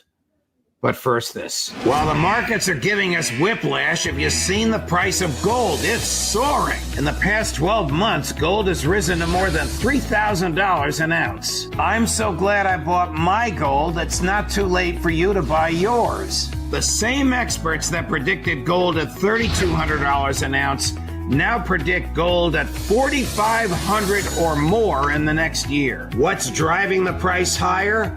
Paper currencies. All around the world, they are falling in value. Big money is in panic as falling currencies shrink the value of their paper wealth. That's why big banks and billionaires are buying gold in record amounts. As long as paper money keeps falling, they'll keep buying, and gold will keep rising. So do what I did. Call my friends at Lear Capital. You'll have a great conversation, and they'll send you very helpful information. Learn how you can store gold in your IRA tax and penalty free, or have it sent directly to your doorstep. There's zero pressure to buy, and you have a 100% risk-free purchase guarantee. It's time to see if gold is right for you. Call 800-511-4620, 800-511-4620, or go to LearJudgeNap.com and tell them your friend the judge sent you. Colonel MacGregor, welcome here. Thank you very much for your time, as always. Colonel, I do want to spend some time discussing with you the likely fate of Ukraine as a country. But before that, a few questions about Israel. Is the Israeli threat to bomb Iranian nuclear sites while the U.S.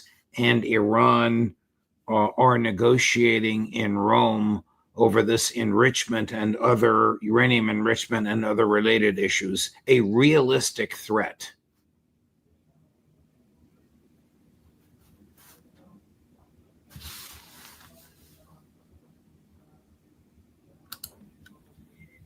I'm not hearing you, Colonel. I would say that the threat is indisputably real. How realistic is the operation in terms of expectation? That's another matter, but I think it's very real. I think that President Netanyahu says what he means and does what he says. And what kind of an impact is this going to have on the negotiations? What kind of a thumbing of the nose is this to President Trump and his negotiators? You know, I don't know. I don't think President Trump really figures that dramatically in the whole equation. I think everything turns on what Mr. Netanyahu decides to do, and the enormous support for him that exists in the Senate and the House. So I think at this stage, what would President Trump say? I don't know. He might say, "Well, I'm disappointed," but I'm going to support my friend Bibi and Israel, and I think that's what would happen. Do you get the impression that Netanyahu is challenging or testing President Trump? I really don't. I think he has control. He knows he has control. And I think President Trump knows that he has control. It may periodically irritate or anger President Trump. And I think he knows that Mr. Netanyahu will have the final say. And I think thus far, Mr. Netanyahu has made it pretty clear what he wants. And he wants the application of the Libya model. And I see no evidence that he's walked away from that. Here he is yesterday on May 27th. This is the second time in 1 week he has equated in his own mind the phrase Free Palestine with the phrase Heil Hitler. He's speaking to some Holocaust remembrance group at the Israeli Foreign Ministry in Jerusalem yesterday. Chris, cut number 11. The protesters themselves, many of them don't even know what they're chanting. When they're chanting Free Palestine, they're saying, really, destroy Israel, destroy the Jews. It's the modern equivalent of Heil Hitler. That's what it says. When they say from the river to the sea is a few kilometers here, and the river is a few kilometers there. It means the end of Israel. That's what they're chanting. So they bought the demonization. They bought the vilification of the one democracy that is fighting a just war with just means. And here's what happens when this spreads and it goes to the ICC.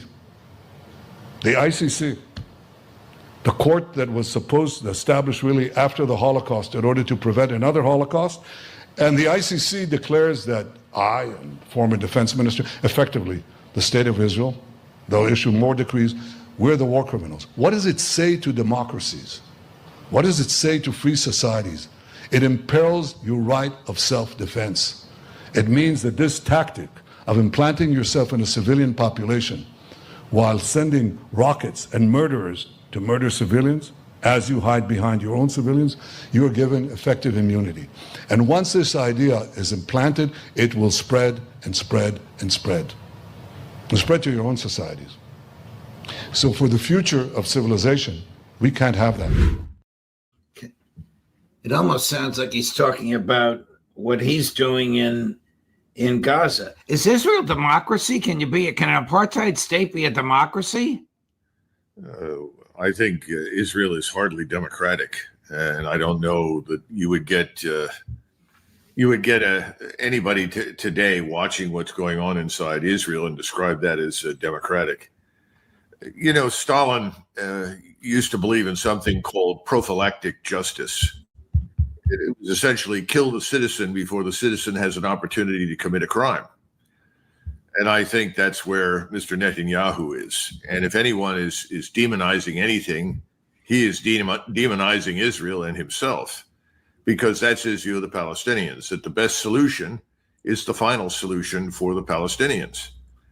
And he doesn't like the fact that this is being rejected by most of the world, certainly not in the Anglosphere. The Anglosphere is very clearly under his influence, if not outright control and authority in many respects. But the rest of the world really isn't, and they see it for what it is. By the way, the ICC was not established to prevent another Holocaust. It was established to halt war crimes. And again, this is an attempt to place himself and his supporters at the center of the universe and to immunize them against any possible accusation of impropriety or criminal action.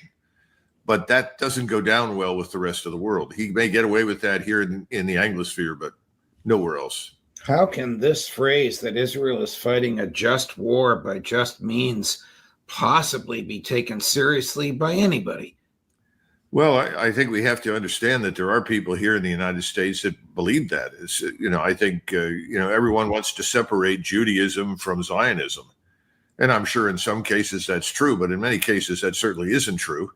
And to this, you must add millions of evangelical Christians who choose to interpret the Old Testament and passages in it to justify whatever the Israelis do as essentially blessed by God.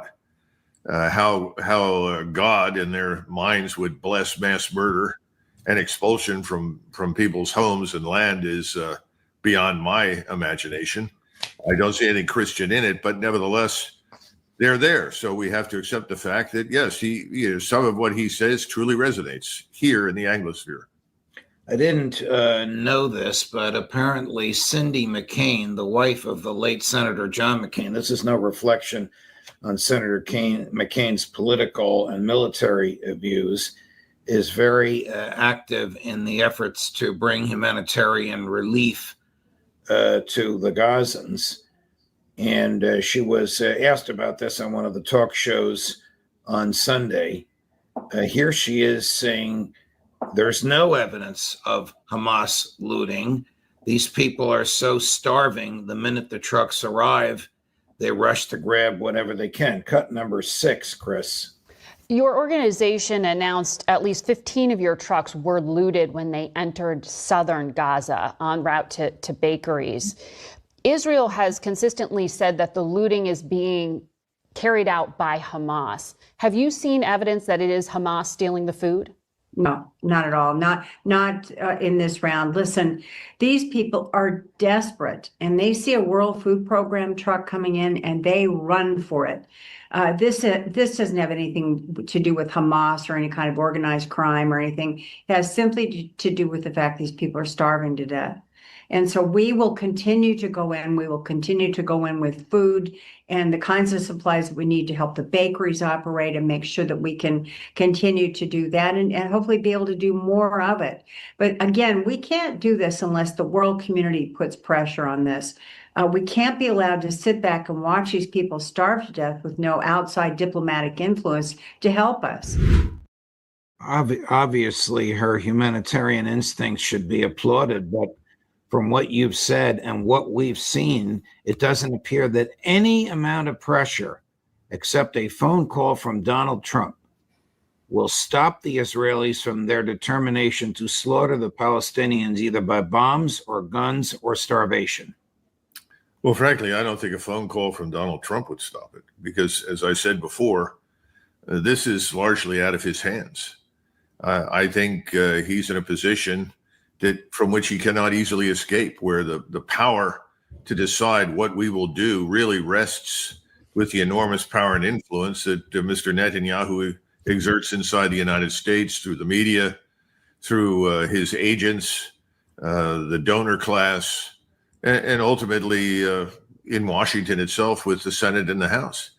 I mean, all one has to do is look over the last few days at photographs of I think it was the director of Homeland Security, Kristi Noem, praying at the Wailing Wall in Jerusalem.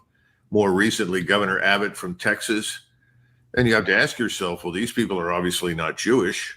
What are they doing there? And they're not the first ones by any means. Large numbers of members of this administration have trooped over there. We've had other governors go there to sign bills into law that essentially transform Jews into a protected class inside the United States. And again, as I've said before, and if I were in that position, I would not want to be transformed into a protected class in America, no matter what I was. But nevertheless, these things are real. You know, you talk about moral authority, and I am glad that she's speaking out, and that's a very good thing. But there was an example of something similar when Napoleon Bonaparte was approached by one of his staff officers and said, you know, the Pope in Rome is not going to like this, and he won't approve it. And the answer from Napoleon was, how many battalions has the Pope got? Well, I think today it's no longer a question of how many battalions anybody has. It's a question of how much money they have. And enormous quantities of money are backing this policy and ensuring that it will be carried out in Israel. And that is the policy of ruthless expulsion and elimination of Palestinians from Israel. I know we usually don't discuss American domestic politics, but I have to ask you this. It sounds as though your view is if Donald Trump called up Netanyahu and said the gravy train is over, the cargo planes are stopping today, the ones that are in midair are coming back until you stop the slaughter in Gaza. His hands are tied. He wouldn't get away with it. There'd be some catastrophic political response. Yeah, absolutely. And look, we've already seen evidence for this in Ukraine. What did President Trump say before he was elected? What were the views that he expressed? What did he say he was determined to do? What has he done? What is the outcome? He's done a 180-degree turn. And I see no evidence that this is necessarily something that he suddenly decided on. I think he's frankly given up or capitulated to the powers that reside in what some people like to call the deep state. I just call it the ruling political class and their donors. Well, when President Trump refers to President Putin as crazy on his own social media site, in his own words, in caps, when he says at an airport in New Jersey, I'm not happy at all with him, something's happened to him, something's wrong. When he publicly attacks President Putin, how does that resonate in the Kremlin? Well, I can tell you that he's destroyed whatever credibility he had. And remember that the principal guiding imperative from the very beginning, from the time the Russians intervened in eastern Ukraine, was to avoid a conflict with the United States and NATO. I don't think most Americans understand that because nobody tells them that, but that's true. And that's one of the reasons why they moved as quickly as they did to try and establish talks to end this tragic war. That's why they achieved, I thought, a potential solution in April of 2022 that we then sabotaged. And ever since then, the Russians have had to come to the realization that it didn't matter what they did, we were going to work tirelessly to destroy them. So they've recovered. They are now the leading, certainly the leading ground military power in the world today. I don't think there is an army anywhere that could stand up to them. And I think they've exerted tremendous control over airspace as a result of their advances in air defense technology and so forth. My point is that President Trump doesn't have any credibility anymore. He makes it sound as though he and President Trump are both members of a golf club. And he's unhappy because President Putin decided to change something on the putting green. And he doesn't like it. And he just doesn't understand it because he thought they were friends. Well, this is all nonsense. This has always been the kind of problem that I think President Trump has. He personalizes everything. He thinks that the power of his personality is preeminent and all powerful. It isn't. Things in international relations are about interests. They are not about personal relationships.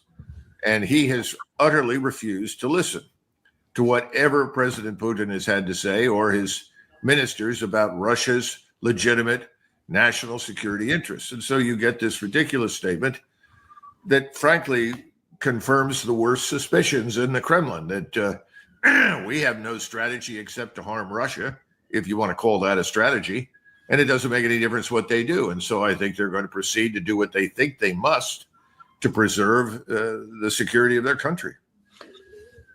In the same interview at a Morristown, New Jersey airport at which the president was asked his opinion of President Putin, and he used disparaging words, he was also asked if he was aware that President Putin, it was reported by a Russian commander that President Putin narrowly escaped an assassination attempt by a Ukrainian drone. He said he hadn't heard it. A, isn't it inconceivable that he wouldn't have heard it? And B, if such a thing happened, isn't it likely that American intel was involved in knowing which helicopter President Putin was in and where it was at a given moment?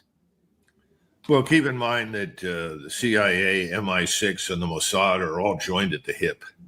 So any of those particular entities could have provided that intelligence to the Zelensky regime.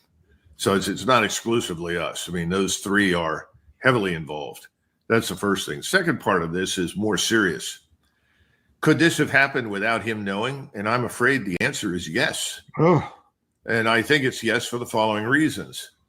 If you listen to him, he talks in a very cavalier manner about these things. And I think he's being honest with you. I don't think he's lying. He may not have heard it, or he may have heard something and chosen not to act on it because he didn't think it was credible or it didn't conform to his expectation. You know, we need to stop and understand what is not happening in this administration. You're familiar with the National Security Council staff. That was established under President Eisenhower. President Eisenhower had been through the Second World War and its aftermath. He was a big believer in the criticality of having very competent analysts on your staff, people that could analyze, understand, evaluate, and review material, and then present to the president for his own consumption their assessment. And he was very careful about who ended up on the National Security Council staff and who came in to brief him. Right. And so as a result, Eisenhower believed in the staffing process. So when he got a military operational plan, when he received a plea for money for some aspect of national security, it would be staffed. It would be thoroughly analyzed, brought back to him. He would review it, and he would make a decision. This is not happening inside the Trump administration. There is no such process. And as a result, it's hard to tell what the president actually knows and understands because there's not much evidence that he reads and studies what's handed to him. He doesn't like to. And he has this habit of listening to his inner circle. He says, I trust these people. Well, they may be trustworthy from the standpoint of loyalty to him, but they may not be knowledgeable enough or insightful enough to providing what he needs to understand what's happening in the world, particularly what's happening today in Eastern Europe, or for that matter, in the Middle East. Well, right before we came on air, Colonel, Reuters reports that Russia has amassed 50,000 troops at a particular spot in northeast Ukraine. Now, 50,000 troops to my lay mind seems like a lot. Is that a lot? And if this report is accurate, what does it tell you? Well, it's interesting because I'd heard that there were more than 100,000 up in the Northeast. Perhaps this is a strike force drawn from that 100,000. And there's an intention to strike across to Kiev. I don't know. I mean, we just don't know. And again, when you look at military operations that are being conducted, going back to this idea that, first of all, whatever the Russians did, President Putin wanted to make sure that nothing alarmed the West. Now, someone asked me recently, why didn't the Russians destroy all the bridges across the Dnieper River? And I said, well, they probably wanted to retain some for future offensive operations, potentially. Didn't want to foreclose that option. But I think they also didn't want to alarm the West. They didn't want the West to think that they were now going to isolate eastern Ukraine completely, kill all of the Ukrainian forces that were there, and then press to the river, because that's not what they wanted to do. They wanted to find a way out of this morass and end the conflict. And I think that's the way we have to look at whatever they do. If they're doing something, it's after quite a lot of deliberation, and it could be what I just described, or it could be something else. If you look at all of the operations they have inevitably involved on the tactical and operational levels, encompassing and circling and then destroying systematically what's inside the circle and then moving further on, but always very incrementally. This may indicate a desire to send something further west than they have in the past, in the hopes of potentially convincing the regime to evacuate Kiev, or us, for instance, to intervene and talk. Who knows?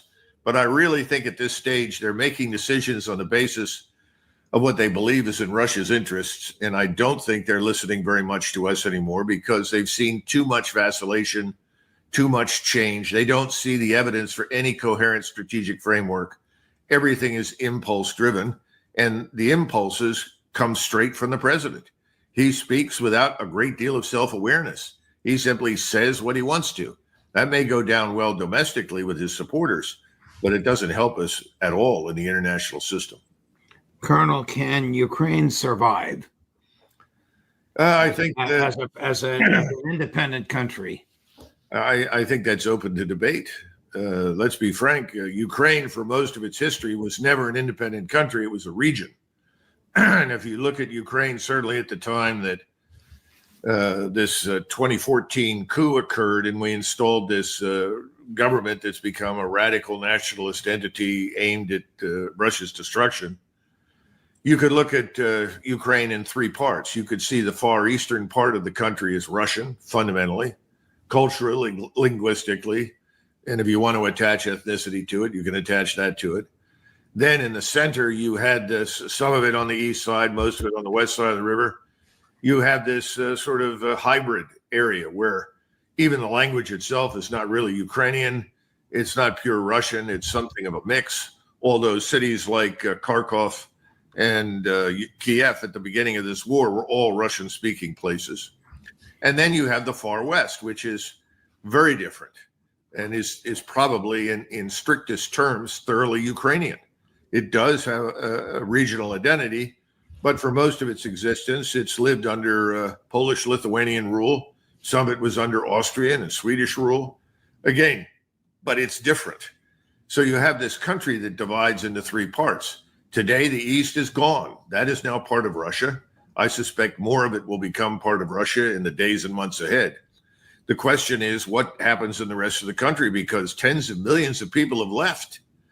And most of the Ukrainians on their way out were asked, when will you come back? And virtually all of them that were asked at the border in Poland, where my sources are, said, we're not going back. We have no intention of ever going back.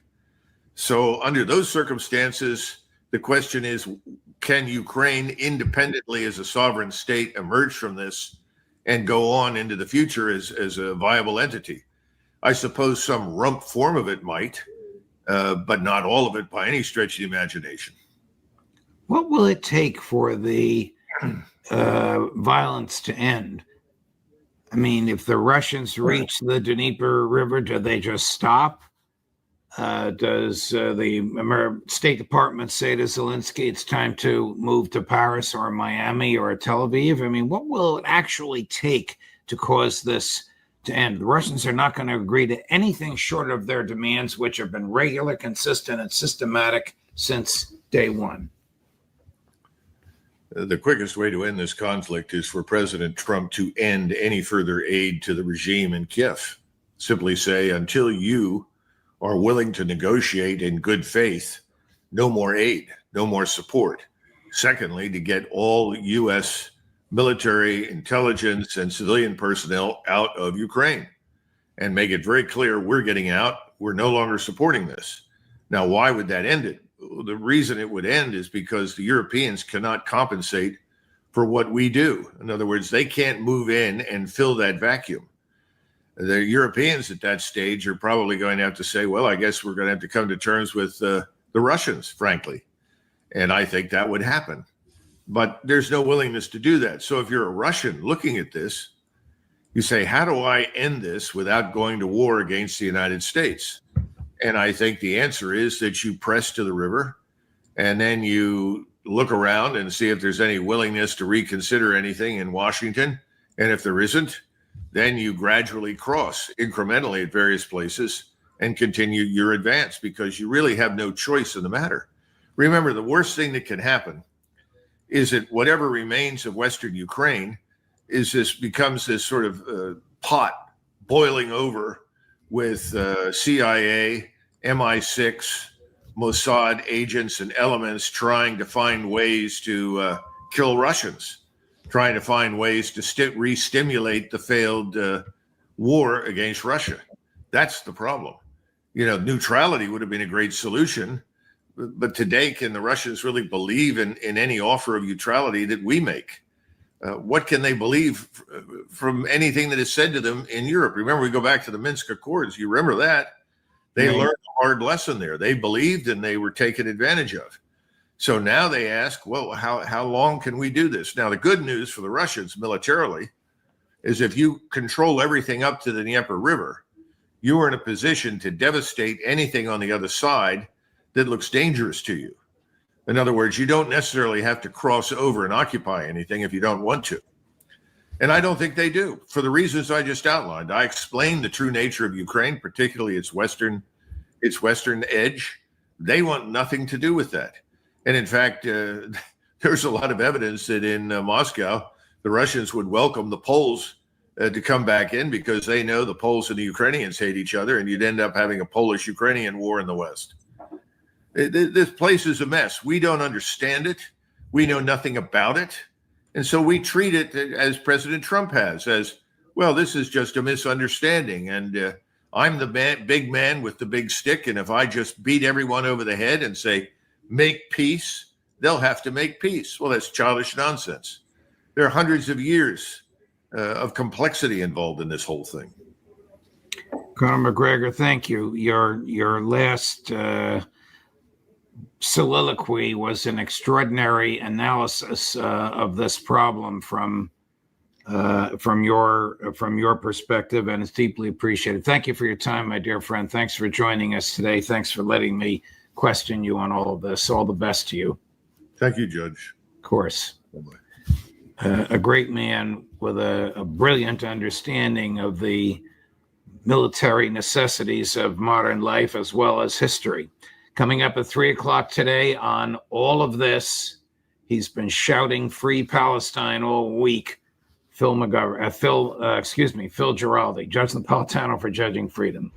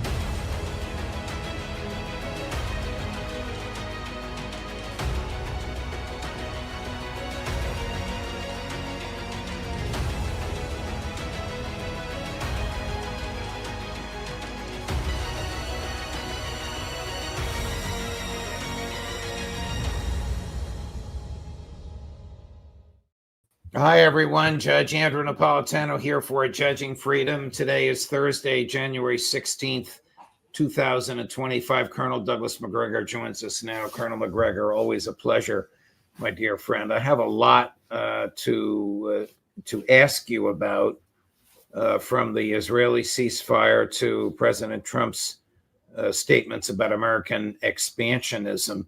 But before we get there, just to dust off a couple of things, how much longer do you think the Ukraine military can successfully resist or even put up any resistance at all to the Russian onslaught?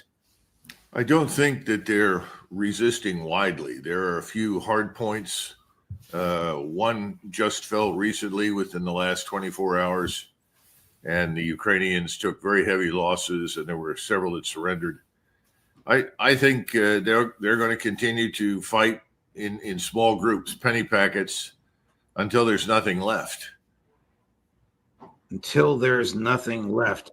Do you expect the Trump administration will continue the flow of ammunition and material and cash to the Ukraine government that has occurred under the Biden administration?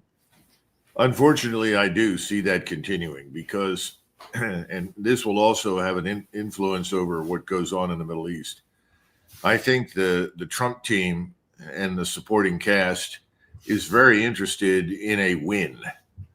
In other words, whatever they do, whatever the president does, it has to be portrayed as a quote unquote win for President Trump.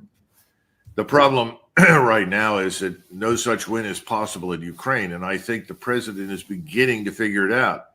The problem there is, of course, he's surrounded by people who are not telling him the truth, who are pretending that the Ukrainian army is a stalwart organization, that the Russians have taken heavy losses, that they're running out of people, and all this nonsense, none of which is true.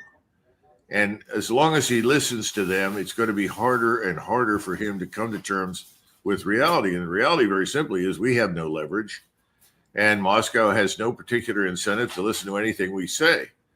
And the smart move for him is to suspend all further military aid and then withdraw all U.S. personnel in and out of uniform, intelligence, or otherwise, to simply say, as far as we're concerned, the war is over, and this is not something we ever wanted. We don't want it now. And of course, once you pull our aid, the war will, in fact, end, which is what he has said he wants to have happen. He's talked about the loss of human life and the destructive nature of this whole thing. That's how you end it. Then the best he could do is say, I'm willing to host a conference between Moscow, Kiev, and Moscow's European neighbors, and then let them try to sort out a solution. But that means that we're recognizing the limitations of our power and influence. Nobody wants to do that in Washington, so I suspect we'll just tread water for another 6, 7, or 8 weeks. You know, what you've said is in part is disturbing to me, not Trump's urge to peace. Obviously, I applaud and commend that.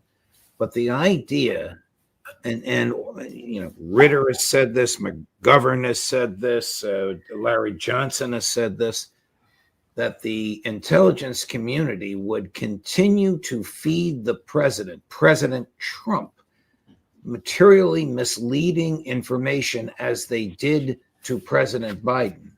And that as a result of these material misstatements, the president would make decisions that results in the deaths of human beings. This is repellent. Is Trump going to be the tool of the deep state the way Biden was? Well, certainly Mr. Radcliffe will do nothing to change this.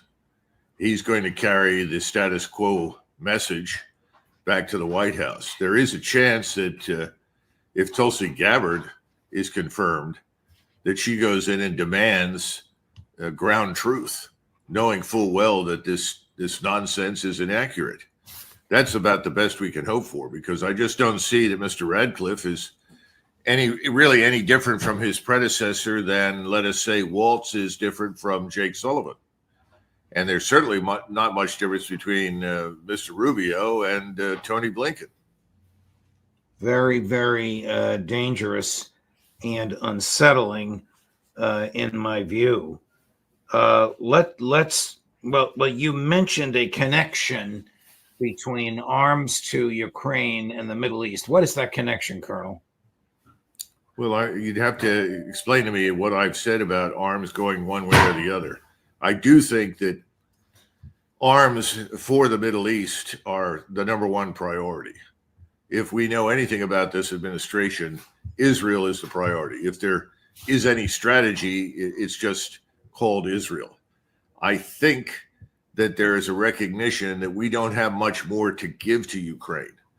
And I think that's also, sadly, why they're now going to start trying to conscript 18-year-olds, because the Ukrainian government has been told by us, you've got to demonstrate some robust capability or we have nothing to stand on at the negotiating table.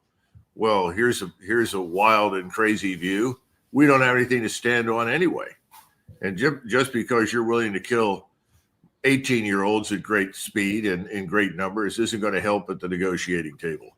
But this is the mentality right now. Right. I noticed that the bellicose statements of General Kellogg and Congressman Waltz, the general being the president's designated Ukraine envoy, and Mike Waltz being the incoming national security advisor, have been silenced or dialed back. Even Sebastian Gorka has stopped threatening President Putin. That can't be a coincidence. That must have come down from on high, don't you? We both know Donald Trump. Yeah. Do you agree? Yeah, I think it probably has. I also think Donald Trump has gotten some ground truth from the Department of Defense.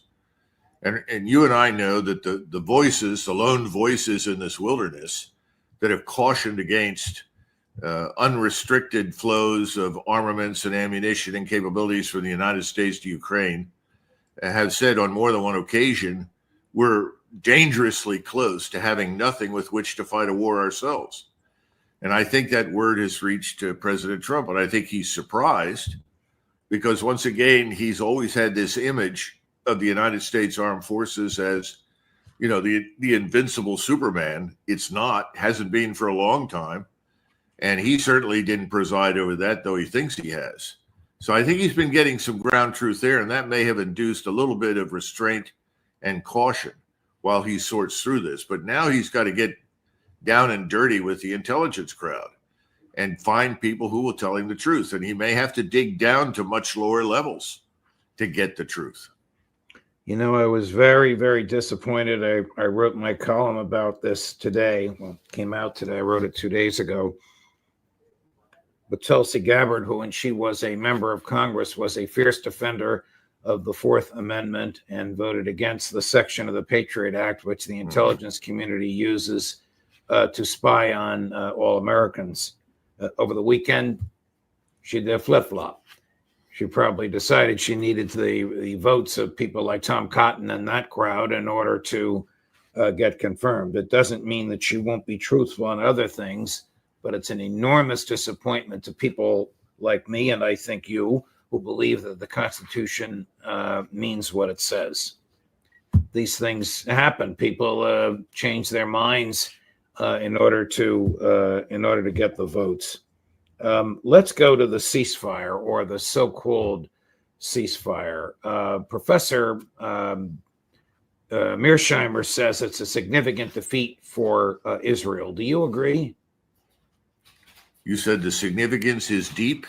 No, he said the so-called ceasefire is a significant defeat for Israel because none of its goals have been achieved, and that Netanyahu is only agreeing to it, kicking and screaming under pressure from Trump. Well, my inclination is to say not entirely, because I think there's more happening behind the scenes than any of us realize.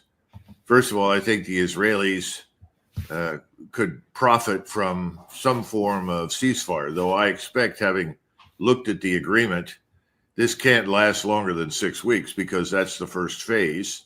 And that's the phase of greatest importance to Mr. Netanyahu, because that's when he's supposed to get back the hostages that are still alive. I think once that's done, the ceasefire will be completely meaningless, and they'll resume operations as they have in the past. I think what's more important too at the same time is I think behind the scenes, President Trump and his administration may well have agreed to a joint attack with Israel against Iran. And that's going to be an air and naval power attack, largely aircraft and missiles. But I'm fairly certain that that agreement was reached. And in return for that, I think Mr. Netanyahu was willing to go along with this short-term ceasefire because he would like to have some measure of quiet on his flanks while he goes after Iran with our substantial help. Are Israel and Iran preparing for war with each other as we speak? Oh, absolutely. No question about it. According to Israeli newspapers, not Haaretz, which you and I read, the president, Trump, entered into a side deal with Prime Minister Netanyahu, not published, but leaked to this reporter and not denied. The side deal consists of three known points. The first is allowing NSO, an Israeli software company, to sell its product called Pegasus, on which Joe Biden imposed an embargo. Pegasus is the zero click. Pegasus would allow the government to enter anybody's mobile or laptop or desktop device without tricking them into clicking onto a link. When Biden discovered, to his credit, that the FBI bought this in the Trump administration without telling President Trump, he ordered them to get rid of it. They store it in a garage in New Jersey. I know this sounds like The Sopranos, but they do store it in a garage in New Jersey. Sounds like the mafia, you know. Right. He then had his Secretary of Commerce impose an embargo on this. Part one of the side deal is that the embargo would be lifted. This would be terribly detrimental to the personal privacy of everybody, including Trump. Second part of the so-called side deal is that Trump will support the repopulation and resettlement by Israeli settlers of the West Bank. And the third part of the side deal is that if the IDF has to go back into Gaza for any reason, Trump will support it. What do you say about that? I mean, if there's such a side deal is known to the public and known to the Palestinians, everybody might look at this a little differently. Well, I don't see why anyone is surprised by it. I'm not even sure that it's the secret that everyone thinks. I think this is completely consistent with President Trump's approach to foreign and defense policy. You know, this is the Israel First administration. And I think probably the most interesting comment is the one that I think you broadcast earlier last week of Kash Patel talking about the FBI and then saying, but Israel is our first priority. I think you have to believe what these people say. And so I find nothing surprising in that, particularly given the enormous amounts of money that have been poured into the Trump campaign by the Zionist community. So you expect the same level of military support to the Israelis under Trump as was the case under Biden. It's hard to imagine more, but I could certainly imagine the same level, which is 100% of what they need. Well, I think this is more support. Remember, the President Trump and his appointees were all critical that the Biden administration had not done enough. I think they were telling you the truth. That's their view. And I think that Gaza is scheduled for extinction. So is the so-called West Bank. All you have to do is listen to these people. There's no news there. The Pegasus revelation is disturbing, but not surprising, given the people currently interested in going after anyone, anywhere in the world who is construed as an anti-Semite. And of course, that term is used effectively against anybody that doesn't want to unconditionally support Israel. So I'm not really surprised by any of it. I'm disappointed, but I think this is where we're headed. And it's just as I am convinced we're headed to war with Iran. Boy, if the government begins using zero click in order to evaluate the content of our speech, we will have reached a very, very dangerous point in this country, the likes of which we haven't seen since the Alien and Sedition Acts and the John Adams administration. where people literally, including famously a congressman, Matthew Lyons of Vermont, were punished for their speech, which was critical of the government's foreign policy initiatives. Well, we had something very similar under Woodrow Wilson, as you know. Yes, we did. And that's still the law, unfortunately, hasn't been used in a long time. That's the Espionage Act of 1917.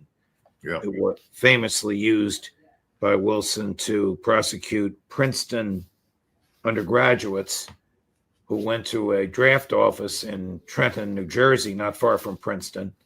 Remember, Wilson was the former president of the university, and who read aloud what he deemed subversive material in an effort to dissuade young men from going into the draft office. What did they read aloud?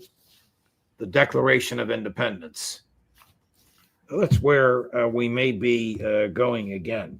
Where do you think we would be going with Donald Trump's expressed desires to have some sort of dominion over the Panama Canal, Greenland, and Canada? Well, remember, we've got to go back to this view of it's got to be a win. The president needs a win. We need a win. How do we get a win?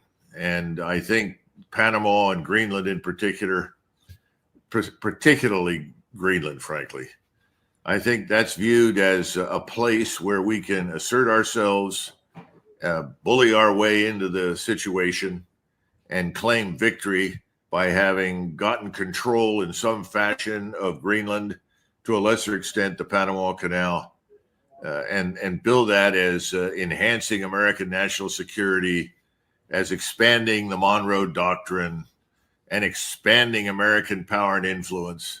The same thing is true about the comments on Canada, annexing central Western Canada that ostensibly is unhappy with their friends in the East. All of this has a lot to do with this notion of a win. George Kennan said an awful lot of what we do. In fact, he thought most of it in foreign policy was designed to create a pleasing picture of ourselves to the American public. I think there's a lot of truth in that. And I think that has a lot to do with it. It also distracts people from the obvious disaster in Ukraine, and I think what will eventually become an even greater disaster in the Middle East. I mean, do you think we're on the verge of another so-called era of manifest destiny? Because Donald Trump likes the look of Greenland as part of the United States rather than as part of Denmark? I think so. I don't know that I would call it manifest destiny. As I said, from his vantage point, it's one of these things. This is a win for America. Remember, Donald Trump is about winning. If you can't say it's a win, he's not terribly interested in the subject. So it's easier for him over 6-7 weeks from now to sort of dismiss what's happening in Eastern Europe, the failure of the, Ukraine folly, and say, we've had it with that. We're moving on to other things. And he thinks he's going to reshape the Middle East to Israel's satisfaction.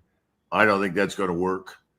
And I think there's a tendency to dismiss out of hand the very high probability that if we attack Iran with the Israelis, that the Russians will actually intervene to support the Iranians. And then again, there's also the failure to recognize that not only the Chinese, but the Indian government is horrified by that kind of action. And while they may not intervene militarily, they're certainly not going to support us in any way. In other words, the damage we're doing to ourselves in the Middle East is not widely appreciated inside the United States. So then he turns attention to these other matters, which can be construed as a win. I mean, what's Panama going to do if we decide to re-annex the zone? What can they do? Nothing. Colonel, this is very distressing and depressing. What I'm hearing you say is more of the same and maybe worse in foreign policy from Biden to Trump. More of the same and maybe worse. If I'm misreading you, please correct me. At this point, it's hard to see another course being charted, isn't it, Judge? I mean, I'd like to say that President Trump, who I know wants nothing to do with a real war against anybody, is not stepping forward and saying something along the lines that I did earlier. We didn't want the war in Ukraine. We're not going to support it. And we're pulling out. And this is the quickest way to end the killing. And once we've pulled out, there should be a conference, and we're happy to support it so that Moscow and its neighbors can sort things out with Kiev. I would really celebrate that, but I'm not hearing that. That may happen in the future. Who knows? It's not impossible. But right now, we're still stuck with it has to be a win.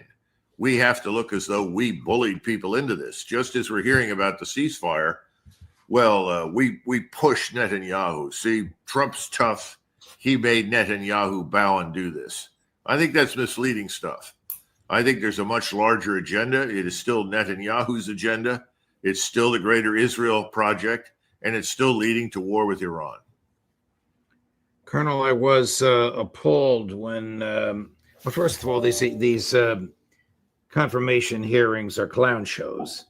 The Democrats are just making points, scoring points with their base at home, or the Republicans are lionizing the nominees. However, I was appalled when a senator asked Pete Hegseth, my former Fox colleague, if as Secretary of Defense he received an order to shoot unarmed American civilians, would he decline the order? And he declined to answer that.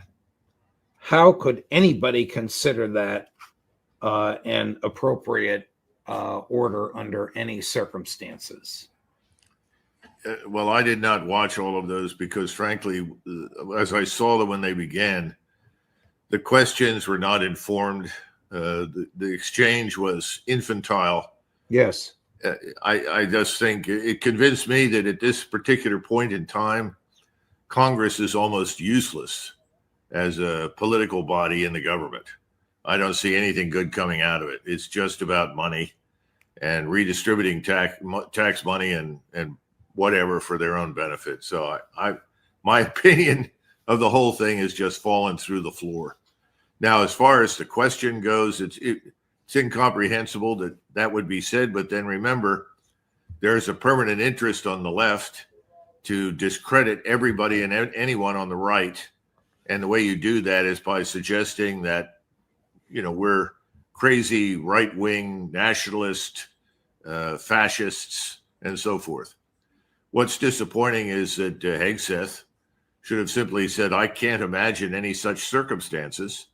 If they were to arise, I would have to see them and understand them before I would authorize, under any circumstances, the use of violence against any American citizen here or abroad. It's not the answer we got when Pam Bondi, I don't want to get too deep into the weeds, was asked if there's an enemy. She has an enemies list in the DOJ to prosecute perceived or real enemies of Donald Trump. She basically said, not on my watch. A good answer. Yes. A good answer rather than evading. Colonel, thank you very much. I'm sorry it's a little gloomy, but I do appreciate deeply the analysis that you've given us, and I thank you very much for your time, Colonel. I hope you can join us again next week. Sure, absolutely. Happy New Year and all that stuff. Oh, all the best to you, my dear friend. Thanks. Bye-bye.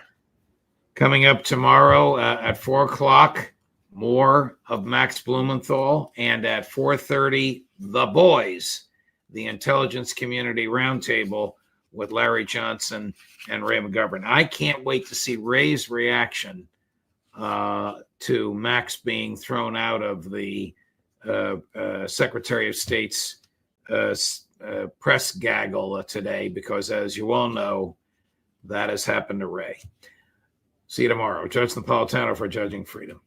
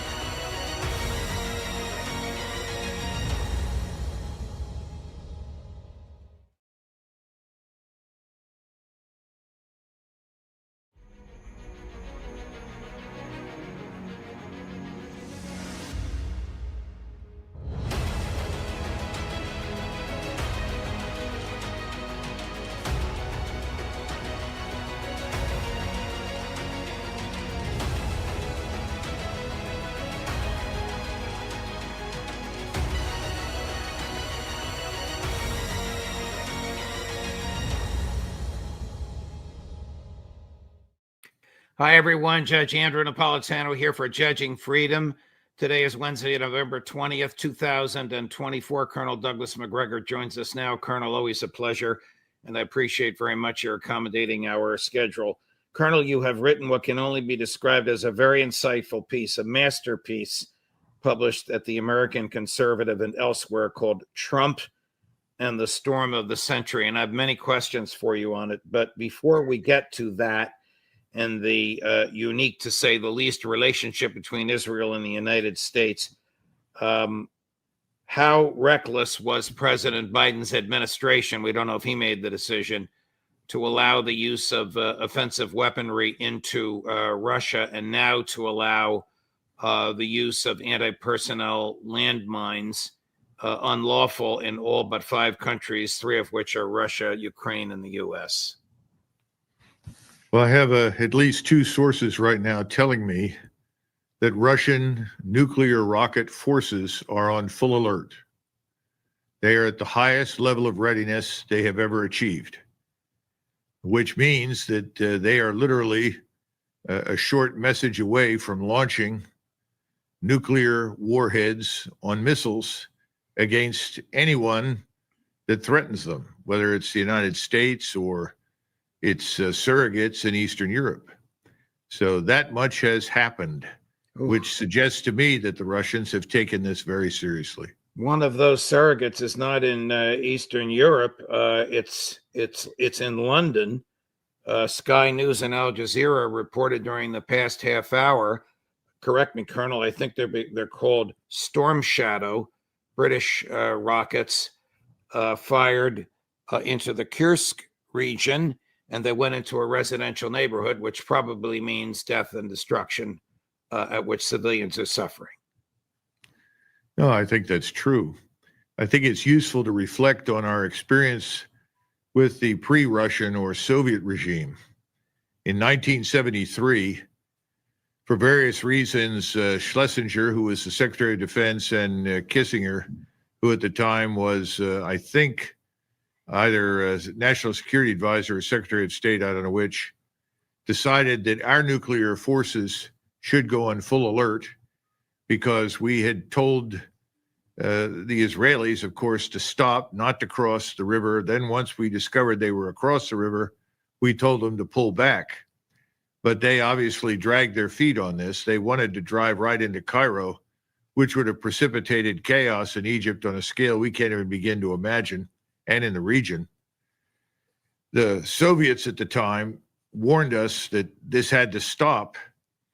And when they saw that we had gone to a full nuclear alert, Brezhnev was informed. He was sitting at a meeting.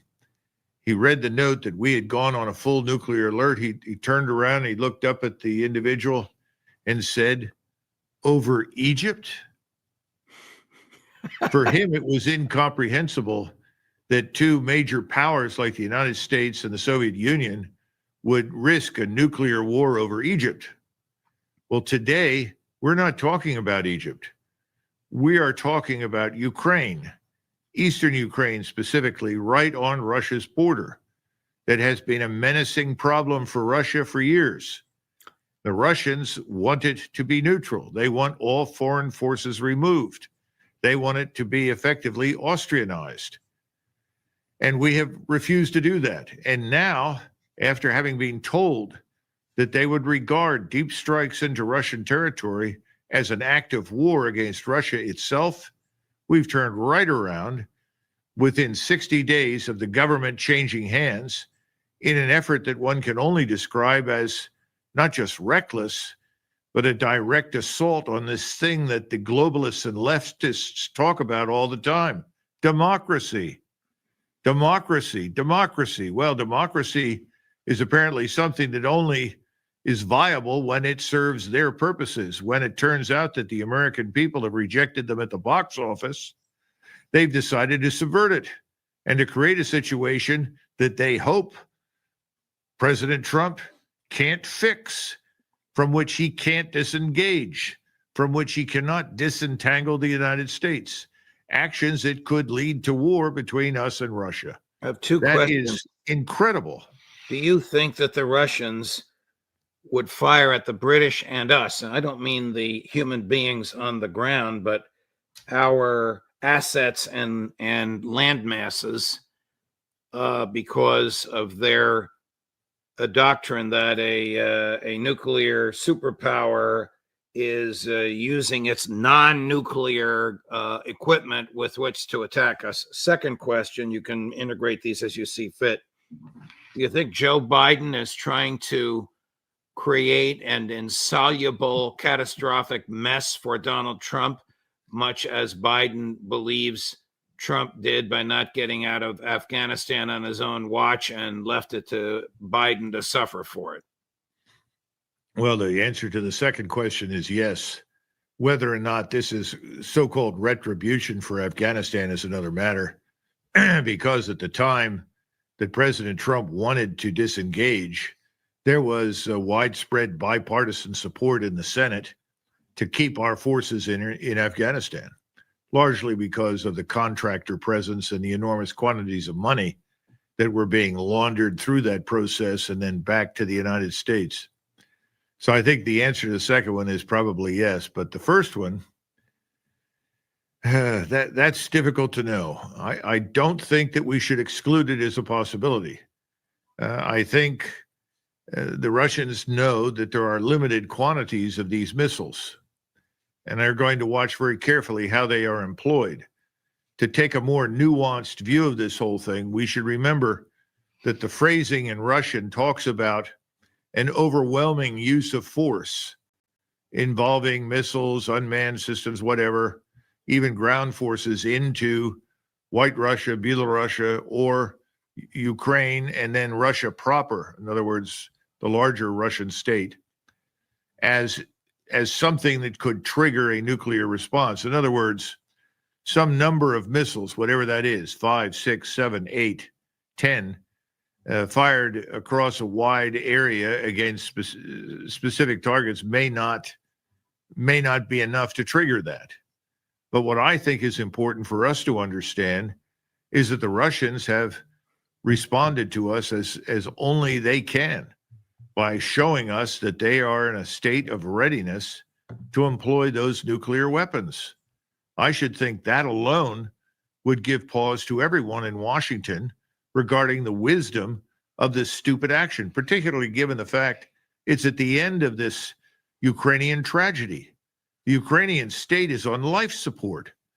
Giving them these missiles is analogous to giving a heart patient who is clinically dead lying on a slab a haircut and a shave. It's not going to change anything. But I think the Russians, and I don't think they're alone, have said they've had enough of us. Do you think that the Biden administration recognizes what you just analogized, that Ukraine is on a morgue slab? Yes, I do. And I think this goes to the heart of the problem. This has never been about Ukraine. Right. I don't see any evidence that anybody inside the Beltway gives a damn about Ukraine or the people that live there. You know, I've wrestled with this from the very beginning because I grew up with large numbers of Ukrainians for whom I felt at the time in the 50s and 60s great affection. I don't hate Russians. I don't hate Ukrainians. I think this whole thing from the very beginning, as Donald Trump said, should stop. He said we have to stop the killing. He's absolutely right. These people, though, have always been interested in one thing, and that's been to harm Russia. Right. That's the goal. That's all there is. That's right. Right. Switching gears, Colonel, in order to explore your piece, how dangerous for the U.S. is its current relationship with Israel? I think it's extremely dangerous. It harkens back to Serbia's relationship with Russia in 1914. Russia was not allied with Serbia. We are not allied with Israel. Everybody keeps saying, oh, it's our best ally. That's nonsense. We have a relationship with Israel for reasons of history and, frankly, AIPAC. That's why we have a relationship with Israel. Israel is in charge of that relationship. Serbia in 1914 was effectively in charge of its relationship with Russia. I mean, why would the Tsar of Russia send millions of Russian troops into action against Germany and Austria-Hungary over little Serbia? Why wouldn't he have intervened and said, let's sit down in a neutral state and talk this over and find a way through it? He made no such effort. We haven't made any such effort. And it's very dangerous because they're calling the shots, not us. As recently as this morning, Amos Hochstein, who is the Israeli-born IDF veteran, joint citizen, State Department official representing the United States in the Hezbollah Lebanon-Israeli ceasefire talks, was led to believe by the Israeli negotiators and the Hezbollah negotiators that they had an agreement, whereupon Prime Minister Netanyahu publicly announced, I don't know if he called Mr. Hochstein ahead of time, that the Israelis would not agree. According to some of our other colleagues on this show, Aaron Mate among them, Netanyahu is going to play the same game in negotiating with Hezbollah as he played with Hamas. He wants war, war, and more war, and he will never agree to a ceasefire because he can't survive politically once the war is over. We've been saying that till we're blue in the face, but it is apparently true. First question is, how real was all of this? I'm beginning to wonder how much is real and how much is theater. Sometimes I think these discussions about negotiating a peace agreement or a ceasefire or something else really from the very beginning have been nothing but theater. Remember, I very early on, because I've seen the Israelis in action, I know them to be very intelligent people, particularly the IDF officers. From the very beginning, I've been skeptical of this 7 October event. I mean, where were all the reaction forces that could have been on standby that could have responded to this incursion? How could such a large incursion go unnoticed? Well, we know it didn't. We now know from people inside the Israeli intelligence community that a group of women whose whole mission was to focus on Gaza had found evidence for this attack and had warned the National Command Authorities. We know that the Deputy Chief of Staff for Intelligence in Egypt personally called and warned the Israelis that there would be attack on 7 October. So I have a great deal of difficulty with this whole thing from the very beginning. And now we've seen, thanks to Max Blumenthal, Aaron Mate, and a number of people, that while this attack was horrendous and disgusting, it was not exactly what was described. In other words, that many of the crimes attributed to these Hamas fighters were not committed.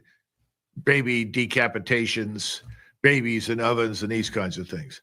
I'm not saying that doesn't mean anything when you're being killed or murdered or brutalized or raped. I'm simply pointing out that all of this looked, to me, after I began considering it carefully, more and more theatrical. Well, here we are, what is it, 14 months later, and we're now mired in this miserable war that I think originally Netanyahu and his cabinet thought would last 30 days. I think they thought that they could drive 2 million people out of their homes or kill as many as necessary to get them to leave. It hasn't worked. They're prepared to do the same thing on the West Bank against the Palestinians that live there. There are over 1 million Palestinian Arabs there. There are almost 2.1 million Palestinian Arabs in Gaza. And now they're doing the same thing to southern Lebanon. And in the midst of all of this, they have now returned, almost like a compass returns to true north, to Iran. That the real solution to Gaza, to the West Bank, to southern Lebanon is to destroy Iran. And what's the goal? Destroy Iran, a nation of 100 million, which has enormous resources, enormous capabilities that the world needs and wants, that has powerful allies, even among those who were previously opposed to it, and now are willing to support it and protect its sovereignty. This is not Iraq. This is not a relatively small nation with a dysfunctional army in 2003 that can be overwhelmed in short order. This is a major power in the region, and the region needs it. Even the people in the region that may not like it have concluded we need Iran. And we are now tasked as Americans in the United States Armed Forces with the mission of destroying it for Israel. Does that make sense? No, it doesn't, Colonel. Will Israel attack Iran without the active assistance of the United States? Well, I don't know the answer to that, but thus far we've seen evidence that they won't, because they were reliant on refueling assets from the Royal Air Force that we may also be involved, but I'm not aware of it. They can't do the things they want to do without our space-based reconnaissance, intelligence, surveillance assets. So I don't think they will, unless they're fairly certain that we'll come to their aid. And I think the whole thing from the beginning has been designed to provoke Iran into launching a really destructive attack, which Iran can do. Iran can do enormous damage to Israel, and it has been reluctant to do that. And I think the reason is they know that will then be used as the excuse to bring in the United States Armed Forces. See what these Iranians did? And nobody pays attention to the fact that they'd been attacked by Israel first. What would be the purpose of the United States supporting Israel and Israeli attack on Iran militarily? What would President Trump say to the American people is the reason he's going to put American boys into harm's way and expose American treasure to destruction because Netanyahu wants to attack Iran? My suspicion is that he will say exactly what President Biden has said. And you can go read these words. They come straight from AIPAC. And this is essentially what the former Prime Minister of Israel, Naftali, said. Iran is the seed of all evil. Iran is the head of the alleged octopus. That once Iran is destroyed, this government is decapitated or destroyed, that their problems will vanish, that everyone in the region will then suddenly subordinate themselves to Israeli will, that the various millions of Arabs in Palestine and in other surrounding countries will do what they're told. I don't see any evidence for that. I think it's the opposite, to be frank. But I think that's the feeling. And I think President Trump would probably say, this is the long-term terrorist state that has terrorized us and the world. I don't sign on for that description. But that has been played up in the American mainstream media, as you know, Judge, right? Certainly for at least 20, probably 30 years. So what would be the purpose of an American attack on Iran? To reduce its nuclear capabilities, which are a mile below ground, to destroy its oil refineries, which China's not going to like very much at all? What would be the purpose of this besides satisfying AIPAC and the sort of prejudicial, maniacal rantings about Iran as the great Satan? I think certainly the nuclear facilities are at the top of the Israeli target list. And they're determined that we use the best weaponry at our disposal, certainly from the United States Air Force, to deliver the bunker-busting, ground-penetrating capabilities that will destroy the facility. The possibility that this would only represent a setback, that there would be a build-back, a reconstruction at some point, perhaps at a different location, or that their capabilities are frankly distributed over a wider area, those are other issues that I can't address. I don't know what they've thought about. Now, as far as the oil production refining thing is concerned, I think there's a lot of tension between Washington and the Israelis over this, because the Israelis would just as soon destroy it. They would like to reduce Iran to a state of total poverty and incapability, incompetence, and to turn them into a, as we used to say many years ago, bomb them into the Stone Age. I think that would be the preference. That's not necessarily ours. In fact, I don't think it is, because we understand the larger implications. But can we control the Israelis? I think there's some evidence that we could. I don't see much evidence that we have. Is there a strategic cost to the United States of not participating in an attack on Iran with the Israelis?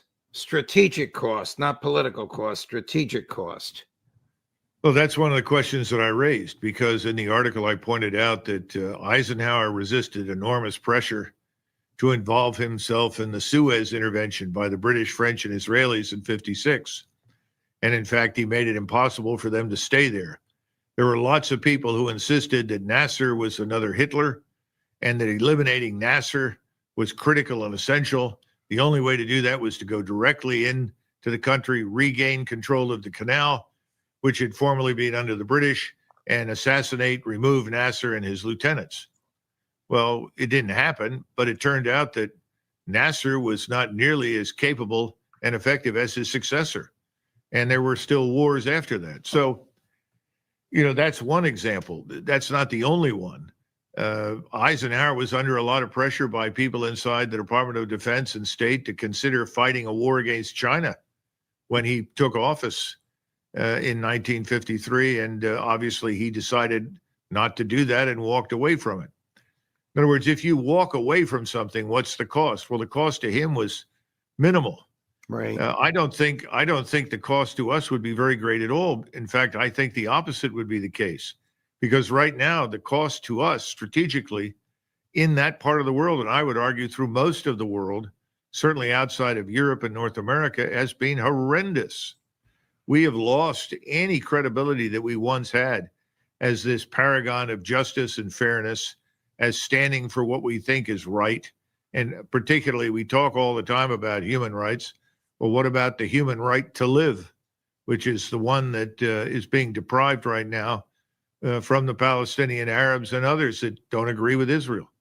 I know from being a journalist myself that you don't always get to control the title of your article, but if you chose this title, Trump and the Storm of the Century, why did you do so?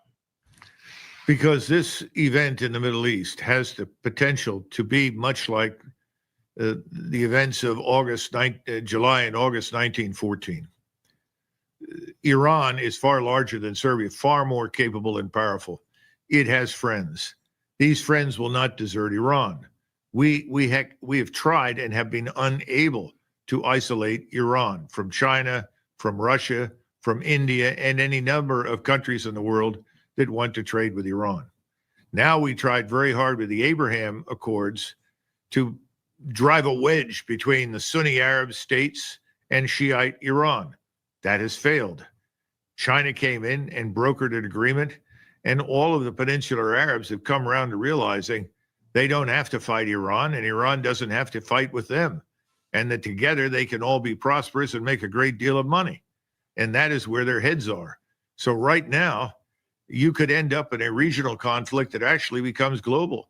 Because if you're sitting in Russia dealing with this man Biden and his deep strikes, where's the incentive for the Russians to help us in the Middle East? If you're Chinese and watching all of this and listening to the utter nonsense about Taiwan and why we should put our entire nation at risk for the defense of Taiwan when there's no evidence the Chinese want to attack it anyway. But the bottom line is they're not going to take us seriously either. So why not line up and align yourself with Russia? And there, of course, is India. You start adding up the numbers, you have the largest body of the human population on the planet arrayed against you. Why do we want to do this? Thank you, Colonel. Thank you very much for your analysis. I don't know where the last 30 minutes went, but thank you very much for your for your time. We ran the gamut. Deeply, deeply appreciated. All my best to you. I know next week's a short week. It's a happy holiday in the U.S., but I hope we can squeeze in some time together. Well, we'll see. Thanks, Judge. I appreciate it. Thank you, Colonel. Coming up at 3 o'clock Eastern, Phil Giraldi. At 4 o'clock Eastern, Professor John Mearsheimer. At 4:30 Eastern, Max Blumenthal. At 5 o'clock Eastern, Colonel Lawrence Wilkerson. Judge Napolitano for Judging Freedom.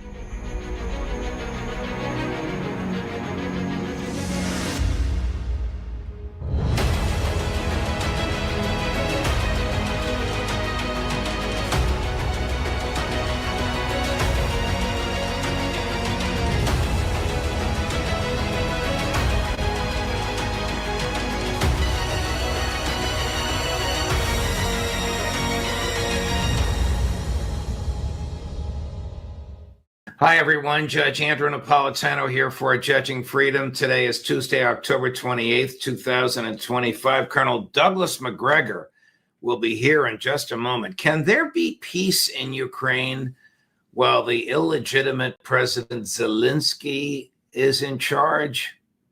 But first, this. History tells us every market eventually falls. Currencies collapse. And look at where we are now.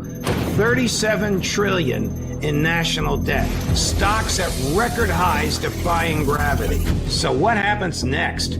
Groceries, gas, housing, everything's going up. And this dollar, it buys less every day. When the system breaks, your stocks won't save you and your dollars won't either. But one thing will: gold. I've said it on my show for years. Gold survives collapse. Central bankers know this and billionaires know it. That's why they're buying more. Is it too late to buy or is it just the right time? Call my friends at Lear Capital to find out. Ask questions. Get the free information. There's no pressure. And that's why I buy my gold and silver from Lear. And right now, you can get up to $20,000 in bonus metals with a qualified purchase. Call 800-511-4620 or go to LearJudgeNap.com today. Colonel MACGREGOR, welcome here, my dear friend. Thank you for accommodating my schedule. Before we get to Ukraine and Zelensky and some of the crazy stuff he's been saying, what is your understanding of the state of preparedness of the United States military today?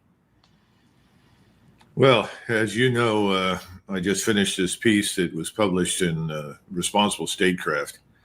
And I simply was pointing to things that you can find in the congressional record, the congressional research offices about the state of our equipment, much of which is quite old and in need, frankly, in large measure of replacement by new equipment.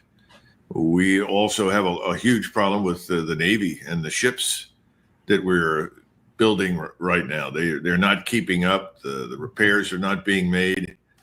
I think there's a combination of things. First of all, on the one hand, it's the age of the equipment. We're still utilizing things that we've been utilizing over the last 30, 35 years. At the same time, the op tempo, that is the operational tempo, how much we're asking of the force, has never, ever, ever decreased. This is one of the reasons why one of the former Army chiefs of staff, Ray Odierno, he was actually a classmate of mine at West Point, and he made the point, you keep telling us to do more with less. He said, how about doing less with less? I think that's a problem across the boards in the armed forces. They're overstretched and they're worn out. And I think the personnel problem is quite serious too. How long will it take the United States military to be up to par, say, with the Russians or the Chinese? Well, remember that neither Russia nor China are necessarily maritime powers. We are, of necessity, a maritime power. We live on a giant island called North America. Now, the Chinese have invested very heavily in shipbuilding and built lots of ships. They're running into different kinds of problems. The Chinese are not a seafaring nation. People in the Chinese Navy are not very happy in most cases to be there. They don't want to be far from home. They don't want to leave China. They have a desertion problem. There's also a lot of corruption. A lot of the ships they build leave much to be desired. You find cracks in the hulls, and they continually arrest people and charge them with corruption and jail them. I'm talking about people in and out of uniform in the military industry. Russia doesn't need a large navy. It's got a very, very capable submarine fleet. They're basically in the business of denying access to Russia if we try to attack them, and essentially isolating us as much as possible from any troops we may have on the Eastern Hemisphere. Again, they have a different set of priorities. So when you say, what do we have to do to catch up? When you talk about the Russians, their great powerhouse is in land power, the army. And we are decades behind the Russians in that area, and we're not likely to catch up anytime soon. But here's the good news, Judge. Unless we want to keep invading people all over the world, we don't need a very large army. What we need is a very good army. Right. doesn't need to be that large, but you need a much better force than the one we currently have. Just briefly back to the Navy. Why are our ships off the coast of Taiwan? As far as I know, the Chinese ships are not off the coast of Los Angeles or even Honolulu. Judge, this is a huge problem. We do not have a new national security policy. We don't have a new national military strategy. I don't think we've had a viable national military strategy for decades. What we do is almost entirely on impulse. Nobody sits down and asks the fundamental questions. What are our vital strategic interests? If you ask that question, everyone would lose interest immediately in doing anything about Taiwan. The same thing is true about our presence in Ukraine. And again, I think this would be true for most of what goes on in the Middle East and Africa. Our interests are actually very limited, but we have a community in Washington of which the president is now a card-carrying member that sees the world as their enchilada. In other words, go everywhere, do everything, and it's all done on impulse. It's not we're going there because we're looking at some long-term strategic outcome. Nobody's asking the critical questions. What's the purpose to begin with? And how do we do it? And ultimately, what do we want it all to look like down the line? I mean, we have nobody sitting in our Department of Defense, I guess I have to say War Department now, who is like the people that sit in the Japanese Defense Ministry who say, where do we want to be in 5 years, 10 years, 15? Right. There's no thing like that. And that doesn't mean that people would not do that if we allowed them to do it. But they're too busy chasing, go here, do this, assemble a task force in the Caribbean. We're going to invade Venezuela. Oh, send it all instantly to the Eastern Mediterranean. We're going to attack Iran. I mean, where does this all fit in? How does this help us? It almost seems like much of it is on the whim of the president and a Secretary of Defense /War who doesn't say no or why or think about the consequences, just says yes, sir. But let's move on, segueing eventually over to Ukraine, where I want to spend some time with you. How can Washington? Just real quick before you leave, you just said something that's very important. Everybody is saying yes. Well, that's what everybody was hired to do. Right. They're sycophants, as you called them in your piece. And over the last 30 years, everybody's learned that if you stand up and say, it's probably a bad idea to dismantle the Iraqi state, its administration, and to put all of its soldiers out of work. Anybody who said that, and it was only one person who publicly, stood up and said to Paul Bremer, this is a bad idea, we'll have an insurgency on our hands. And that was a colonel, an Army colonel in the Chemical Corps. All the generals, Army and Marine, who sat in the office and listened to Bremer, and when he told them this is what we're going to do, I think it was Petraeus who was famous for saying, well, I guess downsizing is hard to do. And everybody chuckled and walked out. It was a catastrophe. It should never have happened. So what's the lesson? If you want 4 stars, if you want to advance, if you want to be a hero, you want to be rewarded in retirement, well, then the answer is always yes, sir.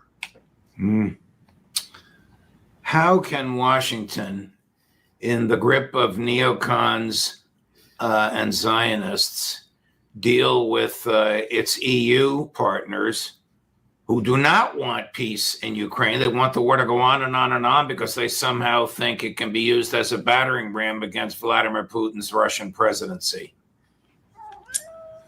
I'm not sure that I have a good answer to that one, but I think we have to also keep in mind that there's a willingness to let the so-called pot boil.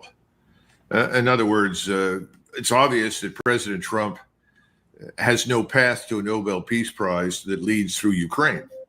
So I don't think he's terribly interested anymore.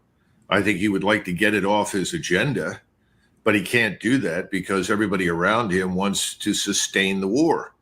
I mean, I'm not sure that's going to last too much longer. In other words, our ability to sustain it. But nevertheless, I think that's where we are. Okay, we'll let them go, do whatever they want. It doesn't matter. And the danger of this, of course, as you know, is that he's abdicating his responsibility as the leader of NATO. And even though the British and the French and the Germans are in terrible economic shape and have very, very limited military capability, there's always the outside possibility they do something stupid and provoke a war with Russia. I would hope that he intervenes and stops that. But right now, I think he's just decided to focus elsewhere and let Europe be the pot on the stove that just continues to gurgle away, but the water never completely boils off.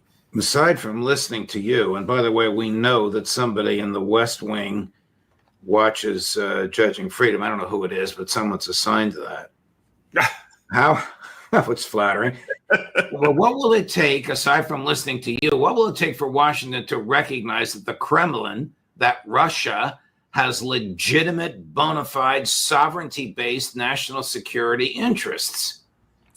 I think the answer, and I sat this morning with some people who are very familiar with the trip to Japan that President Trump just made.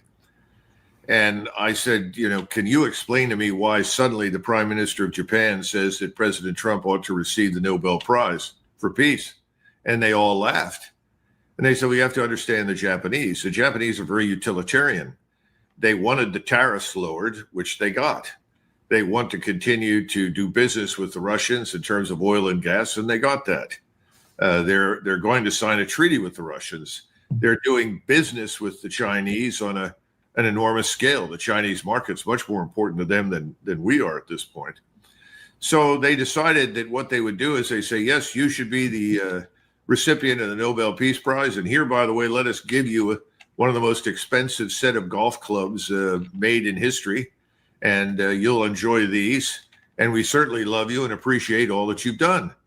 And they got everything they wanted from Donald Trump. In other words, I think they figured out you got to flatter the man, tell him how wonderful he is, give him nice gifts, and you'll get pretty much whatever you want. Well, that's not an answer for, unfortunately, Ukraine.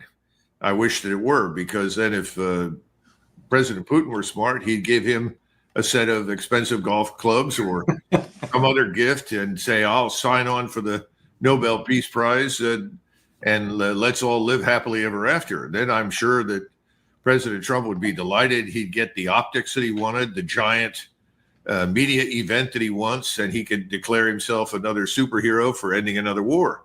Whether or not anything really ends is not terribly important. All you have to do is look at the Middle East.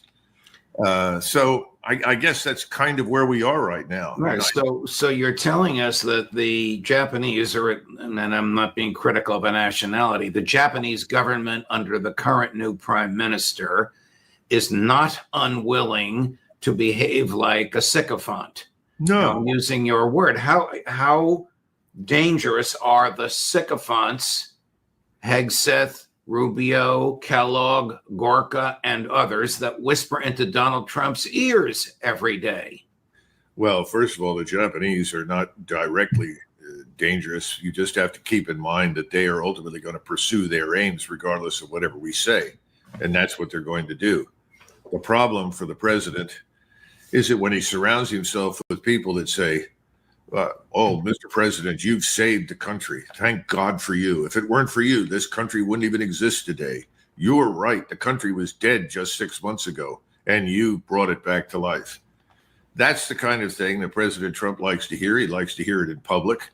And if you watch some of these cabinet meetings, they're pretty sickening because this kind of nonsense goes on. It's all theater for the American public.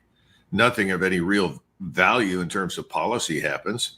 And he makes more announcements. There's no real strategy guiding anything. It's what he decides to do at any given point in time. Now, why does this happen? Because certainly for the last 50 to 80 years, whatever we did really didn't matter very much. In other words, presidents, with the exception of LBJ, could get away with almost anything in terms of foreign and defense policy as long as it looked good. LBJ failed because of the Vietnam War. That was a catastrophe. It's not impossible that we couldn't see something like that again in the future, but at least for the moment, people say, well, what difference does it make? I don't know how many times I've heard that from people. We're going into country X, and I would say, what? Why? Well, what difference does it make, Doug? Let's just go and get this over with. It doesn't matter. And I think that's where we are with most of the people that surround him that advise him. Their chief items on their agenda, for instance, Israel, as long as that's taken care of and Israel comes first, I don't think a lot of them care what else happens. Is the war in Ukraine now Donald Trump's war? Well, of course it is. And the interesting part is that it's falling apart very, very rapidly right now. The Russians are closing in on Dnipro. They're running up to the river. They're getting out of the tough terrain where they've been operating for a long time. The terrain is open. It's ideal for rapid advances. The whole line is collapsing. I read a report this morning that came from Ukrainian sources that simply said, we've got maybe 3 or 4 people per kilometer along this extensive front. This is impossible. We can't maintain it. Everything's crumbling. The losses have reached the point where you can't replace anybody that you lose. So the Russians are winning. What I think we're seeing now is a more rapid advance than we've seen in the past, because I think President Putin has discovered he's not going to get any assistance or any help under any circumstances from anyone in the United States or Europe to end this conflict, which means he's got to advance, and that's what he's doing. What kind of an impediment to the realistic recognition of the inevitable Russian triumph is Vladimir Zelensky himself? Vladimir, let's put this, Volodya is what is the name that Volodymyr in Ukraine. Okay, sorry. I didn't mean to throw you off by using Putin's first name. He uses the Ukrainian, even though he was born as a Russian speaker and so forth. I think the issue is very simply this: as long as he can speak publicly and maintain the fiction that he has a government that works and armed forces that are responsible to him, this is going to continue. And I think the Russians have figured that out. And so I suspect that he should be very careful, because I'm not sure he's going to last much longer, because I think they see him as a permanent impediment. Now, what they don't want and haven't wanted in Western Ukraine, in other words, beyond the river, is chaos. They're not interested in controlling it. This is back, as I think you've heard from Jeffrey Sachs and John Mearsheimer and others. They have no interest in governing Western Ukraine. Now, they do have an interest in Odessa, and I still expect the Russians to seize it. They're already on the other side of the river in Kherson. They have a beachhead, and I'm sure they'll bring over more forces. I'd be very surprised if they didn't take Odessa. It's historically Russian, a Russian-speaking city. It was never part of Ukraine historically. But other than that, I don't think they really want to cross into Western Ukraine. So the question is, how much longer do they tolerate the existence of this man? Because they know where he is. Killing him is not that big a deal from the standpoint of can we do it or not. But I'm afraid that as long as he's there, he will continue to say what his sponsors who put him there, who paid for everything, have told him to say. Does the Kremlin take seriously his threats on President Putin? Oh, absolutely. They have a huge problem with Ukrainian infiltration into Russia. That's an enormous border, and all sorts of people can infiltrate. And you've got plenty of Ukrainians who can speak Russian as well as any Russian. And there's usually no real ethnic way to distinguish a Ukrainian from a Russian. In other words, they're very close to each other genetically. The ability to speak the language is there. So they've got lots of agents on the ground in Moscow, St. Petersburg, other major cities. And so, yes, they could very definitely make a good go at President Putin. And I'm sure the FSB knows that and is doing everything in their power to protect him. Switching gears, what national security threat does Venezuela pose to the United States, Colonel MacGregor? Well, we know that the whole drug business is overblown in terms of Venezuela's role in the drug trade. They keep saying this because they know that anything they do that is aimed at the drug business or infiltration into the United States is going to be cheered by most Americans. I mean, I certainly support it. I would like to stop it as well. My way of stopping it, though, is not to invade somebody else's country, but to deal with it inside our own borders and to defend our borders and coastal waters, airports, harbors, and so forth.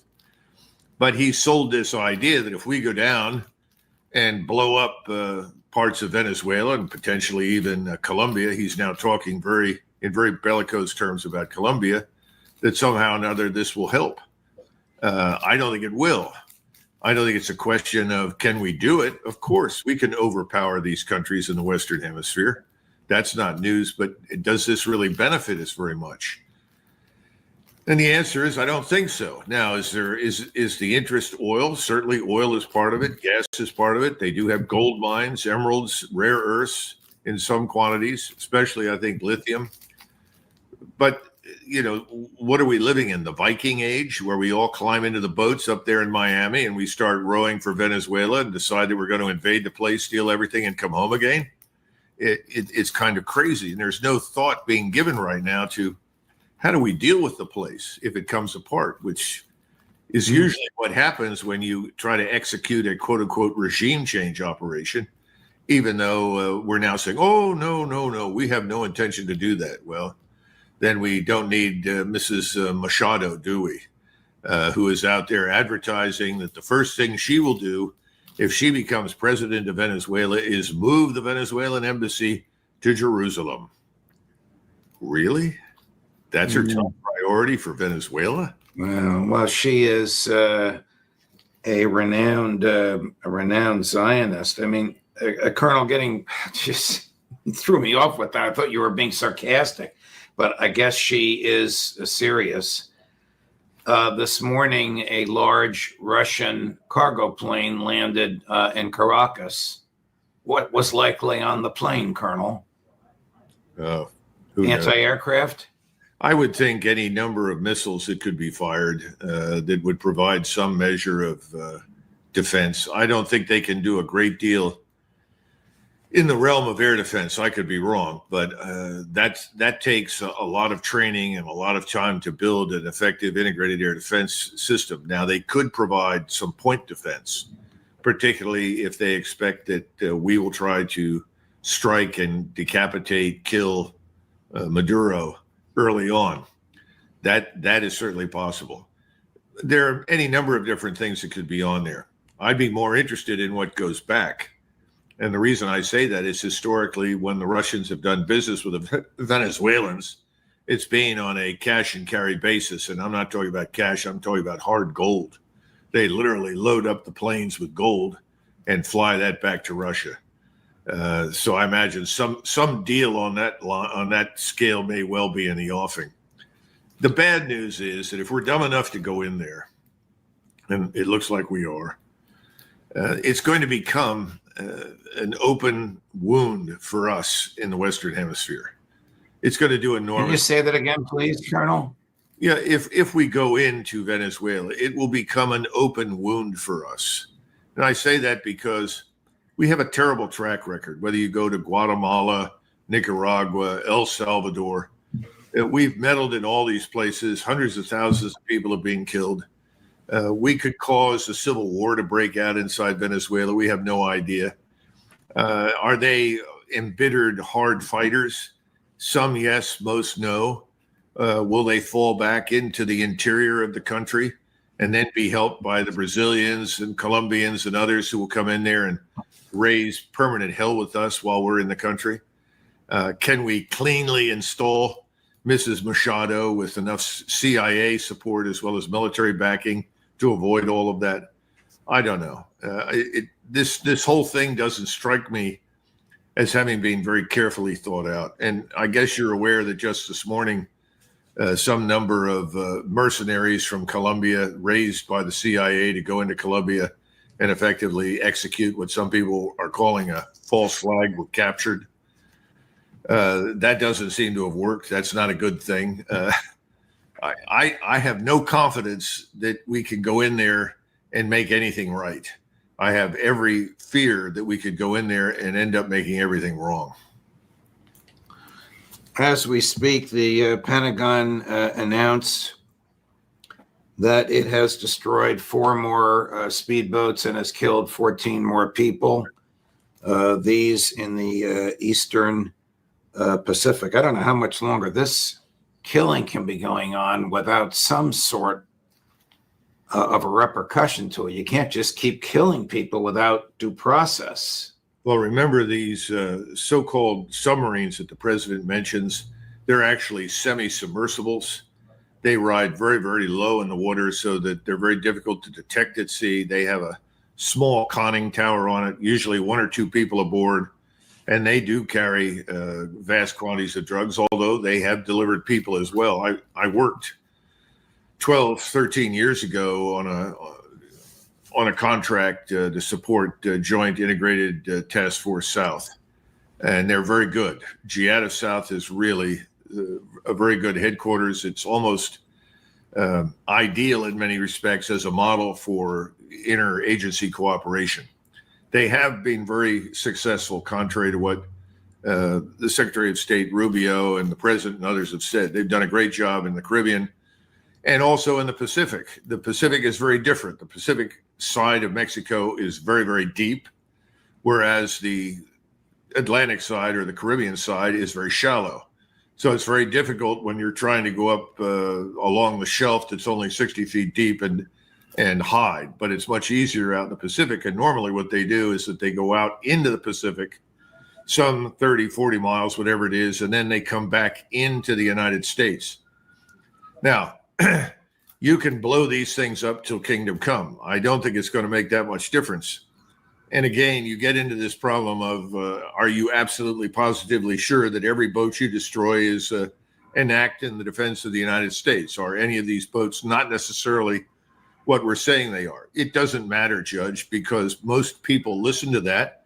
You say, well, we blew up another drug boat. Hey! You're exactly right. Tell me about it. I hear that all the time when I preach the necessity of due process. But I'm sorry I interrupted you. Go ahead. No, listen, yeah, that's exactly right. And the worst part is that the drug problem that we confront is here at home.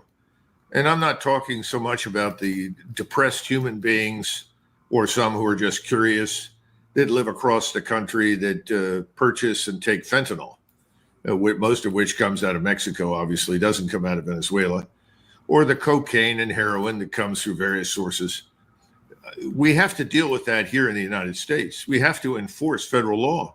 If we can't enforce federal law inside the country, what makes us think that we're going to solve anything by invading somebody else's territory? Right. It just doesn't pass the smell test. Now, let's pause for a minute and consider what we can get out of Venezuela. Everybody points to oil and gas. Well, looking at the costs of extracting the heavy oil, which is a high sulfur content in the Orinoco Basin, which is where most of it is, not exclusively, but most of it, you could probably, for the price of getting 1 barrel of oil in the United States out of West Texas, you can probably get 2 barrels out of Venezuela. Now, what you'll do if you do that, you still have to refine it. And that's another cost that's added onto it. But you're still going to be less than what it costs us to do it here at home. Well, if your goal is to destroy the oil industry here in the United States, I guess that's a good way to do it. Go down, seize the oil fields, pump the oil there. It's cheaper, faster, better. Incidentally, it's cheaper, faster, better in Iran than it is almost anywhere else. Libya is another place because they have very fine crude that is light and easy to refine. So the stuff in Venezuela is plentiful. There's no question about it. It's going to take time to extract it, but it will ultimately be cheaper than what we extract, but it's going to take a lot of refining. What's the point of the whole thing? My point is that, yes, oil and gas plays a role in this. There's no doubt about it. But could we not have done that through negotiation with Mr. Maduro? Why are we obsessing over Maduro? And I think that's the other piece we have to answer. Well, and that piece is spelled Rubio because this has been his baby since he was a member of the House of Representatives before he was a senator. Well, listen, I don't doubt that at all. And I'm surprised that the next step is not invade Cuba or something. But having said that, there are people in Washington that think this is some sort of strategic coup against China and Russia. People are saying to me, oh, we flipped the board. We'll flip the board if we go into Venezuela. Russia and China won't get at any of those things. We'll have total control. We'll flip the strategic chessboard. okay, I don't think it's going to make that much difference to the Chinese and the Russians. The Russians have already said, look, we'll give you whatever you can use, but we're not going to fight for you. It's too far from the Eastern Hemisphere, and we don't have a stake in that. The Chinese, very similar. They'll go in someplace, they'll strike a deal for infrastructure construction in return for access to minerals and so forth, but they'll still want to be paid. Neither the Chinese nor the Russians are going to lose a lot of sleep over whether or not we're in Venezuela. I have to play for you a clip on all of this from your favorite senator from South Carolina. We have to do this. Chris? We looked at the JAG manual. Preventative self-defense employed to counter non-imminent threats is illegal under international law. So if we are not at war and these suspected criminals pose no threat of imminent violence, isn't this potentially a war crime to be killing the people on these boats and then to be taking out a leader? No, not at all. I don't know what manual you're referring to, but I know what President Bush 41 did. He took down Ortega, the leader of Panama, because he was involved in drug trafficking, threatening our country. Venezuela is now partnering with Hezbollah. Hezbollah is running out of money because Iran is weak. That's not new. Partnering with drug cartels in Venezuela. No, it should have stopped. Here's what's new. You got a commander-in-chief that's not going to put up with this crap. We're not going to sit on the sidelines and watch boats full of drugs come to our country. We're going to blow them up and kill the people that want to poison America. And we're now going to expand operations, I think, to the land. So please be clear about what I'm saying today. President Donald Trump sees Venezuela and Colombia as direct threats to our country because they house narco-terrorist organizations. The leader of Venezuela is an indicted drug dealer in American courts. So, yeah, the game is changing when it comes to drug traffickers and drug cartels. We're going to use military force like we have in the past to protect our country. That's the new game we're playing, and I'm glad we're playing that game. And if I were Maduro, I'd find a way to leave before he goes down.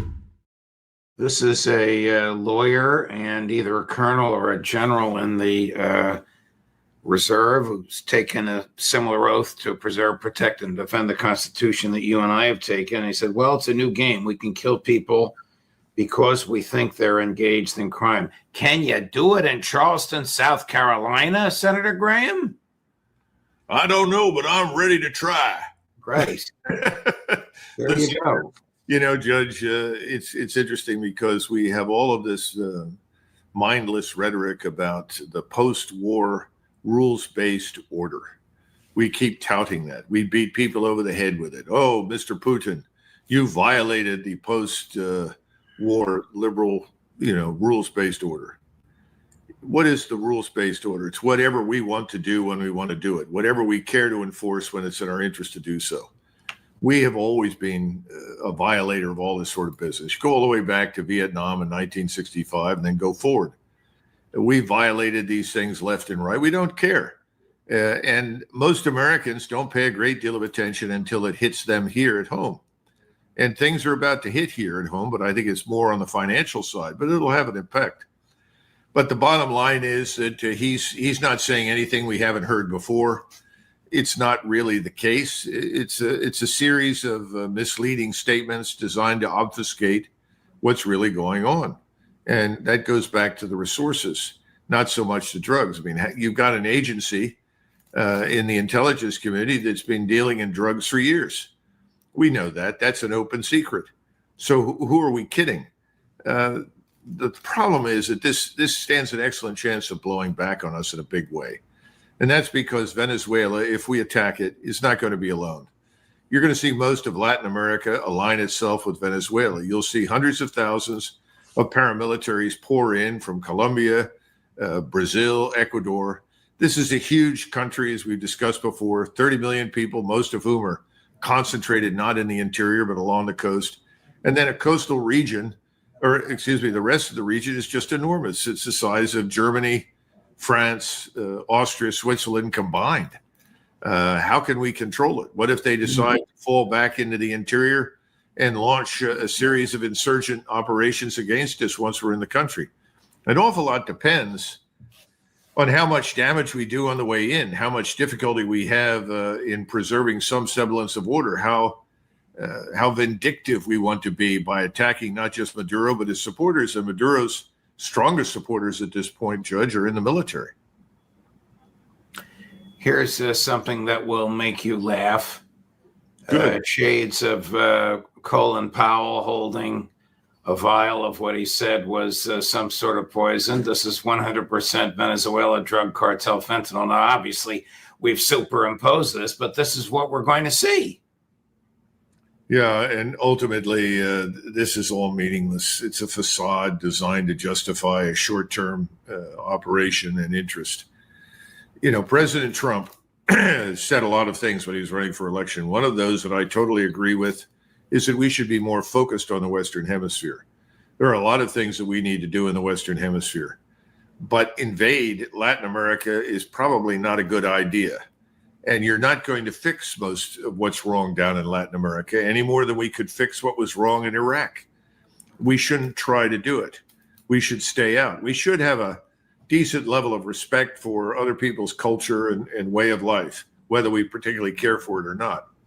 But I strongly support enforcing federal law against drug trafficking and human trafficking. I think we should be very hard on that. If we're hard on that inside the United States and on our borders, then this is going to dry up. There won't be any interest in shipping this stuff north because they can't get the money for it, because they won't have the access they did. But nobody seems to think in those terms. They think if we go down there and blow the place up, that it will improve the situation further north. I think it'll make matters worse. Our friend Ambassador Freeman has a famous one-liner: searching for monsters abroad has an inevitable way of bringing them home. Colonel, thank you very much. Thank you for letting me go all across the board on all these issues. We didn't touch Israel and Gaza, but we'll do it next time. Thank you for your time. Look forward to seeing you again soon, my dear friend. Sure. Thank you, Judge. All the best. Coming up, a busy day still. At 1 o'clock, Colonel Bill Astori. At 2 o'clock, Matthew Ho. At 3 o'clock, Colonel Karen Kwiatkowski. Judge Napolitano for Judging Freedom.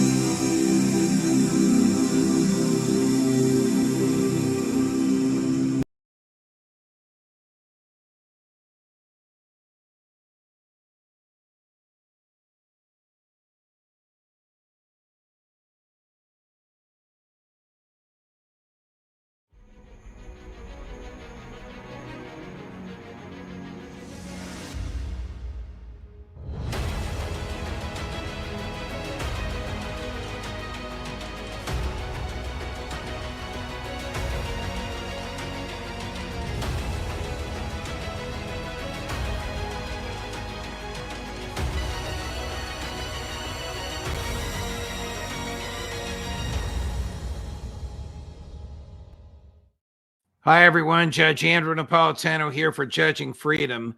Today is Monday, January 29th, 2024. Colonel Douglas MacGregor joins us now. Colonel MacGregor, thank you very much for your time and your insight.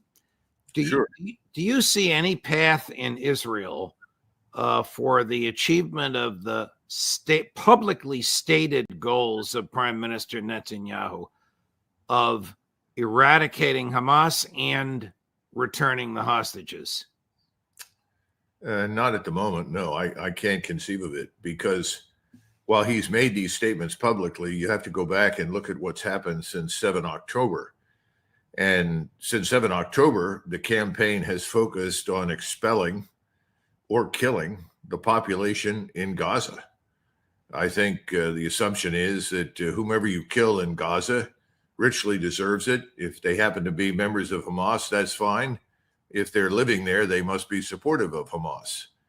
So I think that's a secondary concern. And as far as the hostages go, I don't see any acute sensitivity to that issue. Right now, it's drive out the Arabs, and not just in Gaza. I think there's also an effort to do something very similar on the West Bank. I emphasized in my question, and I think you understood it that way, Prime Minister Netanyahu's publicly stated goals. But might his real goal be what he once inadvertently or directly articulated to the UN, which is that Israel consists of all the land from the river to the sea? Yes, he's briefed that to the United Nations. He supplied a map, and everybody looked at it and wondered where the Palestinians were. They were gone. So that's abundantly clear. He's also made those comments in Hebrew. So I think people need to understand this. Secondly, need to understand the Israeli population is behind it. They don't question this at all. They're 100% behind it. Here's a clip from Al Jazeera, but it's the two, what we've been calling extremist members of his main cabinet and his war cabinet, Ben-Gvir and Smotrich, making demands of him in public and before large crowds. We don't know what they say to him in private, and maybe he agrees with this. But here they are in front of crowds making demands of Prime Minister Netanyahu. Mr. Prime Minister Benjamin Netanyahu, I'm addressing you from this stage. It's a shame to wait another 19 years to understand that Gush Katif and northern Samaria must be returned. The responsibility of brave leadership is to make courageous decisions. We are settling our land from width to length, controlling it and fighting terror always, and bringing with God's help security to all of Israel. You know what the answer is. Without settlement, there is no security. To length, and I think we have what you and I discussed before we went on air. I believe we have Prime Minister Netanyahu on this. For 30 years, I am very consistent, and I'm saying something very simple. This conflict is not on the lack of a state of Palestinian, but the existence of a state, the Jewish state. Every area that we evacuate, we receive terrible terror against that. It happened in South Lebanon, in Gaza, and also Judea and Samaria, which we did it. And therefore, I clarify that in any other arrangement, in the future, the state of Israel have to control on the entire area from the river to the sea. This is what happens when you have sovereignty. This truth I say to our American friends. And I also stopped the attempt to impose on us a reality that will jeopardize us. A prime minister in Israel has to be able to say no, even to the best of friends. To say no when you need to, and to say yes when you can. Guess he has more courage than President Biden does. He can say no to Joe Biden, but Joe Biden can't say no to him. But it's obvious what he was talking about. First, he said control from the river to the sea, which of course they don't have, but they're fighting to have. Then he said sovereignty from the river to the sea. Is there any question in your mind what he was talking about? No, not at all. Remember, he and frankly, most Israelis equate the final removal of all the Arabs that currently live in what they regard as Greater Israel. This is the sea to the Jordan River, as equating to their long-term security and survival. Remember, he said, for us, this is existential. Either all of these people have got to go and we control everything, or we're finished. He's making the argument that Israel will not survive unless it executes this operation. I think we have to take him seriously. I think the Israelis believe it. The question is not what the Israelis want or what they believe, but what do the American people want? And how do they feel? Are they comfortable with the wholesale removal of the Arab population, Muslim and Christian, from Gaza, its death or expulsion or its killing directly or indirectly through disease and starvation, or not? If they're not comfortable with that, they need to get off their rear ends and call their representatives in Washington, because no one in Washington is opposed. I shouldn't say no one. I'm sure there are a few people, but there are so few paying any attention to it. I think it's really irrelevant. Well, Washington must know what was stated in the clips that we just ran. Washington must know that there is zero impetus for a two-state solution in the Netanyahu government, and as you indicated, among the Israeli population by an enormous percentage. So should we take seriously, or are they lying to us when Joe Biden and Tony Blinken say two-state solution, two-state solution? No, I think they know that that's utterly unacceptable to the Israelis at this point. If there was a chance for that, it died some time ago. So it's an all or nothing proposition. Either all of the Arabs go or they don't. And in the minds of Israelis, if they're not removed, there's a permanent threat to their existence, and they cannot tolerate that. The International Court of Justice, which did not order a ceasefire, it has no ability to enforce its order, which did not find as a matter of fact and law that Israel is engaged in genocide, nevertheless told Israel not to engage in genocide and to report back to it in 30 days. The latter was by 16-1, which included the justice that was sent from Israel. As you know, South Africa got to add a justice to the court. It's very unique that they can do that. And Israel got to add a justice to the court. That vote was 16-1. The other vote was 15-2. Did the ICJ ruling burst the bubble of Israel moral rectitude, or had that bubble been burst by the IDF in Gaza?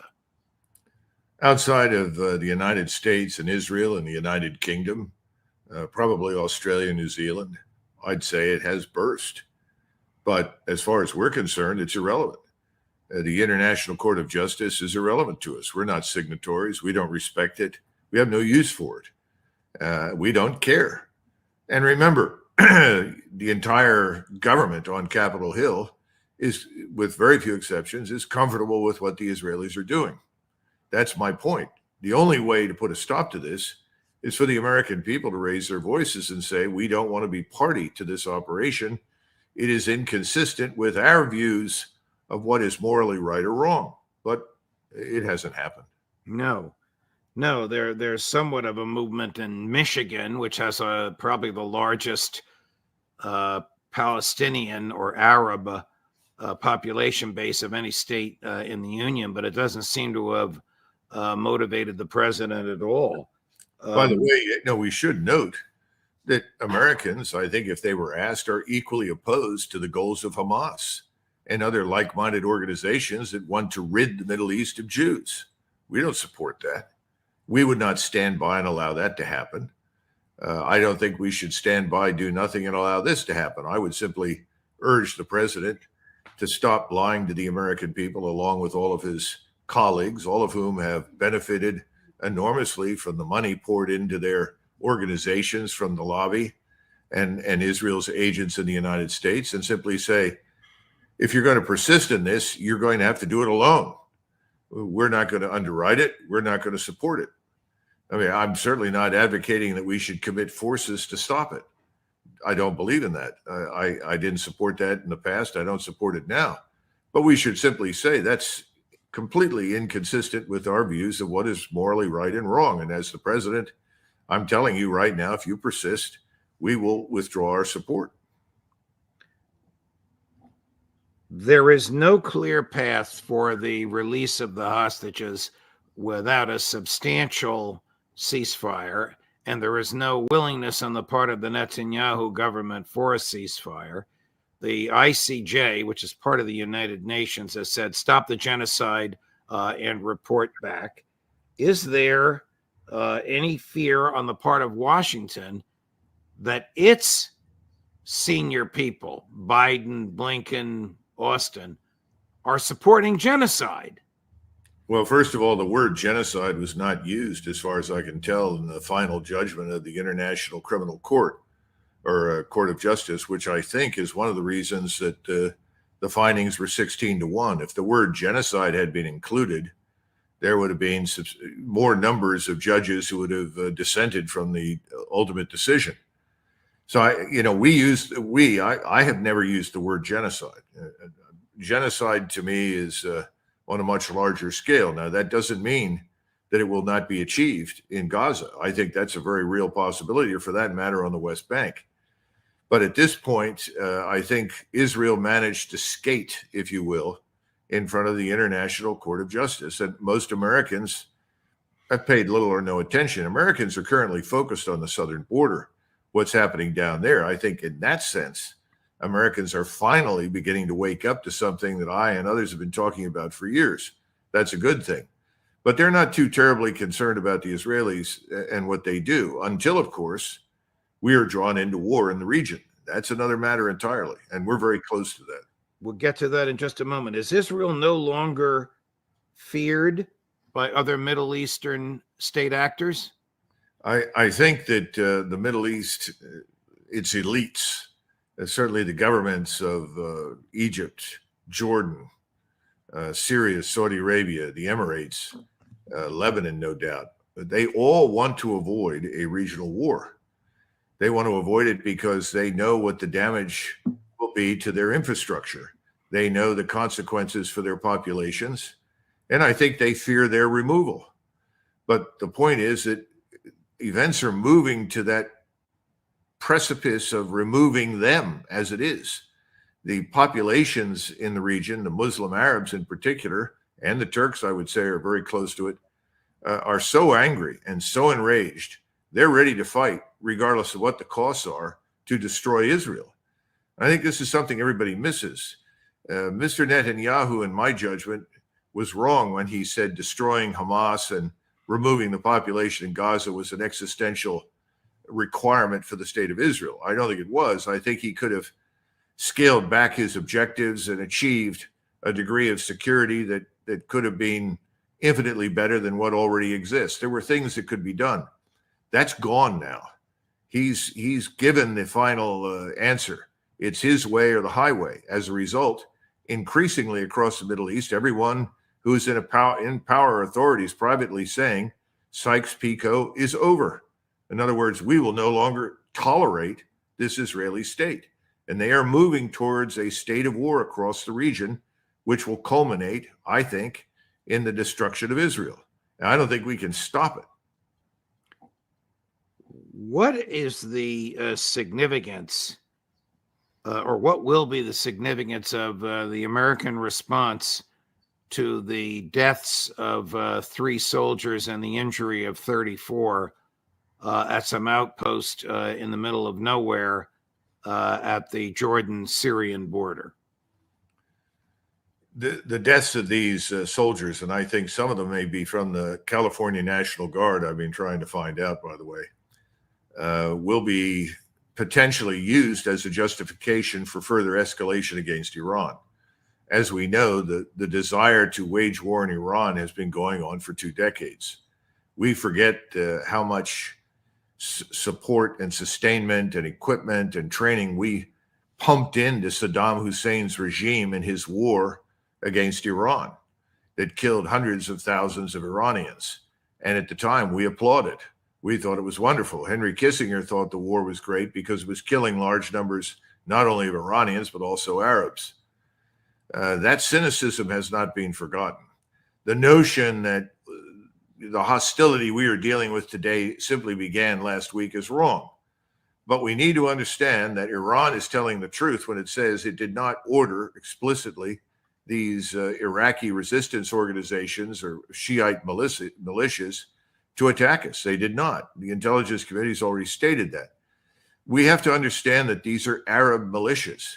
The Arabs in Yemen, in the Houthis, the Arabs in southern Lebanon, Hezbollah, the Arabs in Iraq and Syria. They are all anti-Israeli. Why are they attacking us? Because we are unconditionally supporting the destruction of the Arab population in Gaza. If that were to halt, or at least we were to do what I just stated earlier, essentially say we're not going to be a party to this, the attacks on us would end. There's no desire on the part of Iran or anyone else in the region to go to war with us. We, however, have been desperately seeking this opportunity, looking for an excuse. Is this enough? I don't know. You have to look at American opinion polls. And remember, we always have, about a third of the electorate that cheers regardless of whom we bomb. I mean, if we bombed Panama tomorrow morning, a third of the electorate would stand up and say, oh, it's wonderful. It's great. Right, Because right. Americans have no fear of war because it always happens on someone else's soil. And that is about to change if we attack Iran.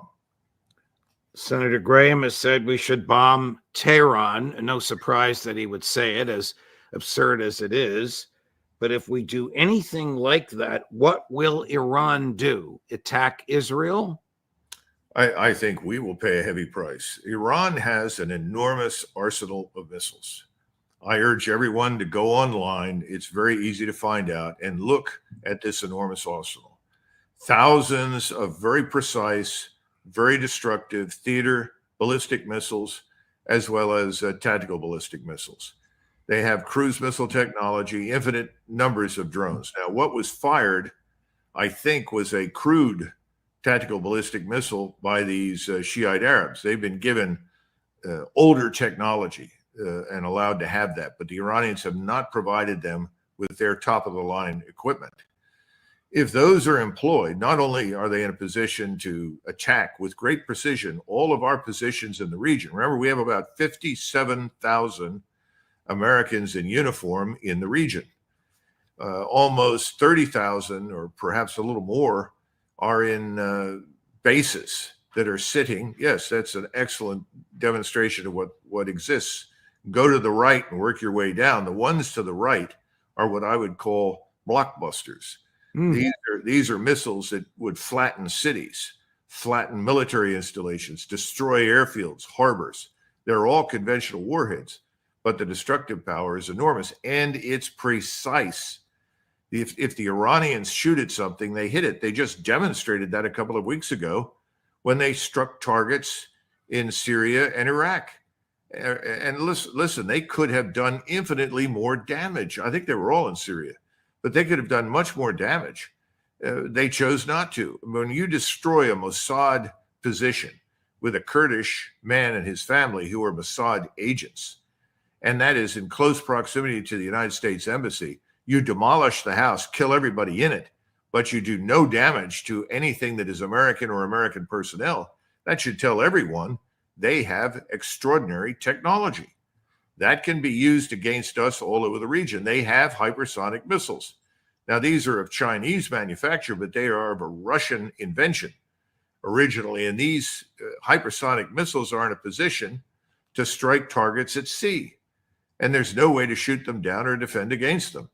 You have a British aircraft carrier, an American aircraft carrier in the Red Sea or the Indian Ocean. They can be targeted because everyone now has access to overhead surveillance. Overhead surveillance with the kind of ability to read the names on gravestones that did not exist in those countries 20 years ago. So their targeting is very precise.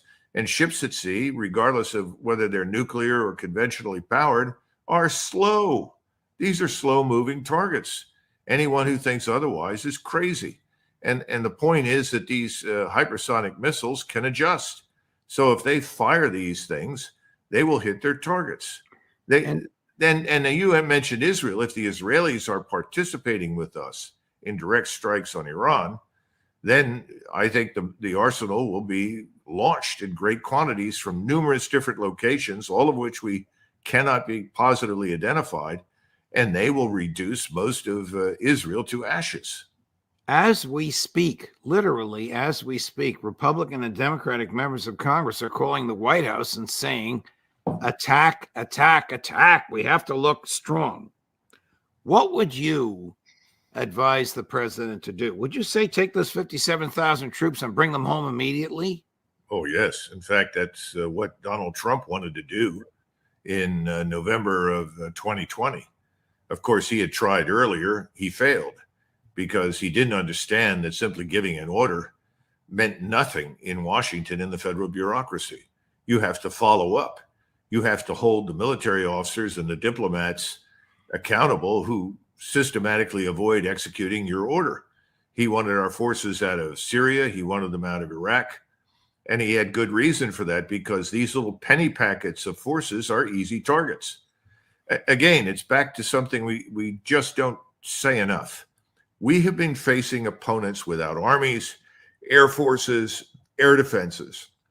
That is about to end. Iran, Turkey, certainly Hezbollah. These are real forces with real capability. We haven't had to face that. By the way, neither have the Israelis. And the Israelis would be the first to tell you privately that too many of their soldiers and officers have spent too much policing people on the West Bank and around Gaza. They're not accustomed to a full-up, all-out war. And that's what they're asking for, and they'll get it if they don't stop. And we are going to get it. And remember, Hezbollah has substantial facilities and concentrations of people in Mexico. So do Islamists who are Sunni Muslims in Mexico. We don't even know who has actually entered the United States. I mean, no one seemed to care when thousands of military-age men from China and other countries entered the United States. Nobody seems to have gotten very exercised until quite recently, when they realized that Arabs and Iranians and others and Malays and other Muslims from different parts of the country had also entered. Suddenly people are beginning to realize it. Well, what about our nuclear power facilities? What about our power grid? What about the weapons that exist that are in the hands of the cartels? Now, the cartels want to continue to infect us and destroy us with drugs because that's where they make their money. But organized crime frequently cooperates for enough money with other entities, state and non-state actors, who have an interest in harming us. We should not write off the very high probability that if this war goes forward, we will face a second front along the Mexican border and potentially a third front inside the United States. Does Hezbollah in Mexico have the military equipment that Hezbollah in Lebanon has? First of all, that's classified. I'm sure people that are operating in the intelligence committees can give you a better answer. All I can tell you is that certainly in terms of surveillance equipment, small arms, RPGs, and some shoulder-fired air defense missiles, they are extremely well equipped. So are the cartels. And they exchange data, they exchange information, they work together.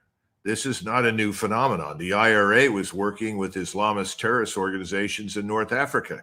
People were shocked. Well, of course, all of these various entities have agendas, and they sometimes coincide. What would you tell Joe Biden to do? Other than make arrangements to go to the nearest rest home, I would certainly suggest that he stop harassing Texas and the other Republican state governors, that he stay away from the Texas National Guard, let the Texas National Guard do its job of protecting those states. And as far as New Mexico and California, that apparently regard themselves as not really part of the United States and therefore don't care what happens to their borders, we should consider putting federal troops there immediately. I meant, what would you advise him to do with respect to Israel and the soldiers that were killed in Syria or Jordan, wherever it was? Well, first of all, it would be very useful for us to privately, behind the scenes, talk to these various actors. But clearly, there is no mission for U.S. forces in the region on the ground in Iraq or Syria. They're effectively magnets for attack. They have been in that position now for quite a while. There's nothing for them to do. ISIS is not a big issue any longer.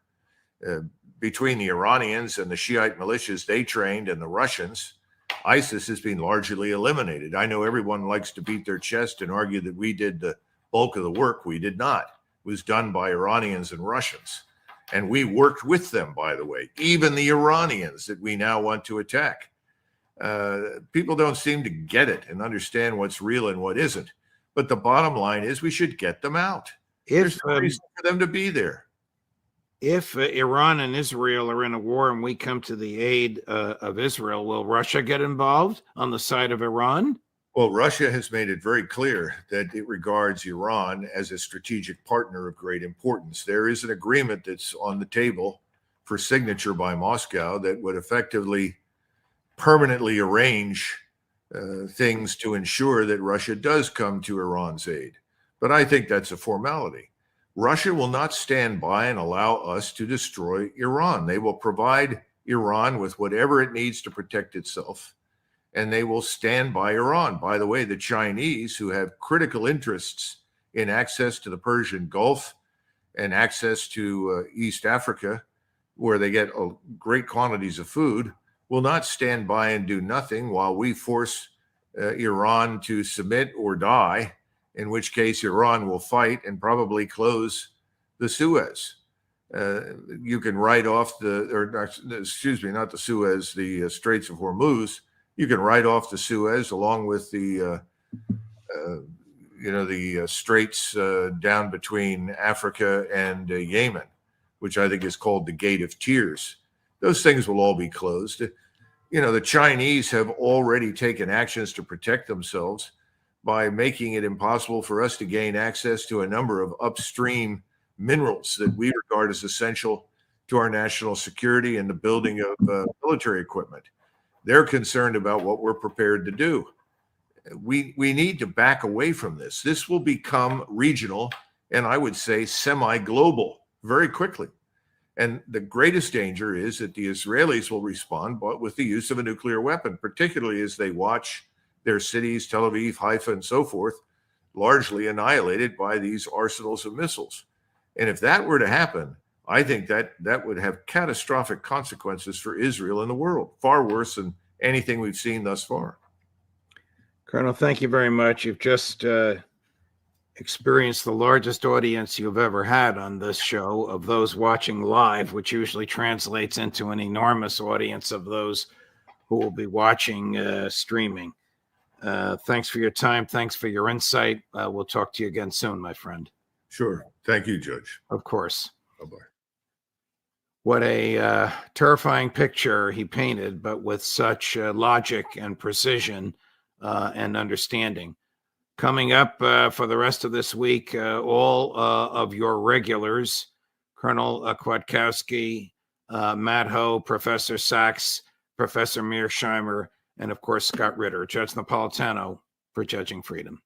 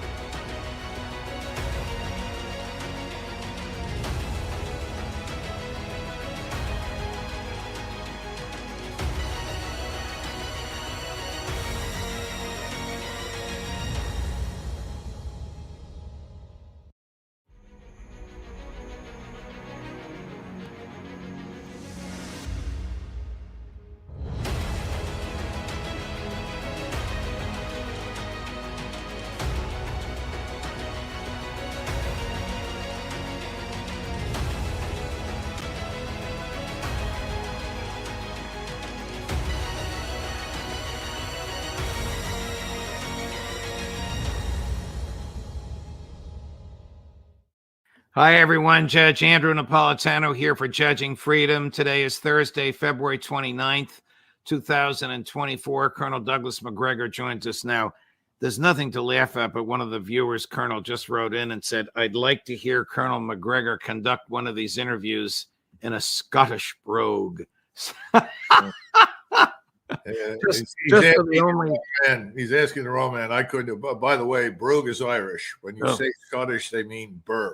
Oh, burr. Okay. Actually, he didn't say brogue. He said Scottish accent. I incorrectly called it a brogue, but thank you for the correction. There's very little to laugh at, so the humor is out of the way, and I need to speak to you about Israel and Gaza and also Ukraine. I want to start with Ukraine. I want your comments on the French president, and I won't characterize them. I'll let you watch what he said, and then you can tell me if you think this is crazy or profound. President Emmanuel Macron 2 days ago.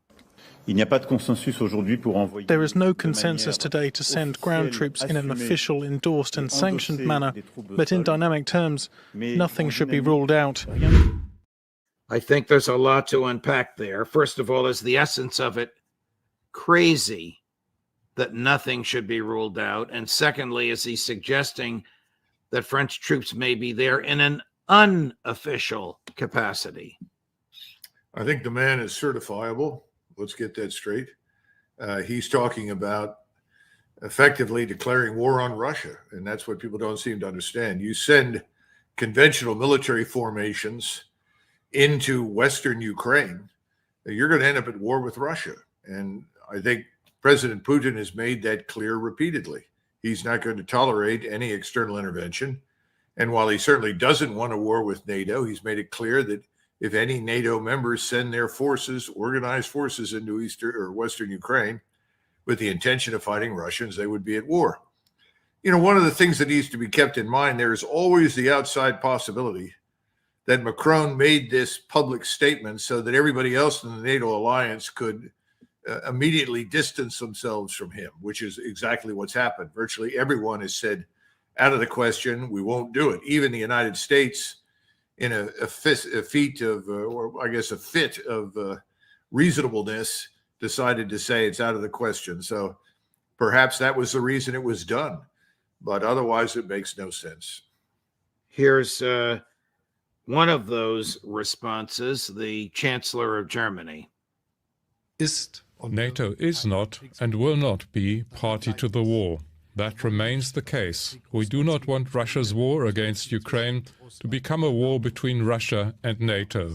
We agree on this with all our allies.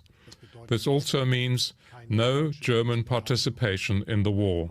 To put it bluntly, as German Chancellor, I will not be sending any members of the German armed forces to Ukraine. Our soldiers can count on that, and you too can count on that. Colonel, do you know if there are French or German special forces there, perhaps out of uniform, perhaps called contractors or mercenaries, but they are truly military personnel of Germany and France? I do not. I can't confirm or deny it. I know that British and American special ops forces in small numbers have been on Ukrainian soil. There's no question about it. And some of the attacks that you've seen with drones at sea and some of the missile strikes, they have undoubtedly been assisted enormously by the British SAS. I'm told SAS elements or British special ops elements also play a role in Mr. Zelensky's security. But as far as anything else, no, I cannot confirm it. I wouldn't exclude the possibility that there are others on the ground there trying to help or assist in some way, but I haven't seen it. New York Times had a lengthy piece. I'm sure you saw it. It was somewhat weird. It appears to have been leaked by the CIA because there's a lot of padding on the back of the CIA, claiming that the CIA has 12 bases. I didn't know they called them bases when the CIA builds them. I thought those were what the military built, but whatever. I want to get into a thing about terminology.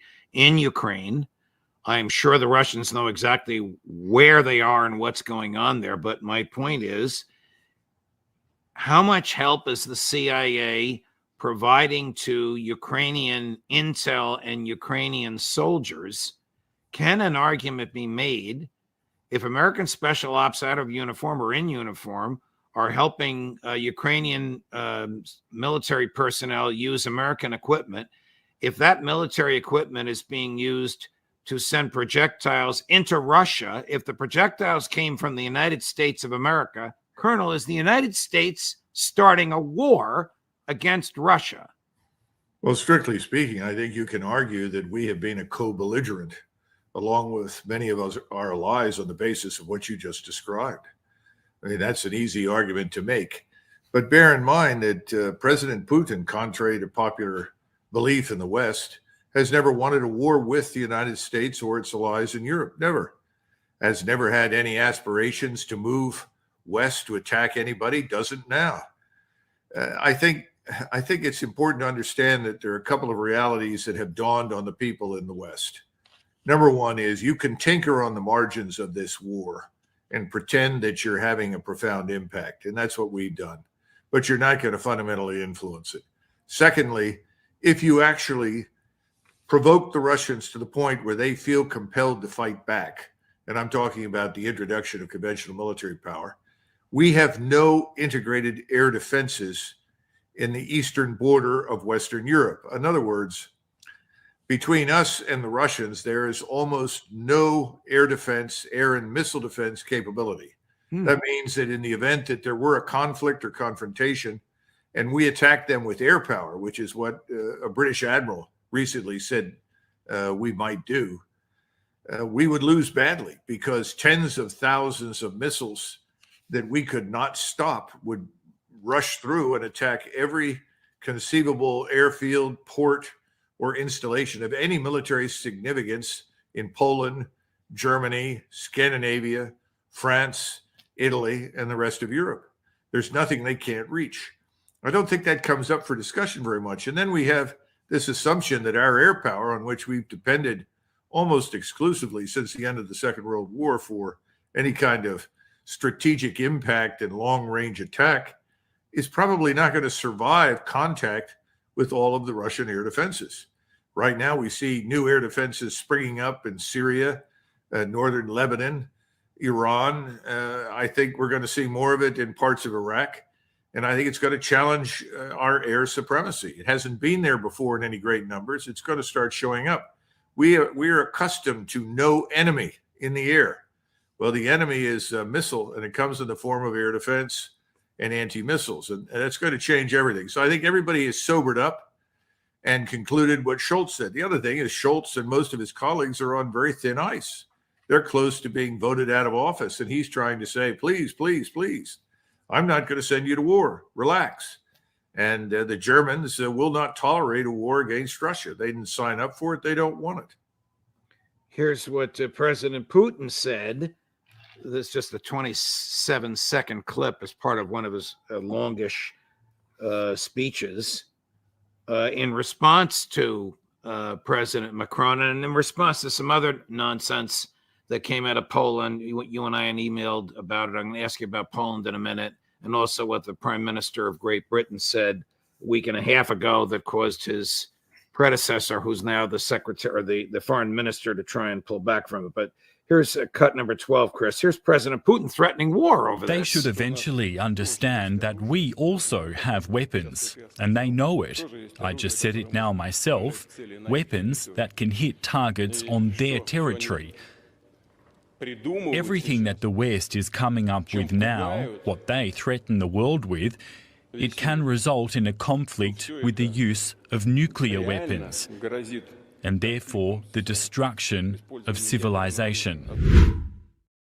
You surprised he used language that strong, Colonel? No, not at all. I think he felt it was absolutely necessary to make it unambiguously clear that if you attack Russian territory, we reserve the right to respond with whatever we think is appropriate, up to and including nuclear weapons. That's why you possess nuclear weapons in this age. It's really almost exclusively for territorial integrity and protection. And I think he wanted to put to rest, if there was any question in anybody's mind, what happens if you attack Russia, this is the answer. So I think it's a very good way to put the whole issue to bed, and I think that helped to convince Schultz and everybody else to forget it. How dangerous is the leadership of Poland and their inclinations toward a war with Russia? You mean the incredibly stupid comment by Andrzej Duda saying... Yes, I do. You and I emailed about that with a Polish friend of ours. Yeah, Tell us about it. The world would be better off if no Russia existed. The only thing one can conclude from this sort of thing is immense stupidity, and that's putting it mildly. Anyone who is Polish has more sense than that. I don't know where he's from. He must be from another country. Most of the Poles I know are more sensible than that. It's absurd. It's stupid. We should ignore it. Unfortunately, we cheer it on because we're led by a small minority of people that are very well financed that are determined to do whatever they can to harm Russia. But it's not going to happen. By the way, to get back to your 12 CIA bases, That's very interesting because normally when something like that is deliberately leaked to an outlet like the New York Times, which has contributed to the fiction that Ukraine could win and Russia was going to be defeated, it indicates that we're close to the end. That at some point in the near future, we're simply going to quietly leave. You know, that's what we do. When we create disasters, there's no other way to do it. We just pack our things, get onto the boats, get into the air, and we go home. I think that's coming. And I think that's what the real meaning is, because otherwise they would never have told us that. Chris, play cut number 9. Here's the Deputy Secretary of State who has blood on her hands because of all she's been doing over there for so long. But I'm going to ask you, after listening to her at her bombastic worst, if she knows that the end is coming. Please listen, Colonel, for the last 5 or 6 words she uses, claiming inexplicably, crazily, that our involvement in Ukraine has made the United States safer. Without sending a single U.S. soldier into combat and investing less than 1/10 of 1 year's defense budget of the United States, we have helped Ukraine destroy 50% of Russia's ground combat power, 50%, and 20% of its vaunted Black Sea fleet. Ukraine has taken off the battlefield 21 naval ships, 102 Russian aircraft, and 2,700 Russian tanks. By every measure, Ukraine's bravery and strength, its resilience, has made the United States safer too. Does this woman know that she's lying? Oh, absolutely. There's no question about it. And she has no reservations whatsoever about doing so. Remember, this is an ideologue. This is a globalist, neocon, whatever you want to call it, revolutionary, who is determined that she's going to destroy her enemies. Now, you know, Russia is not the enemy of the American people, but she thinks it's her enemy and her friends' enemies. And Ukraine is utterly and completely destroyed. You know, you've got over a million casualties and 1/2 million dead, 500,000 at least. I'm told it's now up to about 530,000 dead. The entire Ukrainian population that is still under, Zelensky's control lives in mortal fear of Zelensky and his regime. That's what people don't seem to understand in this country. They're afraid to speak up and express any opinion at all. Nobody wants to fight anymore. And people certainly don't want to be utterly annihilated by the Russians. So they're dealing with a secret police that can show up at any time, arrest people, imprison people, shoot people. The NKVD is really the model for Zelensky and his friends. And that's what's going on in Ukraine right now. So no, Ukraine is destroyed as a nation. She could care less. And the interesting part is, and I don't know about her numbers, she may have some of that correct, especially in the Black Sea Fleet. But Russia is not a maritime power. And frankly, surface vessels to them are irrelevant. Everything hinges on submarines. Secondly, Russia today as a military power is stronger and greater than it's been since the early 80s. And it might well grow stronger. The Russian General Staff has been told to look into the potential for the mobilization of 800,000 additional troops. Now, I hope that doesn't become necessary, because the only circumstances under which I can conceive of that being useful is if they are compelled to cross the Dnieper River and go west. And that happens only if no one will sit down and negotiate with Moscow. And if you listen to the Tucker interview with President Putin, he repeatedly said that he was open to negotiations and looking for a way to end the conflict, not because the Russians are losing, that's absurd, but because he knows how destructive and pointless the war is, and he has no wish to continue it.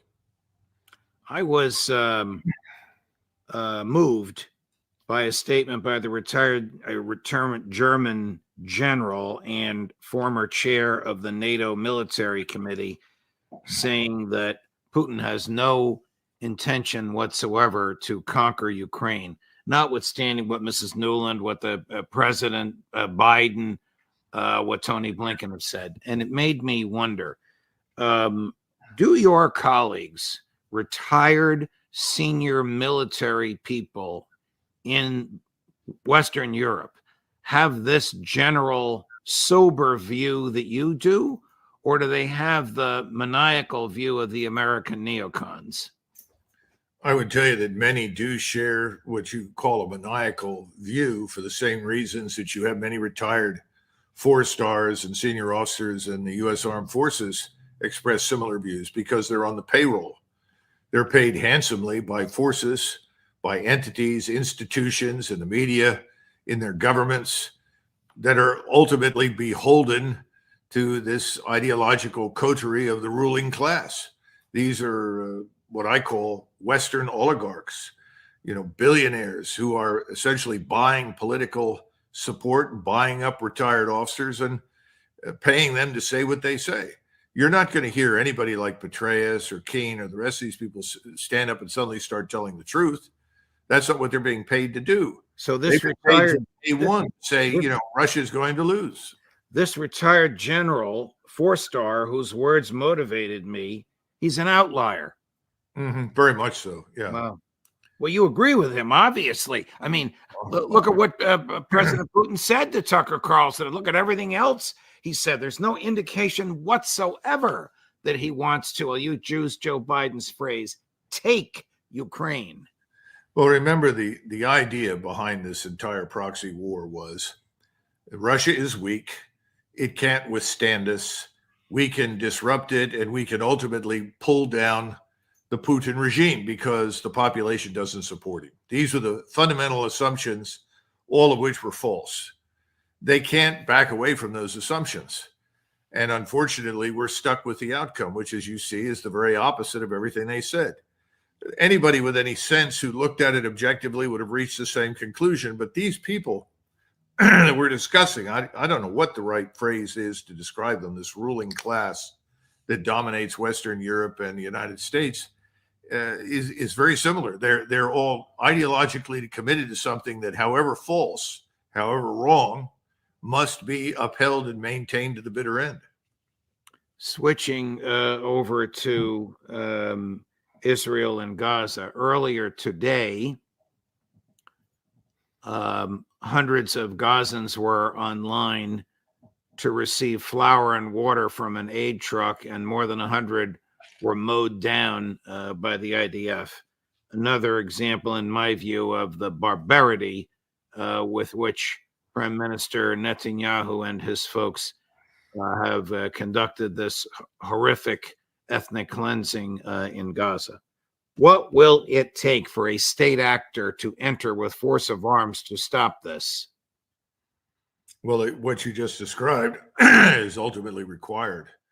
But one of the key assumptions underpinning Israeli operations from the very beginning was that, first of all, from the Israeli standpoint, anything you do against the Arabs is justified because, after all, they are animals, exactly as Prime Minister Netanyahu described them. That's the first underlying assumption. Anything you do is justified. Therefore, it's not a war crime. You are doing something in service of the Israeli people and the Israeli cause. Secondly, the assumption was that the Arab states are too weak. They're essentially burdened with enormous domestic problems. Egypt has 100 million people living on an infrastructure for perhaps 40 million. They have to be fed, they have to eat, they have to live, there has to be some measure of order. They can't risk a war. Jordan is not as populous, but it too has internal contradictions, doesn't want to risk a war. Therefore, pretty much whatever you want to do, you can do, because the rest of the peninsular Arabs, who are very wealthy and living well, they're not going to put anything at risk to help their brother Muslim and Christian Arabs up in a place like Gaza or on the West Bank. And then finally, you have the buildup of Israeli forces on the border with southern Lebanon right now. And I suspect that if they grant some sort of temporary ceasefire, because it will be temporary if they get it in Gaza, they will try to exploit that temporary ceasefire to launch a war on another front, this time against Hezbollah. And they've already started by bombing in northern Lebanon. That will widen the war. That will create opportunities for others who are now standing quietly on the side and doing nothing to begin to seriously contemplate intervention. However, the Israelis believe they have this unassailable trump card. They have control of the government in Washington, and therefore, by definition, control of the United States Armed Forces, particularly air and naval power, that they can employ at will to do whatever they like. And I know that they're betting very heavily if they go into a place like southern Lebanon to fight Hezbollah, that they expect strike packages provided by air and naval forces in the United States to support them. Who do you think will blink first in southern Lebanon? Hezbollah, but by blink first, I mean give in first. Hezbollah or the Israelis? I mean, the last time this happened, the Israelis cried uncle and put up a white flag and went home. Right. The difference between what happened the last time and what could happen this time is that the Israeli population truly believes that there is no alternative to the annihilation of the Arabs on their soil and anyone on their periphery that they insist represents a threat to Jews. Therefore, they're embarked upon this campaign to rid Israel and its surroundings from any threats. So I think the Israelis will press ahead. The population will support it. And again, they're betting heavily that we will show up and reinforce them. The question then is what happens after that? The Peninsular Arabs are obviously not going to do a great deal, but they can finance others who will. The real question in the region is Turkey. What will the Turks do? The Turks have been in Egypt. They held private discussions with the Egyptians. General Sisi was very happy with the outcome of those talks.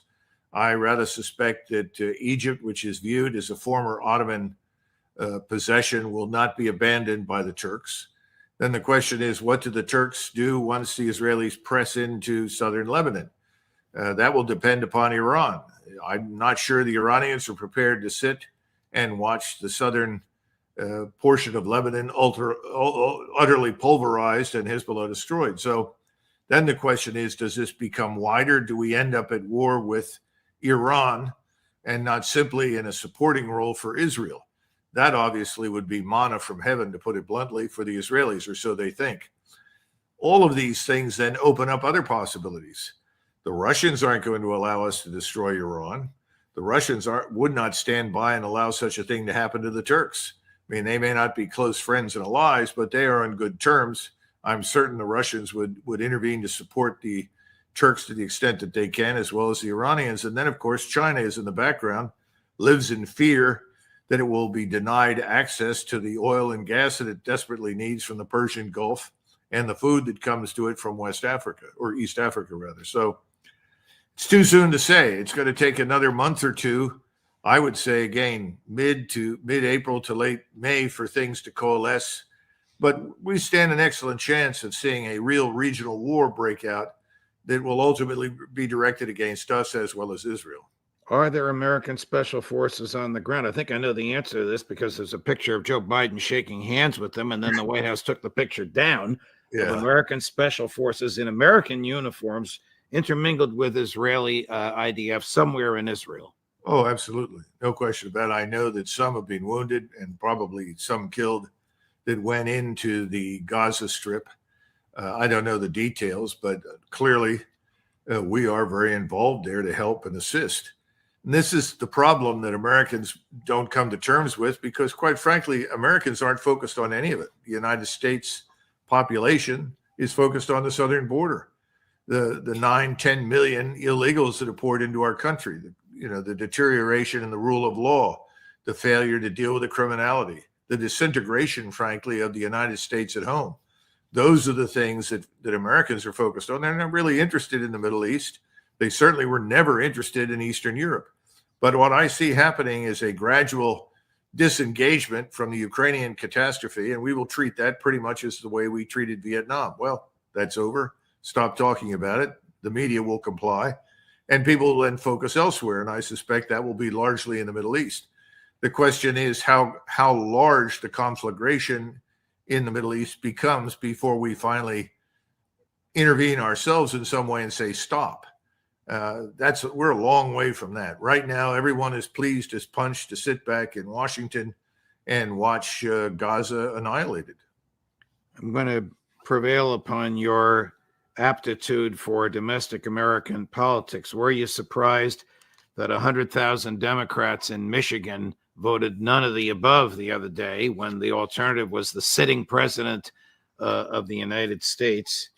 And do you think Joe Biden would take us to war in the Middle East with some scatterbrained idea that a wartime president has a better chance of getting reelected? You know, I don't think Joe Biden is going to take us anywhere. If he did, he'd need more than a GPS. I don't think he's a driving force of any kind. The people that are making decisions are really behind the scenes. They're the ones shaping policy. They have lots of facades. You know, Blinken is a good facade. Newland is a facade. All of these people are front men, if you will, for the people behind the scenes making the decisions who have all the money. Look what's happening in Congress. Do you see anybody expressing any concern about the humanitarian catastrophe we've caused in Ukraine, or the humanitarian catastrophe that's rapidly developing in Israel that could not happen without us?